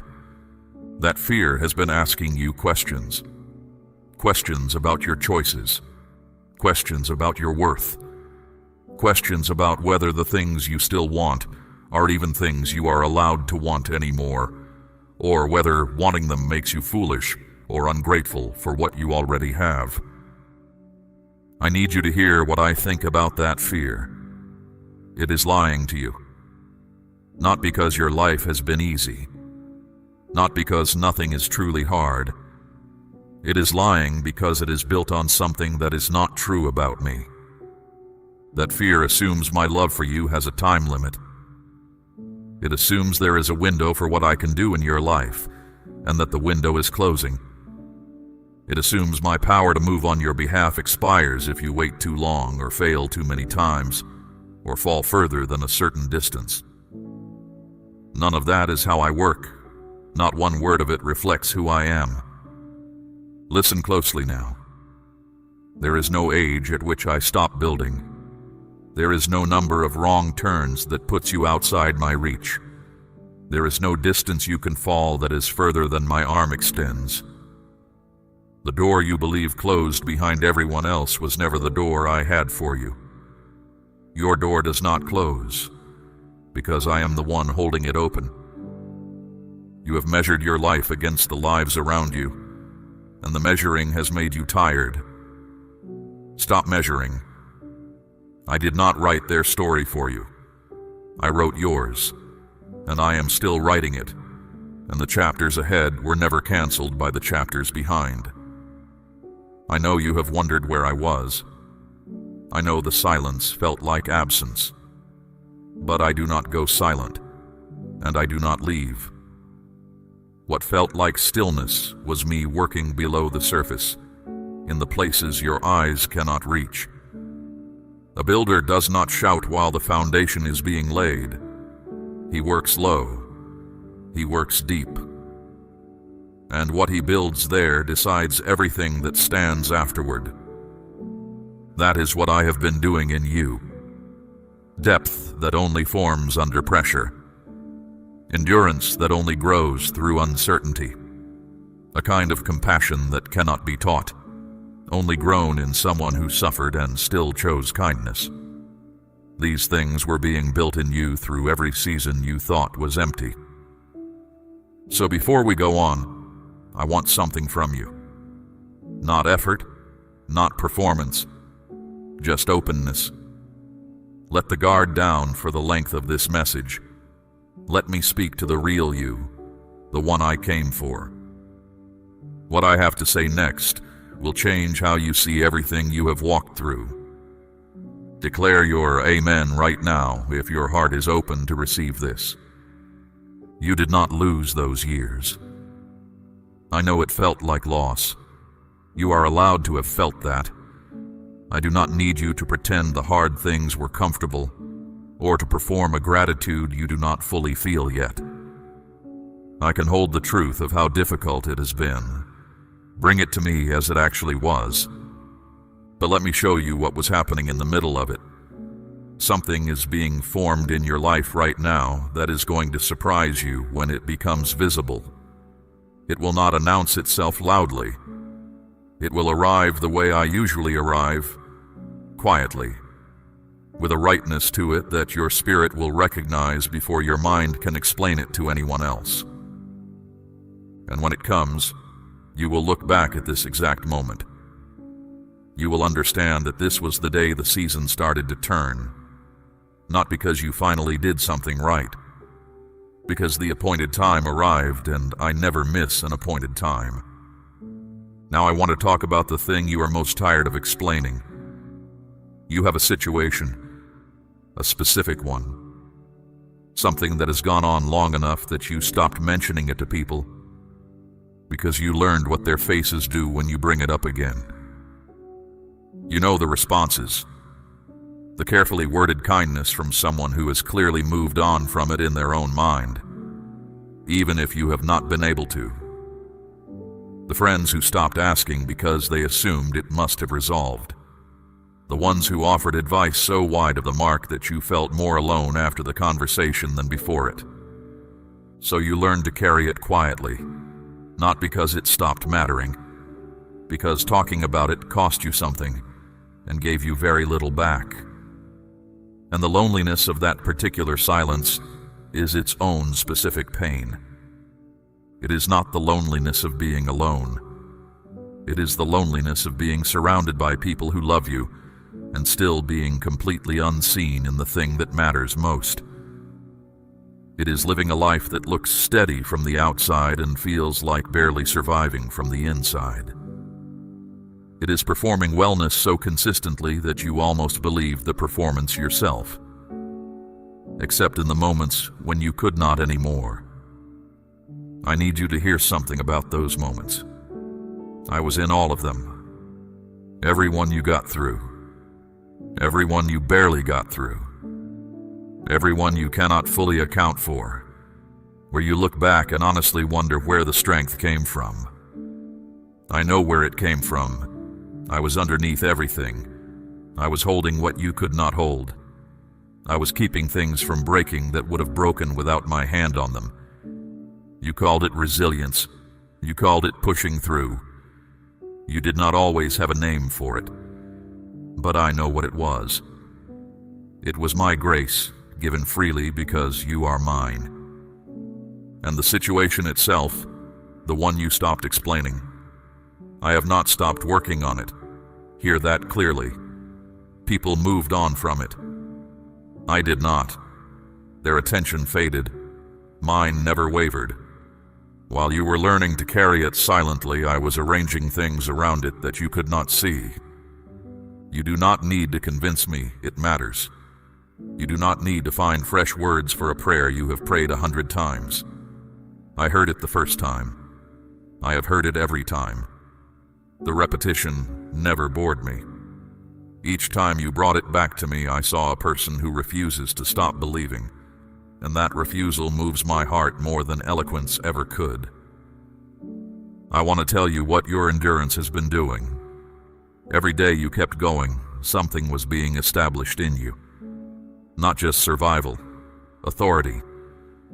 There is a kind of trust that can only be spoken about by someone who has walked through the dark with it. You are becoming someone whose words about me will carry weight, because they were paid for. There are people you have not yet met who will need what you are carrying. They will need someone who understands the long silence, the unanswered question, the year that would not end. When you speak to them, something in them will steady. That is not an accident. That is design. So do not despise the length of the road. The road was doing something. Not everything painful was sent by me. Hear that plainly. I do not deal in cruelty, but nothing that touched you was wasted by me either. I take what was meant to break you and I fold it into your strength. That is one of the things I do best. You have asked me why more than once. Why this situation? Why this long? Why you? I will not pretend the full answer fits into words you can hold right now, but I will give you the part you can hold. You were never being ignored. You were never being punished. And you were never, not for 1 hour of one day, walking that road by yourself. There is a morning coming when this situation will no longer be the first thing your mind reaches for when you wake. That is hard to imagine from where you stand. Imagine it anyway. The weight that has defined this season will not define the next one. I am telling you this ahead of time so that when it happens, you will know it was me. You have kept your grip on hope with tired hands for a long time. I honor that. Now let my grip matter more than yours. You were never the one holding this together. Let that truth take some weight off your shoulders today. It was always me, and I am not letting go. Say, I believe out loud if this word is reaching the deep places of your spirit. Now I want to speak about the guilt you carry alongside everything else. Because it is there, is it not? The particular guilt of someone who believes, but does not always feel their belief. Who knows what they are supposed to feel in a moment of worship and sometimes feels nothing? Who has prayed the same prayer so many times that it started to sound like words spoken into an empty room? You carry a low, quiet shame about the gap between the faith you show the world and the faith you actually feel on the inside. You have wondered if I am disappointed in you. You have watched people who seem to worship with uncomplicated joy and felt something in your chest that was part admiration and part grief. A grief you did not know how to name, because naming it felt like admitting something you were not sure you were allowed to admit. Let me be direct with you about this. I am not disappointed in you. I have never been disappointed in you. What I see when I look at you is not someone failing to perform faith correctly. I see someone walking through something truly difficult, reaching for me with whatever they have available, and coming back even when coming back takes everything. That is not thin faith dressed up as something better. That is some of the realest faith I have ever seen. Real faith is not the kind that only appears when it feels easy. Real faith is the kind that keeps showing up when it costs something, and yours has cost you a great deal. Feelings rise and fall like weather. Faith is not weather. Faith is the ground you stand on while the weather changes.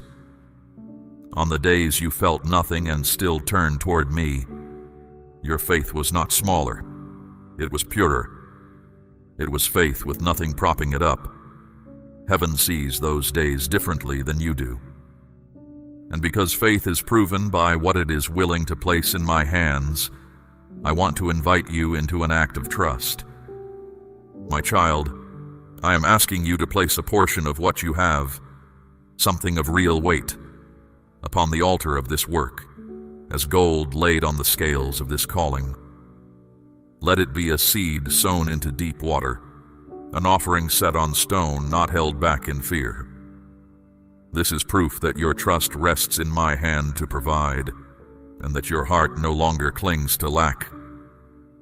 What you release in faith does not leave your life. It moves ahead of you, into the harvest I am preparing. Now let me keep speaking to your heart, because there is more I want you to understand about who you are to me. What I am building in you today is not a feeling that fades by tomorrow morning. I am not interested in giving you a brief lift that leaves you needing another one next week. What I am building is structural, a knowing that does not depend on circumstances to stay standing, a foundation that holds even when everything above it is shaking. It begins with the truth about who you are, not the name your failures tried to give you, not the label placed on you by people who were themselves wounded and passed the wound along without knowing it, not the verdict your hardest season tried to hand down on your worth, not the voice that speaks in the worst moments of a bad day and says things about you that you would never say to someone you love. Here is what I say about you. You are wanted, not tolerated, not managed, not kept around because removing you would be complicated. Wanted. I chose you specifically, not because you were the strongest candidate, not because no one else was available, I looked at all of who you are, the broken places and the beautiful places and the places that are somewhere in between. And I said, this one. Through this one, I am building something. Now I want to speak to the pressure you feel around provision. I know the specific texture of it. It is not only about what you have or do not have. It is about what the shortage says. It is the voice underneath the numbers telling you that you should be further along by now, that something must be wrong with you, because the strain keeps returning to this same area of your life, that you have prayed about this too long and maybe I am not moving on it after all. I am moving on it. I am not looking at your situation from a distance, offering you comfortable words about provision in general. I am in the details, the specific ones, the amounts, the dates, the decisions you have been turning over at night. Nothing about your need is too small for my attention or too large for my hand. Something is opening right now that is going to shift what is possible for you. It will not necessarily arrive the way you have pictured it. What I send often surprises people with its shape, but when it comes, you will recognize it. It will carry a timing that could not have been arranged by human hands, and a rightness your spirit will know before your mind can process it. So do not close your hands. Keep them open. Keep your heart expectant. There is a posture of receiving and a posture of bracing, and they cannot be held at the same time. You have been braced for disappointment for so long that it feels like wisdom. It is not wisdom. It is a wound pretending to be wisdom. Let it go. I am bringing something toward you. I need you ready to receive it, not standing guard against the hope of it. The person who expects nothing protects themselves from nothing. They only make sure that when goodness arrives, it finds them looking the other way. Do not be looking the other way. Look up. Watch for me. There is something else I need to say to you, and I need you to listen closely. I have been trying to reach you, not just today, for a long time now. And I want to show you the ways, because once you see them, you will not be able to unsee them. I spoke to you through thoughts that came suddenly and would not leave, thoughts that asked questions your heart could not ignore, thoughts that made you pause in the middle of your routine and wonder why you felt unsettled when everything seemed fine on the outside. You reasoned them away. You called them stress, imagination, coincidence. It was me, planting seeds, awakening something, inviting you to look deeper.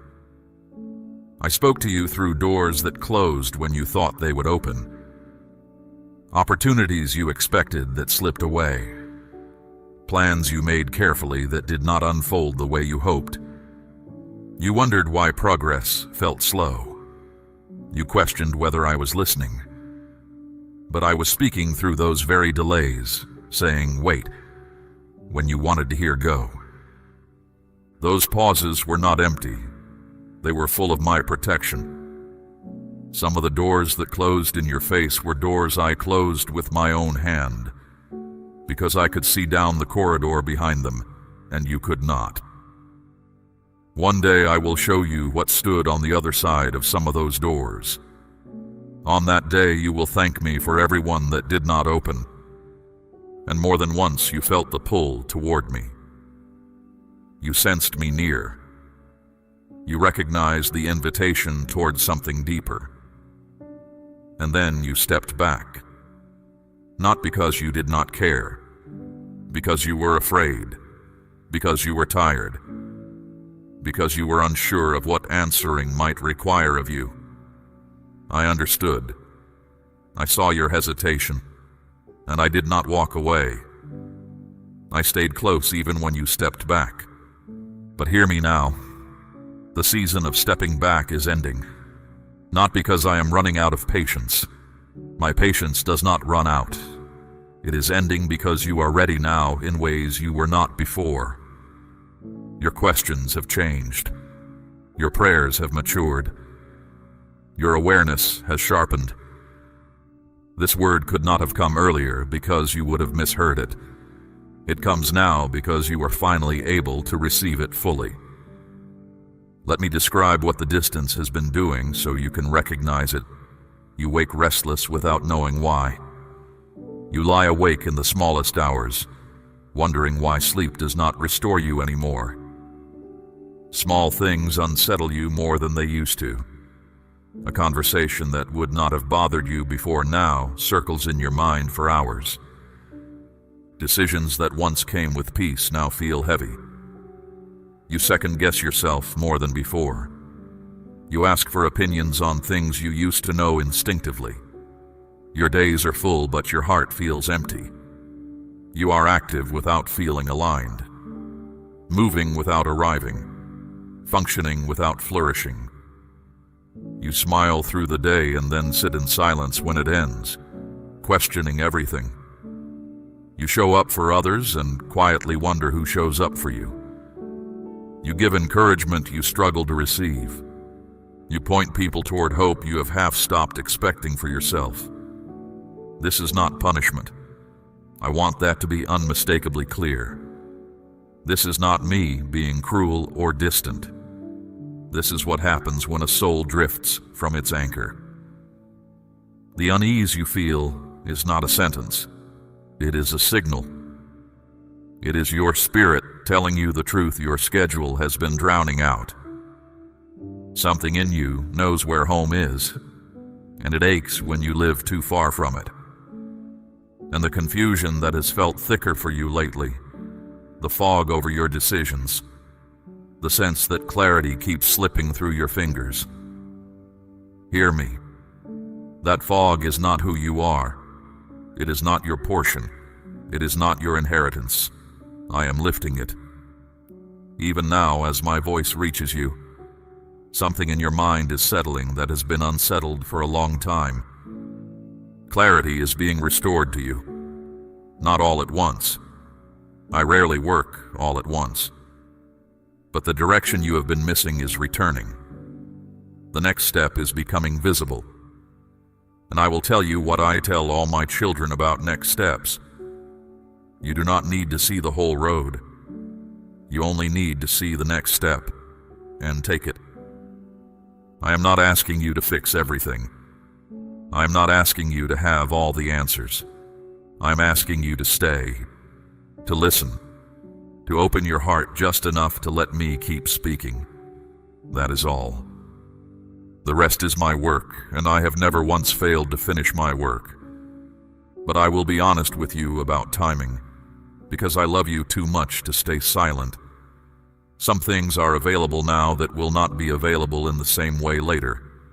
Not because I withdraw. I do not withdraw. But seasons change, circumstances move, people move. There is a rhythm to what I am doing in your life, and this moment is part of that rhythm. Postponing has felt safe to you. It is not safe. It only spreads the cost out so thinly that you do not notice yourself paying it. Every season you spend waiting for easier does not come, and something quietly dims. I am not warning you to frighten you. I am warning you the way a father warns a child near the edge of something. Out of love. Only love. So let today be the day the postponing ends. Not with a dramatic vow, with a small, real turning. A heart that says, I am done keeping you at a distance. That is enough. That is all I have ever needed from you. Give me that opening and watch what I do with it. Now I want to speak to what you carry in your body. A pain that has been present too long. A diagnosis that changed how you see your future. A physical weariness that rest has not been able to touch. Something in your body that has been narrowing the space of what feels possible. I see your body, not just your spirit. I am present in the physical reality of your life, not only the unseen part of it. I form the frame you live in, and I have not forgotten how it works. I am at work in bodies right now, doing things that human understanding does not have clean categories for. And some of the people receiving this word today are among those whose bodies will tell a story with my name on it. So I want you to do something simple. Place your hand on the place that carries the most pain. Do it quietly and tell me you trust me with it. That is the entire prayer. I do not need a long and carefully worded request. I need the honest, simple prayer of a person who is hurting and believes I am able. That kind of prayer moves me every single time. Now let me go where fewer voices are willing to go. I want to talk about the relationships that left marks on you. The ones that were supposed to be safe and were not. The person you gave the most vulnerable parts of yourself to, who handled that trust carelessly. The love that was real but broken in ways that wanting could not fix. The friendship that dissolved and left a gap you were not expecting. The family member whose words did something in you that you are still working through years later. You have brought these to me in moments you may not have recognized as prayer. The late-night replays. The conversations you have gone over and over searching for what you should have done differently. The quiet anger you have almost, but not entirely, released. I was in those moments. I heard you, even when you were not sure you were speaking to me. I want to say something specific about the pattern you are afraid of. The one that makes you wonder if certain kinds of hurt will just keep finding you. If there is something in you that draws the wrong things or drives away the right ones. Hear my verdict on that pattern. It is not your identity. It is not a sentence on your future. What was learned can be unlearned, and I have been working in you in this area longer than you know. The version of you who accepted less than you were worth, because some part of you had decided that was all you deserved, is already being replaced. You will see the evidence in what you say yes to, and in what you finally feel settled enough to say no to. The shift is already underway. It simply does not announce itself before it becomes visible. I also need to speak to the unforgiveness, not the hot kind. You moved past the hot kind long ago. I mean the cold kind. The compressed, quiet residue you labeled as finished because you stopped talking about it out loud. The pocket of something that still tightens when a certain name comes up, or a certain memory surfaces, or someone describes a situation that rhymes with yours. You are a little ashamed of still having this. You know what I have asked of you, and you are not sure you have fully done it. I am not coming to you with accusation. I am coming with something more useful. The truth about how forgiveness actually works. Real forgiveness is not something you produce by trying harder. It is not a decision you make once and then feel continuously. It grows in you when you stop trying to carry the offense yourself and bring it honestly to me. When you say, I cannot make myself be done with this. I need you to do something in my heart that I cannot do on my own. That is the prayer that works, not the one where you command yourself into a feeling, the one where you come to me empty-handed and ask for help. Bring me the thing you almost, but not quite, let go of. I will carry the rest of it, and the space it leaves behind will not stay empty. I will fill it with a piece that makes more sense of what happened than the holding on ever could. Understand why this matters so much to me. It is not that I am keeping score of your obedience. It is that unforgiveness is a weight tied to your ankle by someone who is not even walking beside you anymore. They are gone, and you are still carrying the heaviest thing they left behind. I want it off you, not for their sake, for yours. And when it lifts, you will notice things you had stopped noticing. Sleep will come easier. Certain rooms will feel lighter. Certain memories will lose their sting without losing their lessons. Forgiveness does not rewrite the past. It releases the past's grip on your future. That release is part of the restoration I am bringing you. Do not be discouraged if the letting go happens slowly. Some chains fall off in a moment. Others loosen little by little, day by day, prayer by prayer. Both are my work. What matters is the direction, not the speed. Keep bringing it to me, and one day you will reach for the old weight and find it gone. Because that is what this season is, hear the word clearly. Restoration. I am about to restore what you lost. Not always in the original form. Some things return as they were. Others return transformed, larger, in shapes you did not expect. But the substance of what was taken from you, the peace, the confidence, the closeness, the joy, the years that felt swallowed, I restore. It is one of my oldest promises, and I have never broken a promise. Say, I trust you, Lord, if you believe restoration is written over your life.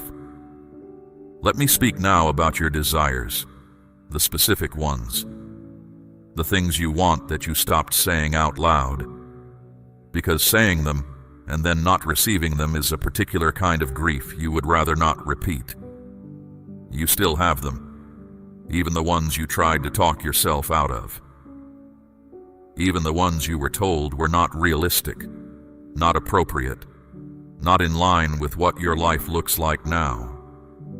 You still want what you want, and some part of you carries a low shame about the wanting itself, as though the right spiritual posture would be to release it all and arrive at a perfect peace about whatever comes. Hear me on this. I placed those desires in you. The longings you carry are not evidence that something is wrong with you. They are evidence of what I have been preparing to bring. The hunger and the fulfillment come from the same source, from me. And I do not place a hunger in someone for something I have no intention of satisfying. I do not work that way. I am not that kind of God. The specific things your heart has held on to are not foolish. They are not too much. They have not been forgotten just because the timing has been different from what you expected. Watch for them to arrive differently than you pictured, because that is almost always how I move. Not through the door you were watching, through the one you stopped checking, but when it opens, your spirit will know. The recognition will come before the explanation. Now let me tell you where you are standing, because you cannot see it from inside your own life. There is a shift already in motion. It is not coming because you finally earned it, or got everything right, or found the correct spiritual formula. It is coming because one season is giving way to another. There is a season of forming and a season of fruit, and they always come in that order with me. A field lies quiet before it feeds anyone. Yours has lain quiet long enough. What is approaching is not simply an improvement in your circumstances, though those are shifting too. What is coming is a different way of being inside your own life. A mind that rests more easily, a heart that is less defended, a spirit with more room in it, because it has released things it was never meant to hold permanently. A joy is coming that does not need everything to be going well in order to exist. It will not be sourced from your circumstances. It will be sourced from knowing who I am, and from the settled certainty that I am with you and nothing can change that. That kind of joy cannot be taken by bad news, because it was never given by good news. You are going to look at yourself in a season not far from now and be surprised. Not mainly by what changed around you, though that will be real. By what changed inside you. By the person you became while you were so focused on surviving that you did not notice you were also growing. The steadiness you carry now, the depth of your presence, the quality of peace in you that people will feel before you explain a word of it. That transformation is the work I am most pleased with, not what I am placing in your hands from the outside, what I have been growing in you from the inside. Anyone can be handed things. Not everyone can carry them. You are being made into someone who can carry what is coming, and that making is nearly complete. Now let me return to the word I spoke over you, restoration. I want you to understand how far it reaches. The confidence that was chipped away, conversation by conversation, year by year. I restore it. The trust that was broken by people who should have guarded it. I rebuild it carefully so that you can love again without flinching. The sense of purpose that quietly leaked out of your days. I return it clearer than it was before. Even the time. I know how you grieve the time. The years you feel were swallowed by the struggle. The seasons you spent just holding on while others seemed to build and flourish. Hear my promise. I am the God who repays the years. Not by turning the calendar back, by making the years ahead so fruitful that the arithmetic of your life stops making sense. More will grow in a short season with me than was lost in a long season without, and there is fruit ahead of you that will reach beyond you. The ones you love, the ones you carry in prayer, the ones whose names you bring to me when no one is listening. What I am doing in you is not sealed inside you. Blessing moves through a person like water through a channel. As you are restored, restoration will begin to touch the lives connected to yours. You will see changes you prayed for and stopped expecting. Watch for them. Do not try to calculate how all this will happen. Calculation is not your assignment. Trust is your assignment. The steps between here and there belong to me, and I have already numbered them. Your part is today. Walk with me today, and let me be the one who joins the days together. And walk lightly. You have been walking braced, shoulders tight, waiting for the next blow. That way of walking made sense in the season you came from. It does not fit the season you are entering. The ground ahead of you is not a trap. It is a path, and I laid it myself, and I do not lay paths that lead my children nowhere. You wondered sometimes whether you had disqualified yourself somewhere along the way, whether one of those wrong turns took you off the map of what I could bless. My child, you were never off my map. There is no off my map. Every place you wandered, I had already been. Every detour you regret, I had already measured. And the path from exactly where you stand to exactly what I promised is already built. Now receive what I am speaking over you. These are not wishes. These are declarations from my mouth, and my word does not return to me empty. It accomplishes what I send it to do. So let each one land on you like rain on dry ground.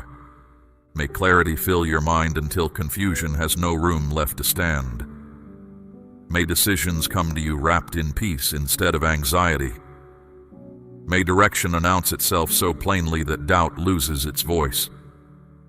May you walk in such certainty that hesitation becomes a stranger to you.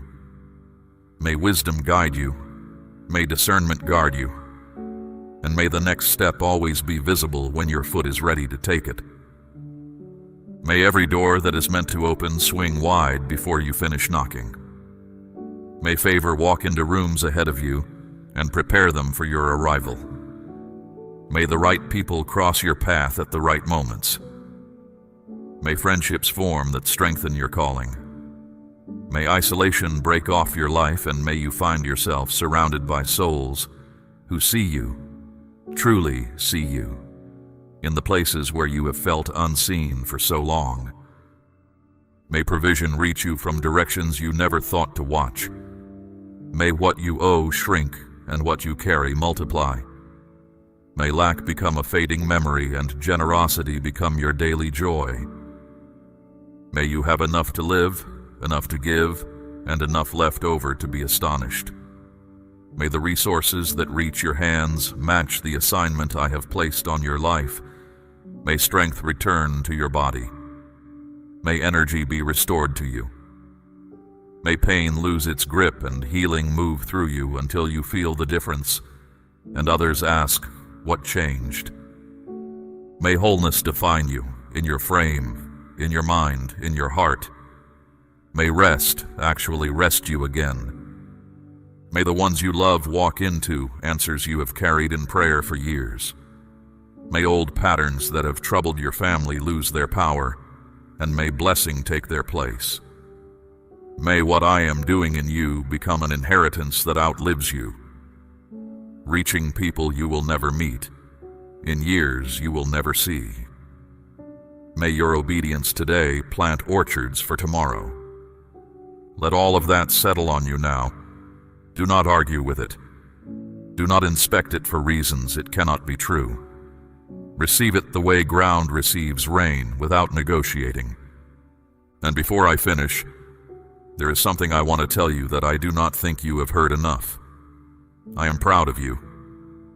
Not of a performance. Not of the version of you that has everything together. I am proud of the actual you, the one who has walked through a hard season and has not stopped walking, the one who finds the way back to me even when finding the way back takes more effort than it should, the one who is still here, still listening, still believing at some level that this voice is real and this conversation matters.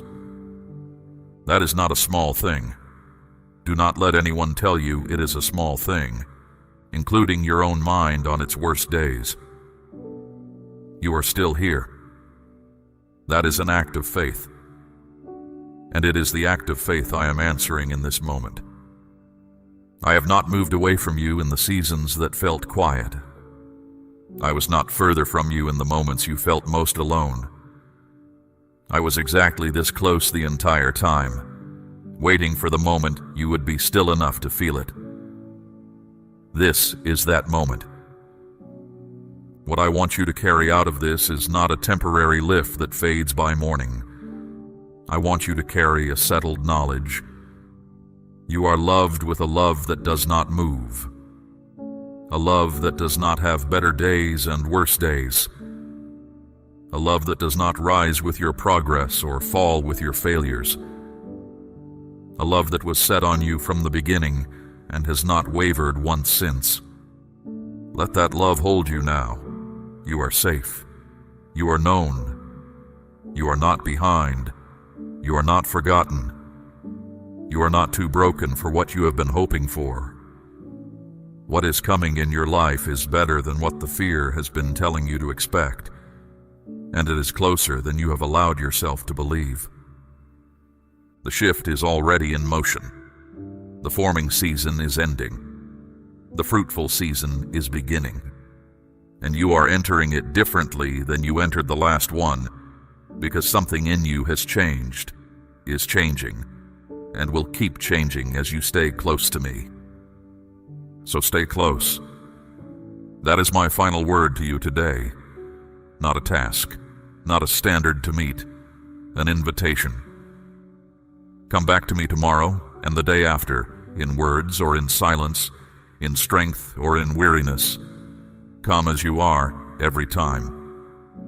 The door between us has no lock on your side to be ashamed of. It stands open. It will always stand open. When the old fear whispers again at 3 a.m, and it may, answer it with what you heard today. Say, I am not forgotten. Say, my door is still open. Say, the one who made me has never once looked away from me. The fear cannot survive in the presence of those words, because those words are true, and it is not. And when the enemy of your soul reminds you of your past, do what my children have always done. Remind him of your future. You are not the person who was left behind. You are the person who was being made ready. There is a difference, and all of heaven knows it, and soon you will know it too. Walk out of this moment lighter than you walked in. Leave here what you have been carrying that was never yours to carry. Take from here what I have spoken, every promise, every declaration, every word of love, and let it work in you quietly through the days ahead. My word is like seed in soil. You will not see it working. And then one morning, you will see nothing but the harvest. I love you, not the cleaned-up version of you. You. As you are, where you are, with everything you carry and everything you hope. That has always been true. It will always be true. Nothing you have done and nothing done to you has ever made it less true. Now go into your day and take me with you, because I am going with you either way. This conversation does not end here. It simply changes form. I am in the morning you wake into. I am in the room where the hard thing waits. I am in the quiet at the end of the day. Listen for me. I will not stop speaking to the heart that wants to hear. Say, "Yes, Lord, I receive it all," if you are ready to walk forward with me. We run on viewer support only. For exclusive member-only content, scan the QR or see the pinned comment. God bless you.